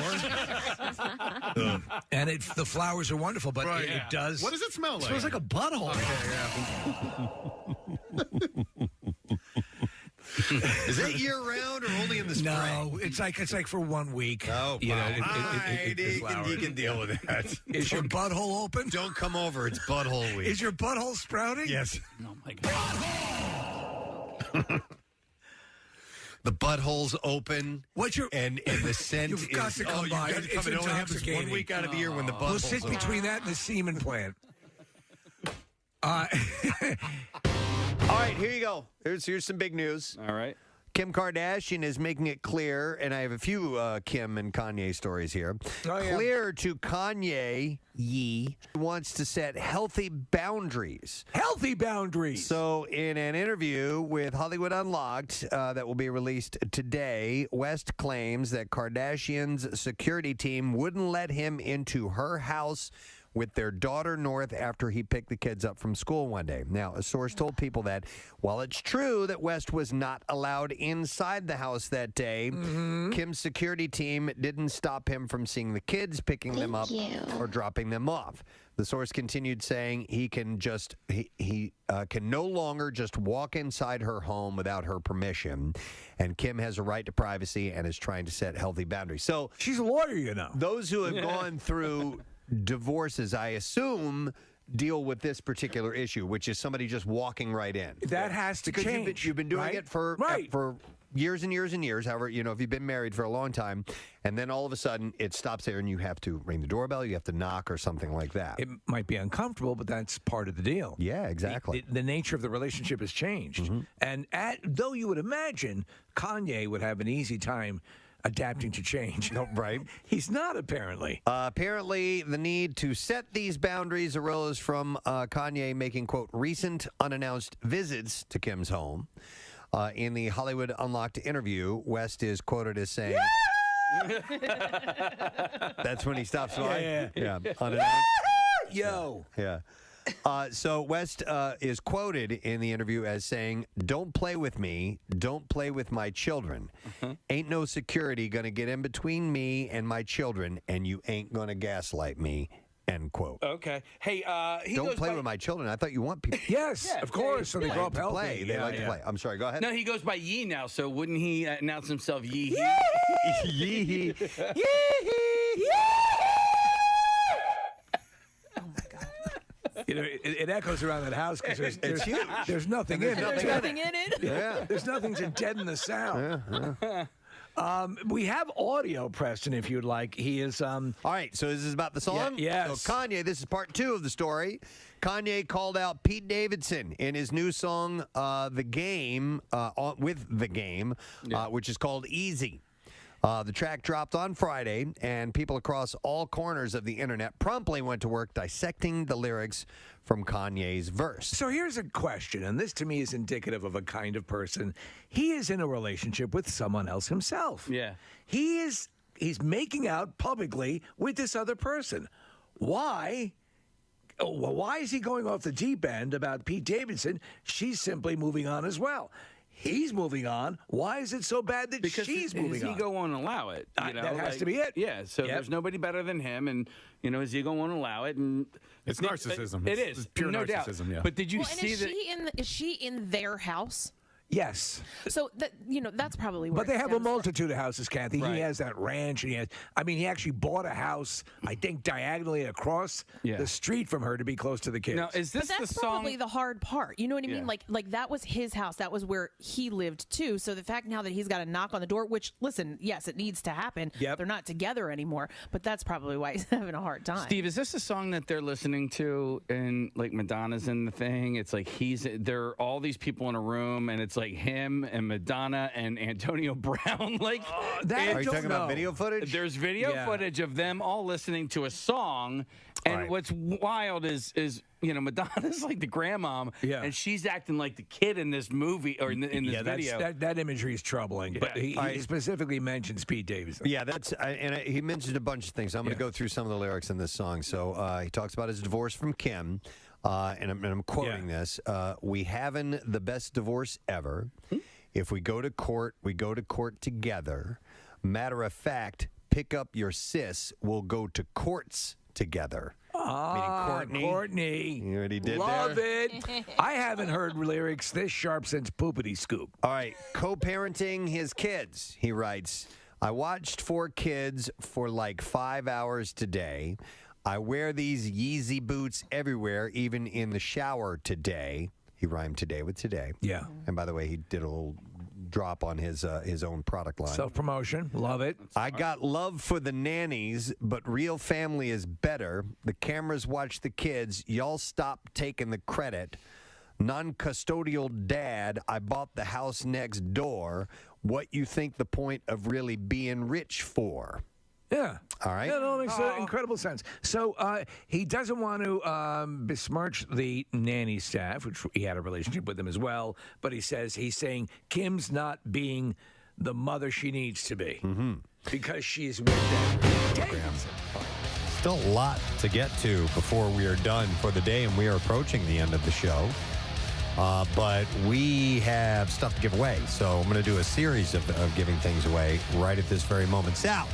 Not Sal. Sal.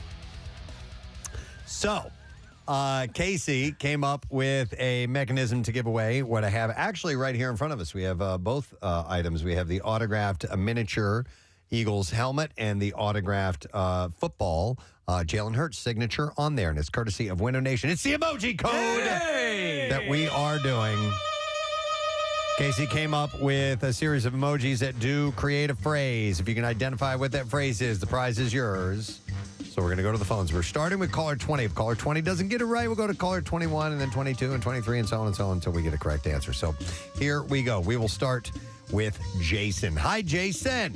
Hey, you guys rock. Thank you, Jason. All right. Did you crack the emoji code? I hope so. What do you think that it is? I think it's I drink tea to sleep so good. That is incorrect, Jason. It's a tough one. Kathy and I were sitting here analyzing it, breaking it down. I didn't never would have get gotten one it. part of it. Listen, don't feel bad.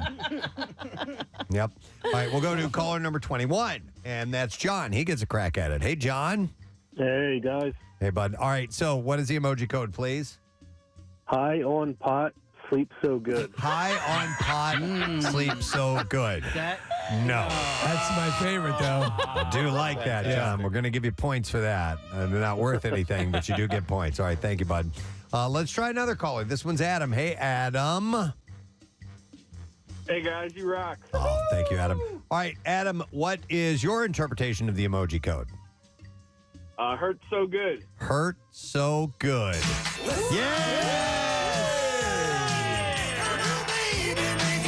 That's correct. All right, so I'll describe what the code is. Hang on, Adam. We'll get you your prize. It is a girl, a female emoji holding up her hand, waving high. Then you have a teapot, and then you have the sleeping emoji with the three little Z's indicate that they're snoring. And then you have a sewing needle with thread through it, and then an emoji with a halo over it. So it goes her, T, Z, hurts. I think the thing that throws people off is the fact the girl is waving. Yeah. And then so is the needle and thread, and then good is the emoji with the halo over it. So I always take these things very literally and believe that each symbol it represents a word. Yeah. And so yeah, right. So that you're actually taking letters and building words from the multiple emojis. And that's the beautiful thing about emoji codes is it could be that. Or it could not be. It's totally like a daisy chain. So Adam gets the autographed Jalen Hurts signed the football helmet, miniature helmet, and also a football as well that is autographed by Jalen Hurts, courtesy of our friends at Window Nation, trusted by over 100,000 homeowners, and proudly endorsed by Jalen Hurts. So congratulations to you, Adam. All right, in the meantime, we're going to do today's lesson question. We're going to give away a prize of a 4-pack of tickets for the Philadelphia Wings game against Toronto Rock, and it is tomorrow. And the question that I will ask you this morning is, after signing a member of BTS as their global ambassador, what food item has Christian Dior also recently released? 215-263-WMMR. That was from the 6 o'clock hour, just shy of 7 a.m. After signing a member of BTS as their global ambassador, what food item has Christian Dior also recently released? 215-263-WMMR. Call if you know the answer. The trash business is a gold mine. 93.3 WMMR with Preston and Steve's Hollywood Trash. All right.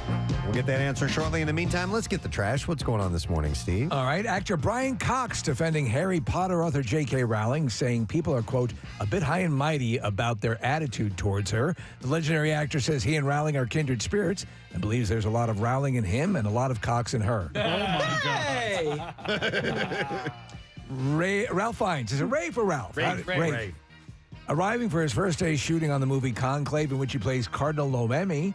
Apparently, the confused Fiennes had to be sent back to wardrobe to return his baseball mitt and catcher's mask. Oh, my God. And finally, Instagram introduced a new feature called Quiet Mode that will allow users to take steps to limit their access to the app when they need to focus on other things. While in quiet mode, any attempt by the user to access Instagram will automatically send an anonymous text to your mother telling her you're viewing child pornography. Wow. And that's your Hollywood Trash. All right, we're looking for somebody who knows the answer to this question. After signing a member of BTS as our global ambassador, what food item is Christian Dior also recently released? 215-263-WMMR. We'll go to Joe, see if we can get the answer. Hey, Joe. What's up? You guys rock. You're the best, Joe. All right, so what did Christian Dior recently release? I'm into nuggets, y'all. Nuggets! You got it, buddy. Hang on, Joe. Got yourself a 4-pack of tickets for the Philadelphia Wings game against Toronto Rock this Saturday, January 21st, Wells Fargo Center. You can be there for 215 night. When the Wings celebrate all things Philly, and you can score great deals for the whole family with $2 pretzels, $1 hot dogs, and $5 beers. Get your tickets at wingslax.com. Time for music news. Now, Preston and Steve's Music News on 93.3 WMMR. All right, we have a lot of unfortunate information to pass along in music news, and we're going to start with the local story that was very tough to swallow this morning in the fact that Jerry Blavat, the legendary Jerry Blavat, the geeter with the heater, the boss with the hot sauce, has passed away. He was 82 years old, and he passed away at about 3:45 this morning. We had seen reports yesterday that he had passed, and those were essentially based on rumors, but he had been hospitalized. Right. And then word came down this morning that he had passed. It's horrible, horrible news. Pierre Robert is in the studio with us this morning. He and Jerry were very close friends. This is just terrible news. It's crushing to me, to be honest. it's like I was trying to think of how you would describe it, and I would say like a giant silence. Yeah. Because he made so much sound, and he's so vibrant and so alive, and the fact that that voice isn't there is rather crushing. Sorry. No, it's absolutely. We thought of you immediately, and obviously, because of your friendship, and you were just the biggest prophet of Jerry's, and it was wonderful earlier. I don't know if you got to hear any of it, but we did an extended segment, Pierre, and people were calling in with the most wonderful experiences with him, and whether it was somebody who was painting one of the clubs he was working at, and he went out and got them lunch or whatever. It's just it's a legacy of kindness and that energy that he's leaving behind. Well, and massive generosity. I mean, you could not go out to dinner with him and attempt to pick up the check. It was impossible. I did it once, and he got really mad at me. And he was so quirky and wonderful. He would ride his bicycle all over town, into being 80. You guys were there the day I was inducted that afternoon into the Walk of Fame, and he was one of the MCs. And he rode his bicycle over from Old City, where he lives, to do that, And he when he'd go to a restaurant, he would bring a satchel of wine.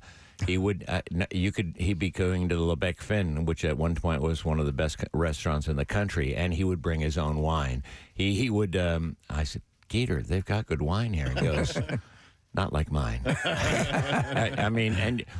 first time I went out he says, join me. And it was almost like, yes, Godfather. He says, join me at this Italian restaurant up in Northern Liberties. I can't remember the name of it. And I walk in, and he and his entourage have taken a giant booth. And he says, he says, I've ordered for you. I said, I don't mean to offend you, Jerry, but I'm a vegetarian. I know what you are. Patrick, come over here. You're going to take care of him. Okay, and you're going home with a cheesesteak from Sam's Cheesesteak on Washington and Girard. And then I've got this. Now, this is my urologist. This is his secretary. And he proceeds to introduce me to this wide variety of very colorful personalities in their own right. He would have a Christmas party. The last one was last year. Not this year, but just last year, and it was a giant square table, and around it you would find everyone from Larry Magid from Electric Factory Concerts to state senators sitting next to mobsters. Wow. He goes, you see that guy with the sunglasses? And I go, yeah. He goes, just got out of the joint. Just got out of the joint. And then I sat next to the guy with the sunglasses, and I said, how are you, sir? He goes, yeah, I'm okay. I mean, Keeter, he would, I'm sorry, I'm just rambling on, but no. Yeah, things are just coming to mind. He would do an oldie show, and he would come on your show to plug it every year, and it was coming up next weekend, and they had to postpone it. There was one performer, and I don't remember what the hit was that he had, but, big hit in the late 50s, early 60s, and he called Jerry that morning, says, Jerry can't make it, and he goes, I've paid you $8,000 or $10,000, and in that setup, they had a backing band, and each artist would come on and sing 4 of their greatest hits. And then Jerry would walk on, outfit change after outfit change. Say, there was one more song. Wasn't there one more song you did? And they do their biggest hit. Yeah. And it was this great format for these presentations of these shows at the Kimmel Center, packed always. And this guy didn't, he said, he calls him at 10 o'clock that morning, and they're having rehearsals. Jerry, I can't make it. He goes, you're going to make it. And he said, I've already paid you, and you've already cashed the check. And he goes, I can't make it. I'm not feeling well. He goes, you're going to be here, and you're going on stage, and you're singing your 3 hits. And he goes, no, Jerry, I can't do it. And he goes, I will be in touch. At which point, he called some friends in northern New Jersey, And about 2 p.m., a knock on this performer's door happened, and two gigantic gentlemen were there going, "You're coming with us." And he goes, "What?" He goes, "You've got a show to do tonight." And they grabbed him on either side and took him down to the van, and down to Philly he came, and out on stage he went. And all the rest of them are in tuxedos. This guy's in sweatpants and a T-shirt. But he went out and sang his 3 hits. And Jerry says, I had some help on that one. His connections, his stories. I can't even begin to do justice. Let me ask you, we were talking this morning about how with his energy, and he's in really phenomenal shape, did you have any inkling that something was amiss? I did when I texted him right before Thanksgiving. I said, I haven't seen you for a while. We've got to get together for dinner. And he said, I'll be in touch. He texted me right back, said, I'll be in touch. I'll look forward to it. But then, I didn't want to bother him. I didn't hear from him throughout December. And apparently he was hospitalized through much of December. Myasthenia gravis. I believe, I don't know if I have that quite accurately, but his family called me this morning to confirm the news, and they called on his phone, and so the audio thing says "Geeter with a heater." Yeah. And I go, "Oh, S." Yeah. And I came out of a cold sleep to that, and but I had talked to one of his record spinners that would do his gigs with him. And he said, no, he's doing better. And I said, I got to see him. And I phoned oddly enough, his girlfriend just a couple of nights ago, and left a message and didn't hear back. And I thought that was odd. And then, the Kimmel Show got postponed and other stuff. And so, so I worried. And then yesterday afternoon, right after I hear about Crosby, I get a text from Brittany, Jackie's girlfriend, that said Jerry's passed. And it's like the 1-2 punch. It's just like, could you hit me any harder or hurt me any more? And then the family came out and said, no, he hasn't passed. Right. And, but then he did at 3:45, as you said. Yeah, we were all texting back and forth last night because the news was reported early. Somehow or another he hadn't passed, but apparently he was in pretty bad shape. Right. So, yeah. Myasthenia gravis is characterized as a weakness and rapid fatigue of any of the muscles under your voluntary control. It's caused by a breakdown of the normal communication between nerves and muscles. Is it gravis? Is that how it's pronounced, I think? Yeah, I think it's gravis. Yeah. Myasthenia, is that the first word, Kathy? It's myasthenia, yeah. Okay. So it's very energy sucking. I think it's an autoimmune disease. Okay. Yeah. It must have come on suddenly. Because he, was very vibrant. I don't know if he's usually in the Thanksgiving parade, always in the Mummers parade. I don't know if he was in either of those, because this was right before Thanksgiving when he said, I got to pass on dinner right now, but I'll get back to you soon. And that's the last communication I had from him.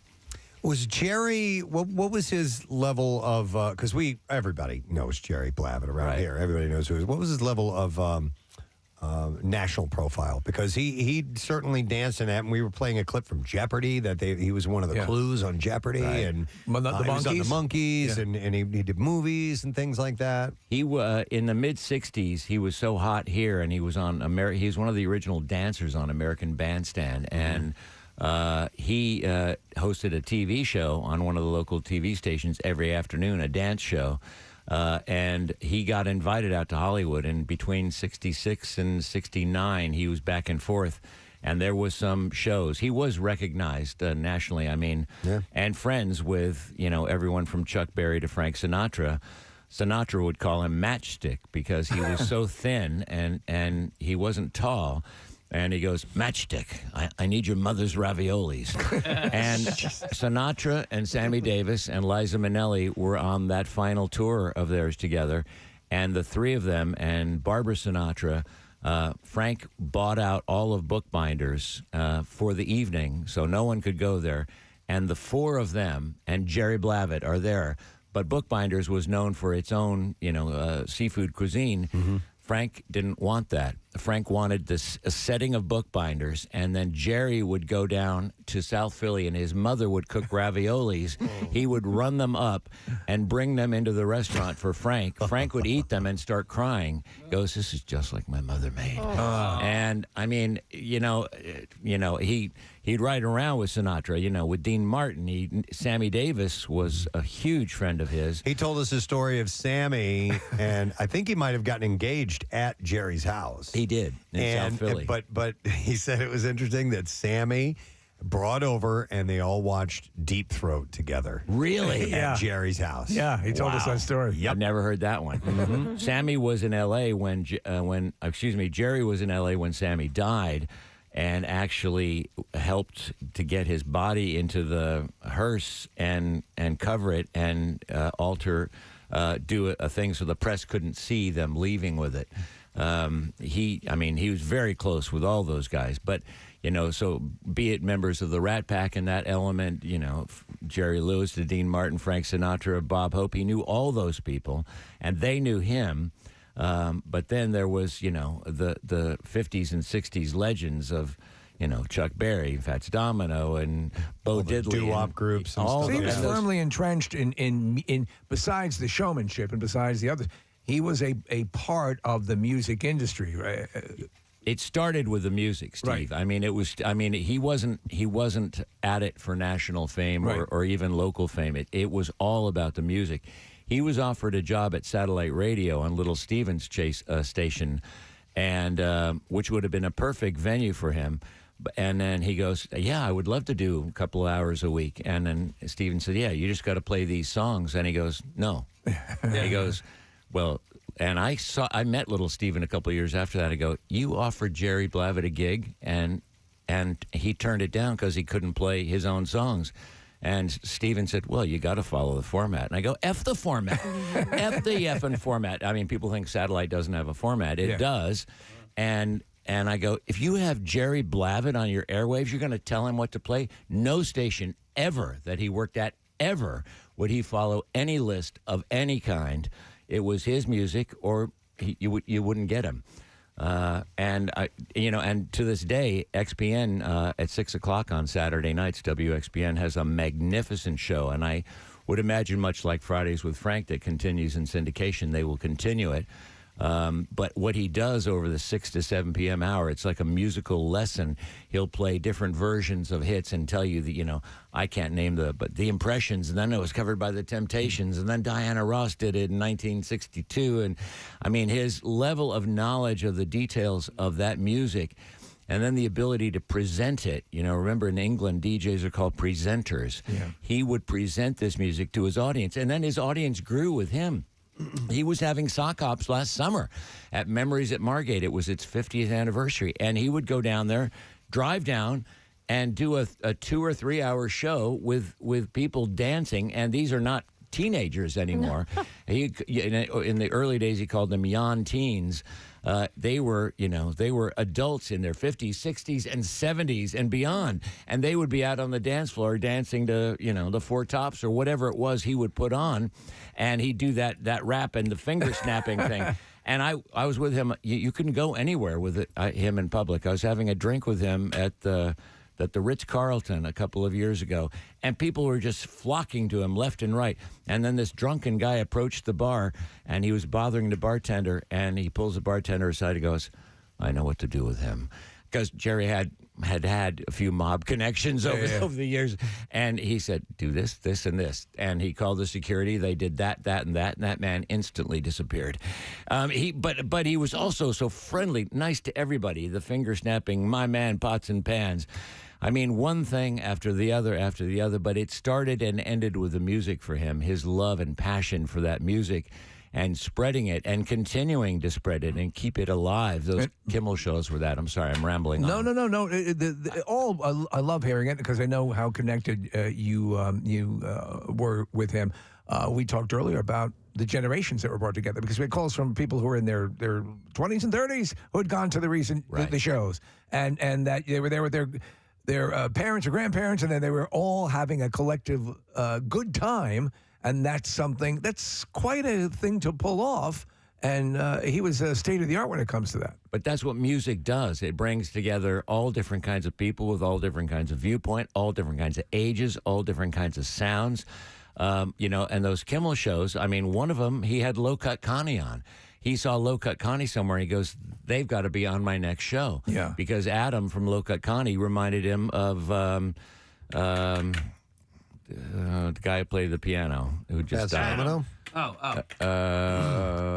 Jerry Lee Lewis. Oh, okay. Yeah. And so he had Low Cut Connie open the show, and he goes, "Ladies and gentlemen, you've got to see this band." These shows were so much fun. Do you have the shout out there, Casey? No, I thought Pancake brought it in. Okay. Well, a couple of years, maybe last time he had the show, he shouted out Jackie and me, and I have audio of it somewhere, and asked us to stand up Vegas style, like in Vegas when, Dean Martin would be on. He goes, "Look, there's Jerry Lewis." Well, no, he wouldn't have said Jerry Lewis. Buddy Hackett. There's Buddy Hackett. And stand up, buddy, take a bow. And between one of the acts, he goes, "Jackie Bam Bam is here, and so is Pierre Robert. Stand up, you two." And we both stood up. And then he goes, "They and Steve and Preston." He never said Preston and Steve. He always said Steve and Preston, but he acknowledged you guys from the stage. He likes Steve better than me. Maybe. I don't know. But I'm a big finger clicker. Yeah. But I mean, he just, there's a warmth there. And he's just a lovely, warm, caring guy, and so passionate. I'm crazy about him. I love him so much, and I can't imagine a world with him not in it. The silence, I don't know. Yeah. Well, we have another one to talk about as well, and that's David Crosby, which was around that really same time yesterday that we started hearing that Jerry was in a bad way, and then we were just like, "Oh my God, you got to be kidding me, man!" Oh wait, now we have the Geeter shout out. Yeah. All right, this is before we go over to David Crosby. Can we put a light on that young man? He carries the torch of Philadelphia. Pierre Robert, right there, ladies and gentlemen. My man. Number one show, a bam, bam, bam. The bam, bam, bam. Jackie, bam, bam, bam. With Steve and Preston in the morning. You guys are very special because you are Philadelphia. Radio today is not what it is. People identify with what you do. They identify with the music that I play. But you are truly the future. I am the past. And I just do what I do because I love playing my music and you love doing what you do into the future.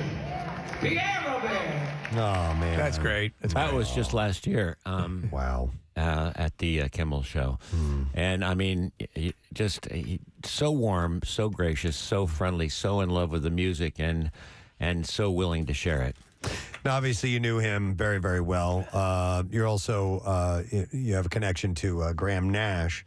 Did you ever get a chance to speak to David Crosby through the years? Yeah, Crosby. I was a kid in high school, and they were my favorite band, and I would have dreams of meeting them, and I would see every incarnation, because if you went to a Crosby show, there might be a chance that Nash would show up. The Nash show, Crosby might show up, still show. Stephen might bring on Graham and David, and the always mysterious, ghostly Neil would even pop in from time to time, and then there'd be when they go out as all four. So I saw them, more times than any other band, hundreds of times in various combinations. And I met David in San Francisco. He was too high to remember at the time. He had a serious problem with crack cocaine that you smoke. There's a name for the smoke kind. Anyway, he would put it in a pipe and use a butane torch and light it. Freebase. Freebasing, yeah.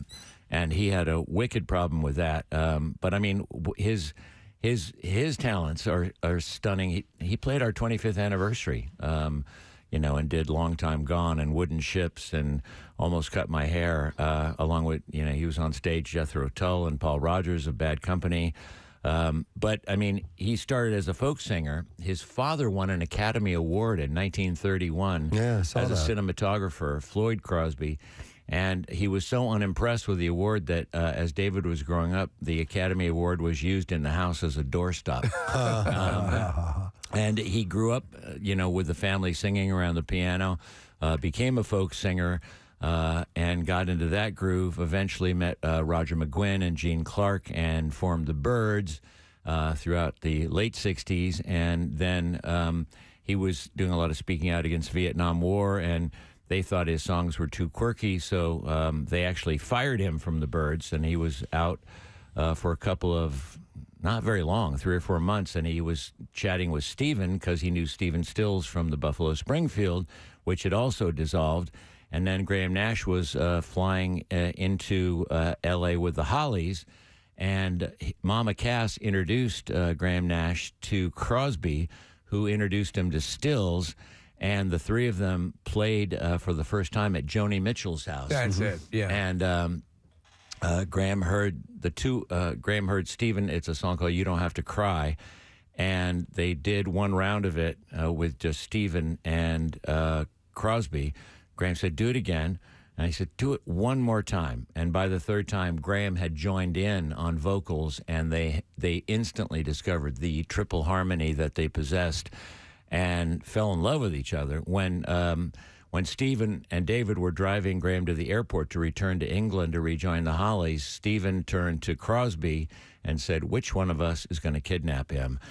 Meaning Graham. And Graham went back to England, quit the Hollies, and came back, and CSN formed. They made that legendary first album, and then they started touring, and Ahmet Erdogan from Atlantic Records said, you need a fourth. And Stephen knew Neil, although Neil always mercurial, invited Neil, and Neil joined, and it became CSNY, and it would be off and on in any combination of the four of those up until just a couple of years ago. That's yeah. Again, I mean, Crosby overcame a huge. I mean, he'd always smoked pot. From the time he discovered pot. Someone had asked him, "Have you ever not been stoned on stage?" And he goes, "No, never." Yeah, wow. Up until the late '80s. This is so magical. Yep. Listen to this harmony.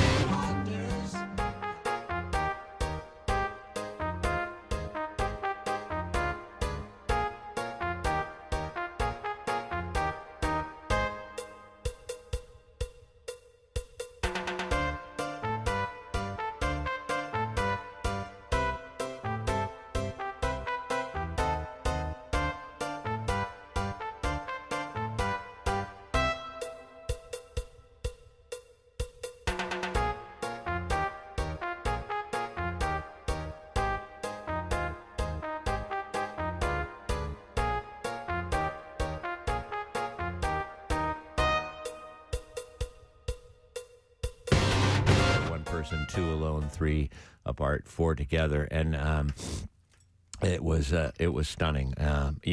They were very mercurial as well, because Crosby used to say, "We are 4 vials of nitroglycerin," and drop any one of them, and the whole thing goes up, and it would blow up all the time. It just had recently with Neil Young was very upset at Crosby's comments about Daryl Hannah. Right. That was part of the friction. Graham had written an autobiography which talked quite extensively. This is Deja Vu, another great Crosby song. We've all been there before.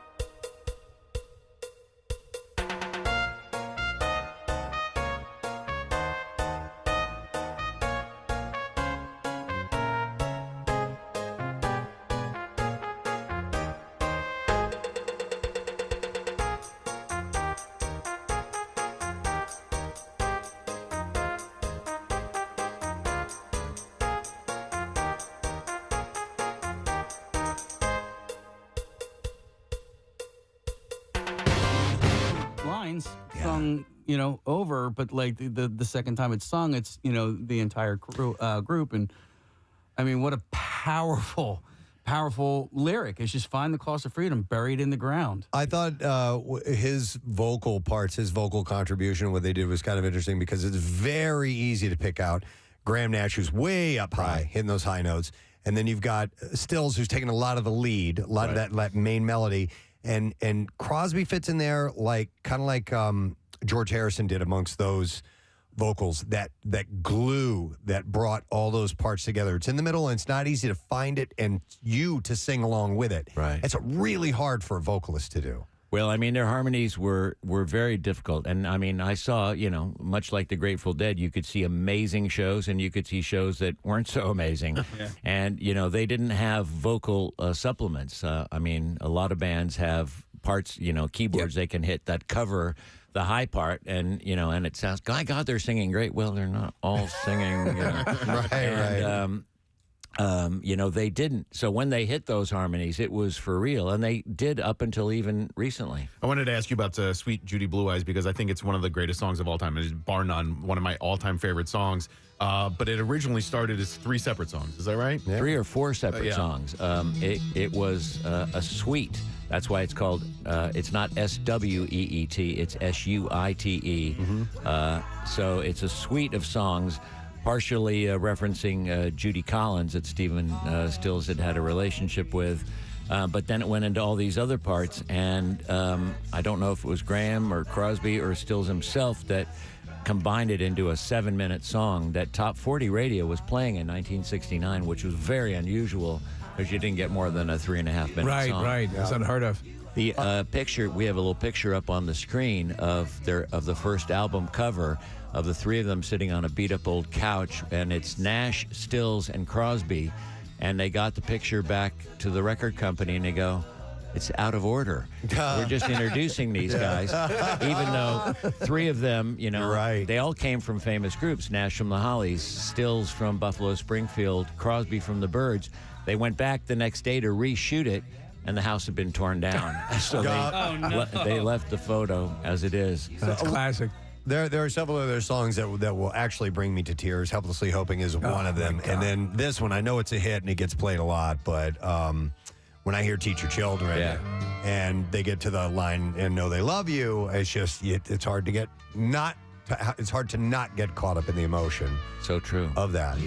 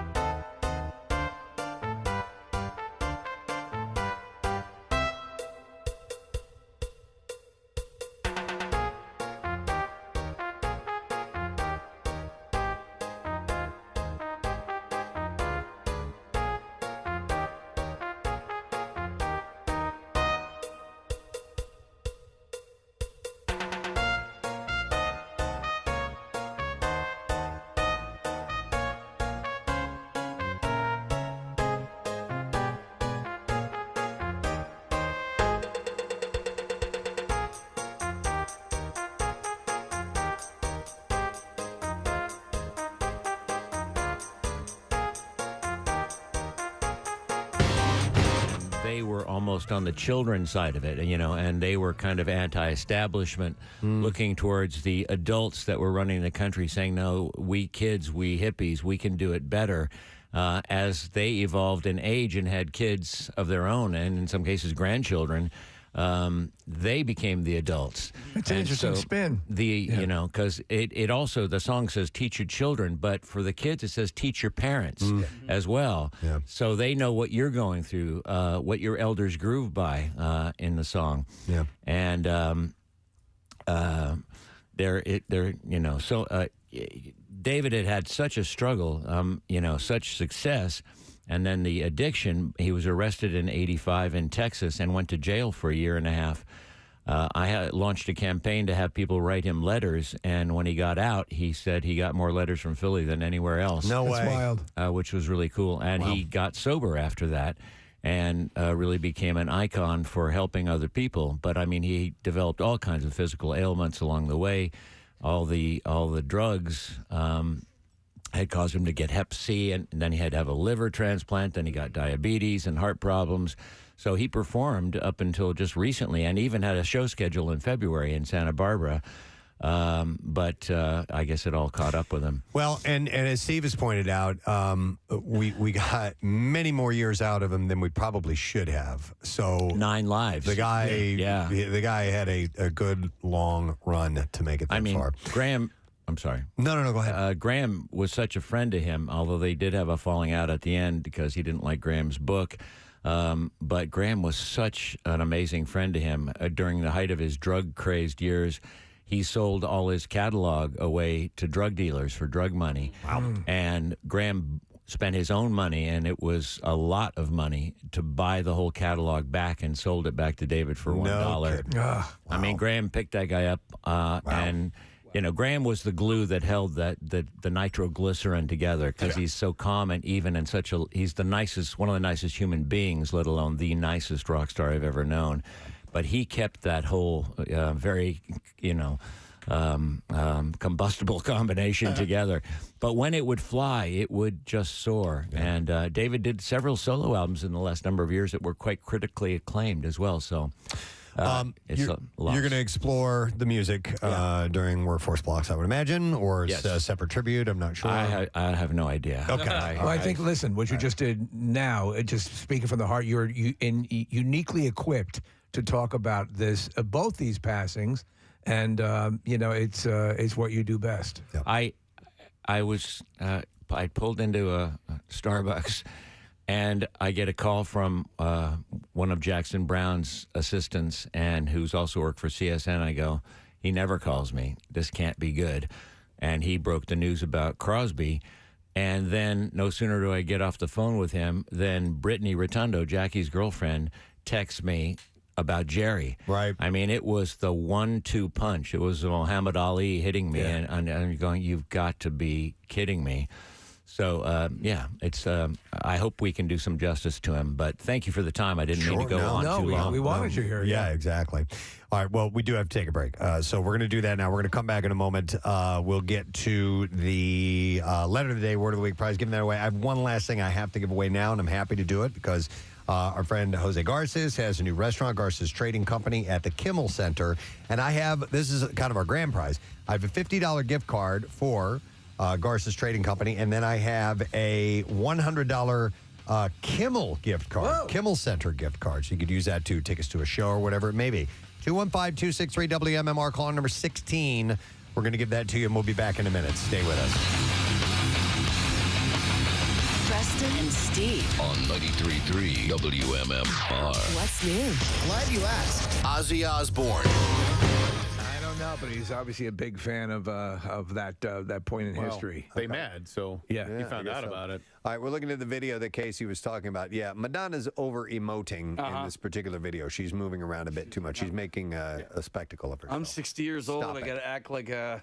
Okay. And what's the context of this Well, video? she's made them snickerdoodles because she's grandma. Oh, all right. That was nice of her. Is anyone want cookies? I would. Snoop, do you? That's pretty much the only reason they invited her. Yeah. They're piping hot and they're great with milk. All right. Let her in. All right, last bit Yo, who let your grandma in? Last bit of lyrics are his public romance with Julia Fox, and he wrote, Oh, no, that was it. That's it. That's it? Yeah, that was it. Talking about, I know my new bitch bad. New bitch bad. I know Illuminati So bad. beautiful. So there you go. My That's new bitch bad. the latest on the two. It's definitely a study in narcissism because she has a relationship, he has a relationship, move on. Yeah, exactly. Yee. If you guys didn't know, Kathy had the Rona. She got past it, but there are some lingering effects. Yes. And a lot of people have dealt with this lack of taste thing. Would it be safe to say that it licked her ass? I think it licked her ass. Now, if you don't know about that, she had texted someone that it kicked her ass and accidentally typed in licked her ass. And this wasn't a close personal friend either. It was more of a casual relationship. And I love it. Took it to another level. But so your sense of taste, at what point? Because listen, when you get a cold, when you get the flu, it's standard that happens, but it doesn't linger afterwards. So did this happen at the onset of symptoms, or did this happen later on? No, so I was like a few days into having COVID, and I started. I had congestion too. So sometimes, like you said, like if you have congestion, you have a cold or whatever, like taste won't be there. So that's what I kept telling myself. I was like, no, I think it's that, because there was like a little bit still there. So I'm like, maybe it's just the congestion, like normal, and I'm not really losing my taste. No, and then flash forward, now we're a few weeks in, and my taste is, I would say my taste is like 0 to 10%. I don't know. Maybe today I'll see. Yeah. I thought maybe at one point it was coming back. I had yellow mustard. I told you guys this, but I don't know if it was like whatever. I don't know. Whatever. You don't know if it was like the spices in the mustard, right, that, exactly. as opposed to its actual flavor. Yeah. It's like it's nothing you would be able to compare it to in life. I mean, it's such so a unique weird. thing to have happen. Yeah. And so for the most part, people have what they call the long Rona. Still, even they eventually get their taste back, but it can be a while. God, I've seen stories of people that have gone like a year without having taste. My grandmother, this was a long time ago, went years a loss of taste. Is that right? What and caused then it? It just came back. Right. I don't know. We never found out. And now she's a food critic. No, she's dead. Oh, okay. But anyway, she couldn't taste anything, and then it just came back around one I day. mean, what's weird here, and not to like sound too alarming here, but there is something cerebral going on there, which is like a little bit scary, don't you think? So I heard a doctor talk about it and why, and it all stems from the nose and like the blood vessels that are in the nose. The nose. And again, I just watched like a quick video, so hopefully that's accurate. But that's what he was saying, and like my sense of smell, I think I have a little bit of it. Like I would say maybe like 25%. Like if I stick my nose in something, I might be able to identify. Well, they go hand in hand. Yeah. I mean, so your olfactory senses inform your taste to some degree. Ooh. I don't know what the percentage is. Hey, if you were going to lick someone's ass, now is the time to do it. No, This is the time to do it. We can give away mixed martial arts tickets. Yeah. All right, so what we've decided to do, and actually it was Kathy's idea, we're going to do a taste test this morning of some various things and see if she can identify. Now, they have various consistencies to them, so that might be a clue into what you might be tasting. But nonetheless, we want to see if you can identify. And some of these things are very strong flavors. We're not throwing anything. All right. You're not going to taste anything effed up. Yeah, like toilet water. Yeah, we're not doing that. You wouldn't It's know what all that legit. tastes like anyway. It's all edible, and Or you'll like, be fine. Is there a foot chance? shavings? Yeah, None foot of shavings. that. Thank No, you. Is nothing there a gross. chance that this might, because of the wide variety to her palate, is it possible this might kickstart your taste back up?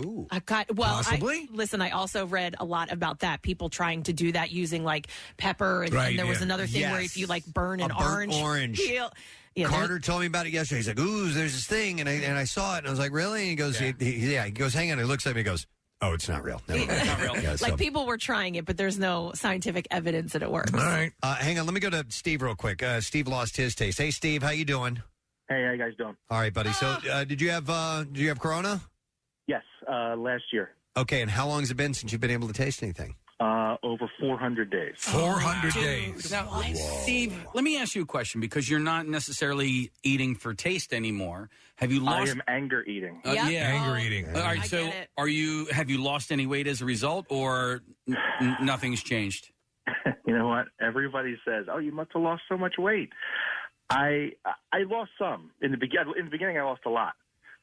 But I have, as time goes on, I'm just anger eating. I'll buy Reese's Cups, and I'll be like, damn it, I'm going to taste these Reese's Cups. And I don't. Steve, do you feel, and you're like constantly searching for it, right? Like you constantly, you're like, okay, let me try this. Maybe there'll be a little bit there. Yeah, and the only thing is I have had twinges of, like, if somebody has like a lemon cookie or a lemon cupcake, I might get like the taste of lemon with the first bite, and then everything, and it's gone. Like, there's just nothing. Steve, so this would not affect, though, your hunger, right? Hunger is. Oh no, of course not. Yeah, of course not. Yeah, that's the best part of the whole thing. Yeah. You still have to eat. You Yeah. just have no joy in any of it. I always say it's like Captain Barbossa in Pirates of the Caribbean. They just want to watch Keira Knightley eat because they have no joy. Right. They can't experience. Well, look. I mean, statistically, you should get a return, but and there's no guarantee it's going to be anytime soon. But man, my heart goes out to you. I've tried the other things. Like my wife has been getting me to try this smell therapy where you smell coffee grinds, you smell oranges, you smell. But they say that takes like years to actually kick in and work because it's supposed to be like based on your memory. Yeah, it's really weird. And then I eat things because I like pizza. I know what pizza tastes like, right? So I eat it. But now I'm more concerned with like texture. So I'll eat things that like I always want nachos because nachos have crunch, they have sauce, they have But December 9th, 2020 was my my last day. All right, man. Steve, were you vaccinated? Yeah, and boosted. Okay. Yeah, but that was all after. I mean, I know there's connections to any of this stuff. All right. Yeah. Dude, I feel for you. Hang in there. Hopefully it'll come back around. Preston, what about you, man? If I What lost about my you? sense of taste, Forget it. I would be so upset. It's so weird. I find so much joy in eating. But I mean, I guess you... Wouldn't you switch to a healthier eating habit if you don't care? I'm pretty healthy. And you're pretty healthy, too. Yeah. So it's not like you're going crazy. Right. But Like, so why I eat eat ice very cream? healthy. Yeah, exactly. Yeah. Because of the texture. Being around for the entirety of it all. Hopefully you've been here for the whole thing. I would like to thank our guests who have been on the show today, including Mr. Beau Allen. Yeah. Super Bowl champion with the Philadelphia Eagles. Beau is great, man. He checked in via Zoom. We talked birds, what it's very like good once you get into the postseason, and what it's like for a player. And he had some really cool things to say. He's solid. He's great. Yeah. We also want to thank our buddy Michael Barkan for being here as well, talking all Philly sports. And you can catch him on NBC Sports and NBC Sports Plus. They're getting ready for the game tomorrow, of course. Thank you to the Graces, the Garces Trading Company. Yes. Not Graces, but we are in their good graces because they brought us some amazing food today. And the spread included, and there's some vegetarian options in there for you, Pierre. The Jardinier sandwich. Oh, very jardinier. Yes. Shaved zucchini, radicchio relish, fontina, valdasto, and membrillo. That means the sandwich from the garden. What does that mean? It means the sandwich from the garden. Jardinier sandwich. Yes. Partake of our sandwiches from the garden. The crema de bravo sandwich, a chicken salad croissant, and chocolate chip cookies. These are what they call the cookies of the chocolate chip.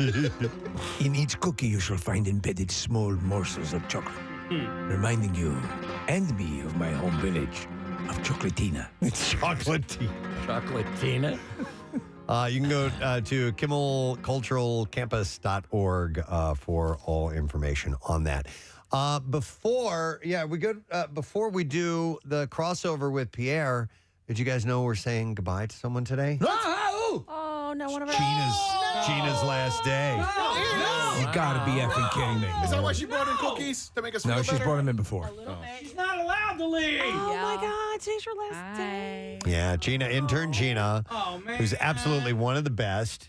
And where do you go to school, Gina? I went to the University of Delaware. You went to the University of Delaware. Yeah. You're still going to do voiceover stuff for me? Yes, I All will. right, all right. Well, Steve, I'm here to make an announcement. Well, she's not only going to be doing voiceover stuff for you, she is MMR's new digital assistant. She's not leaving. So she's not going anywhere. All right, so we don't have to play this. Well, it's her last day being here in the morning with us. it's still a win, man. Yeah. Wait, I got something for you. There it is. Hang on a second. Welcome This back. Is it. Oh, no, this is it. Hang on. This is better. All right. We're saying hello and goodbye all at the same shot, so that's the deal. I love the Beatles, too. Yeah, she does. So She's a perfect. hardcore Beatles fanatic, which is awesome. Hardcore. Not as Yeah. hardcore as you, Preston, I think. I don't know, man. You're George is your man, right? Yeah, we should have a knowledge off. All right, we should do that. Yeah. Now that she'll be around. So How that's old cool. are you? I'm 21. So isn't that great that a 21-year-old is in love with the Beatles? Oh, she's a massive rock fan. Massive rock fan. Oh, huge. Yeah. It was really hard to hear David Crosby passing, too, because it's one of my favorites, too. Oh, so. man. So, yes, you're going to be on board as a digital assistant. How exciting is that? Oh, my God.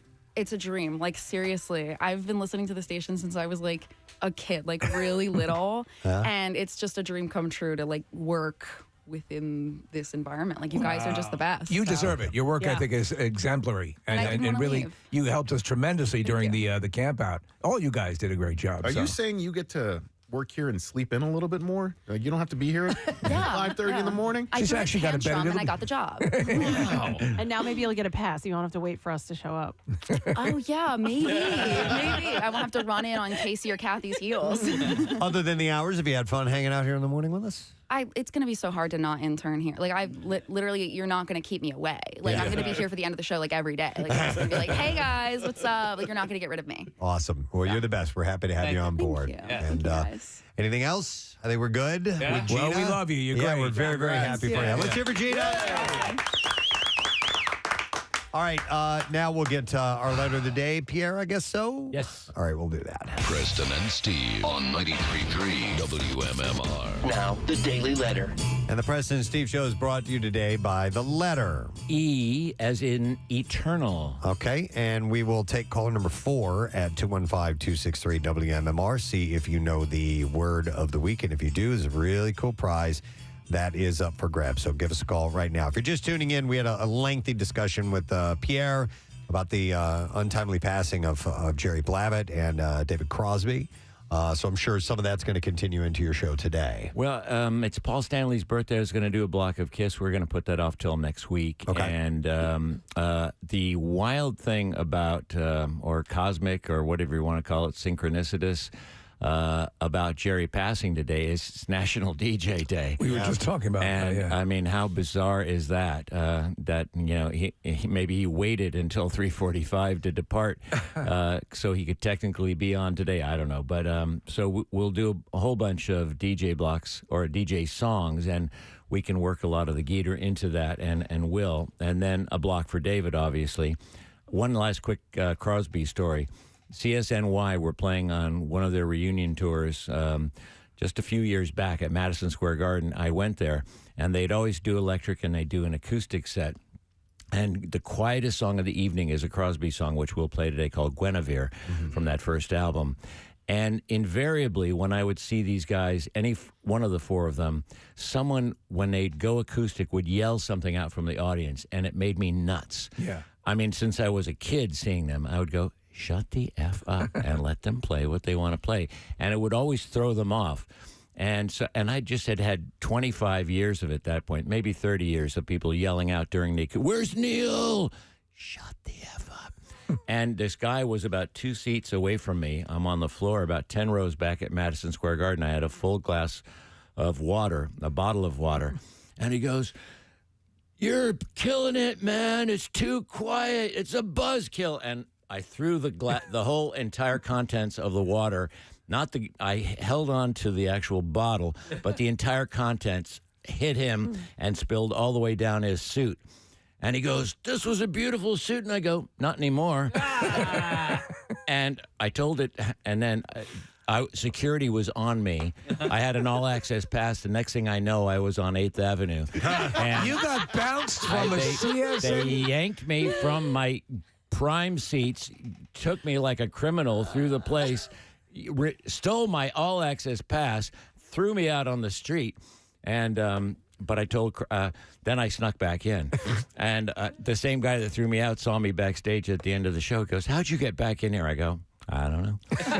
And actually, I just walked in the front door. They had stopped taking tickets, by the end of the show. Yeah. But I told it to Crosby. He goes, I always liked you. That's great. So we'll do a lot of David Crosby. Okay, excellent. We're looking for a winner. We're looking for caller number 4. It's Troy. Let me go to Troy. Hi, Troy. Good morning. Boner alert! Boner alert. Excuse me, what? All right. Boner alert! There it is. Troy, what's our word of the week, please? I think it's sauce. Great. Sauce. Day in the morning.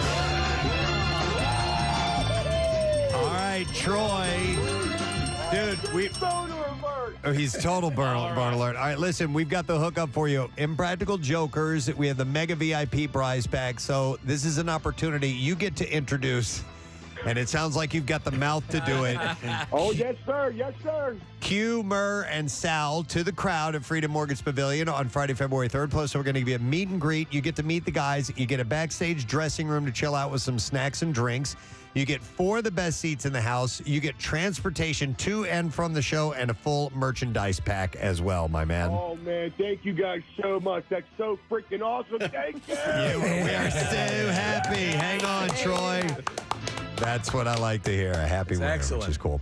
All right, let me take a moment to thank our sponsors. Preston and Steve Show is brought to you today by Dunkin'. The Preston and Steve Show runs on Dunkin'. Also brought to you by Acme Markets, fresh foods, local flavors, and by Trinity Rehab with locations all over and now open. Where's the music?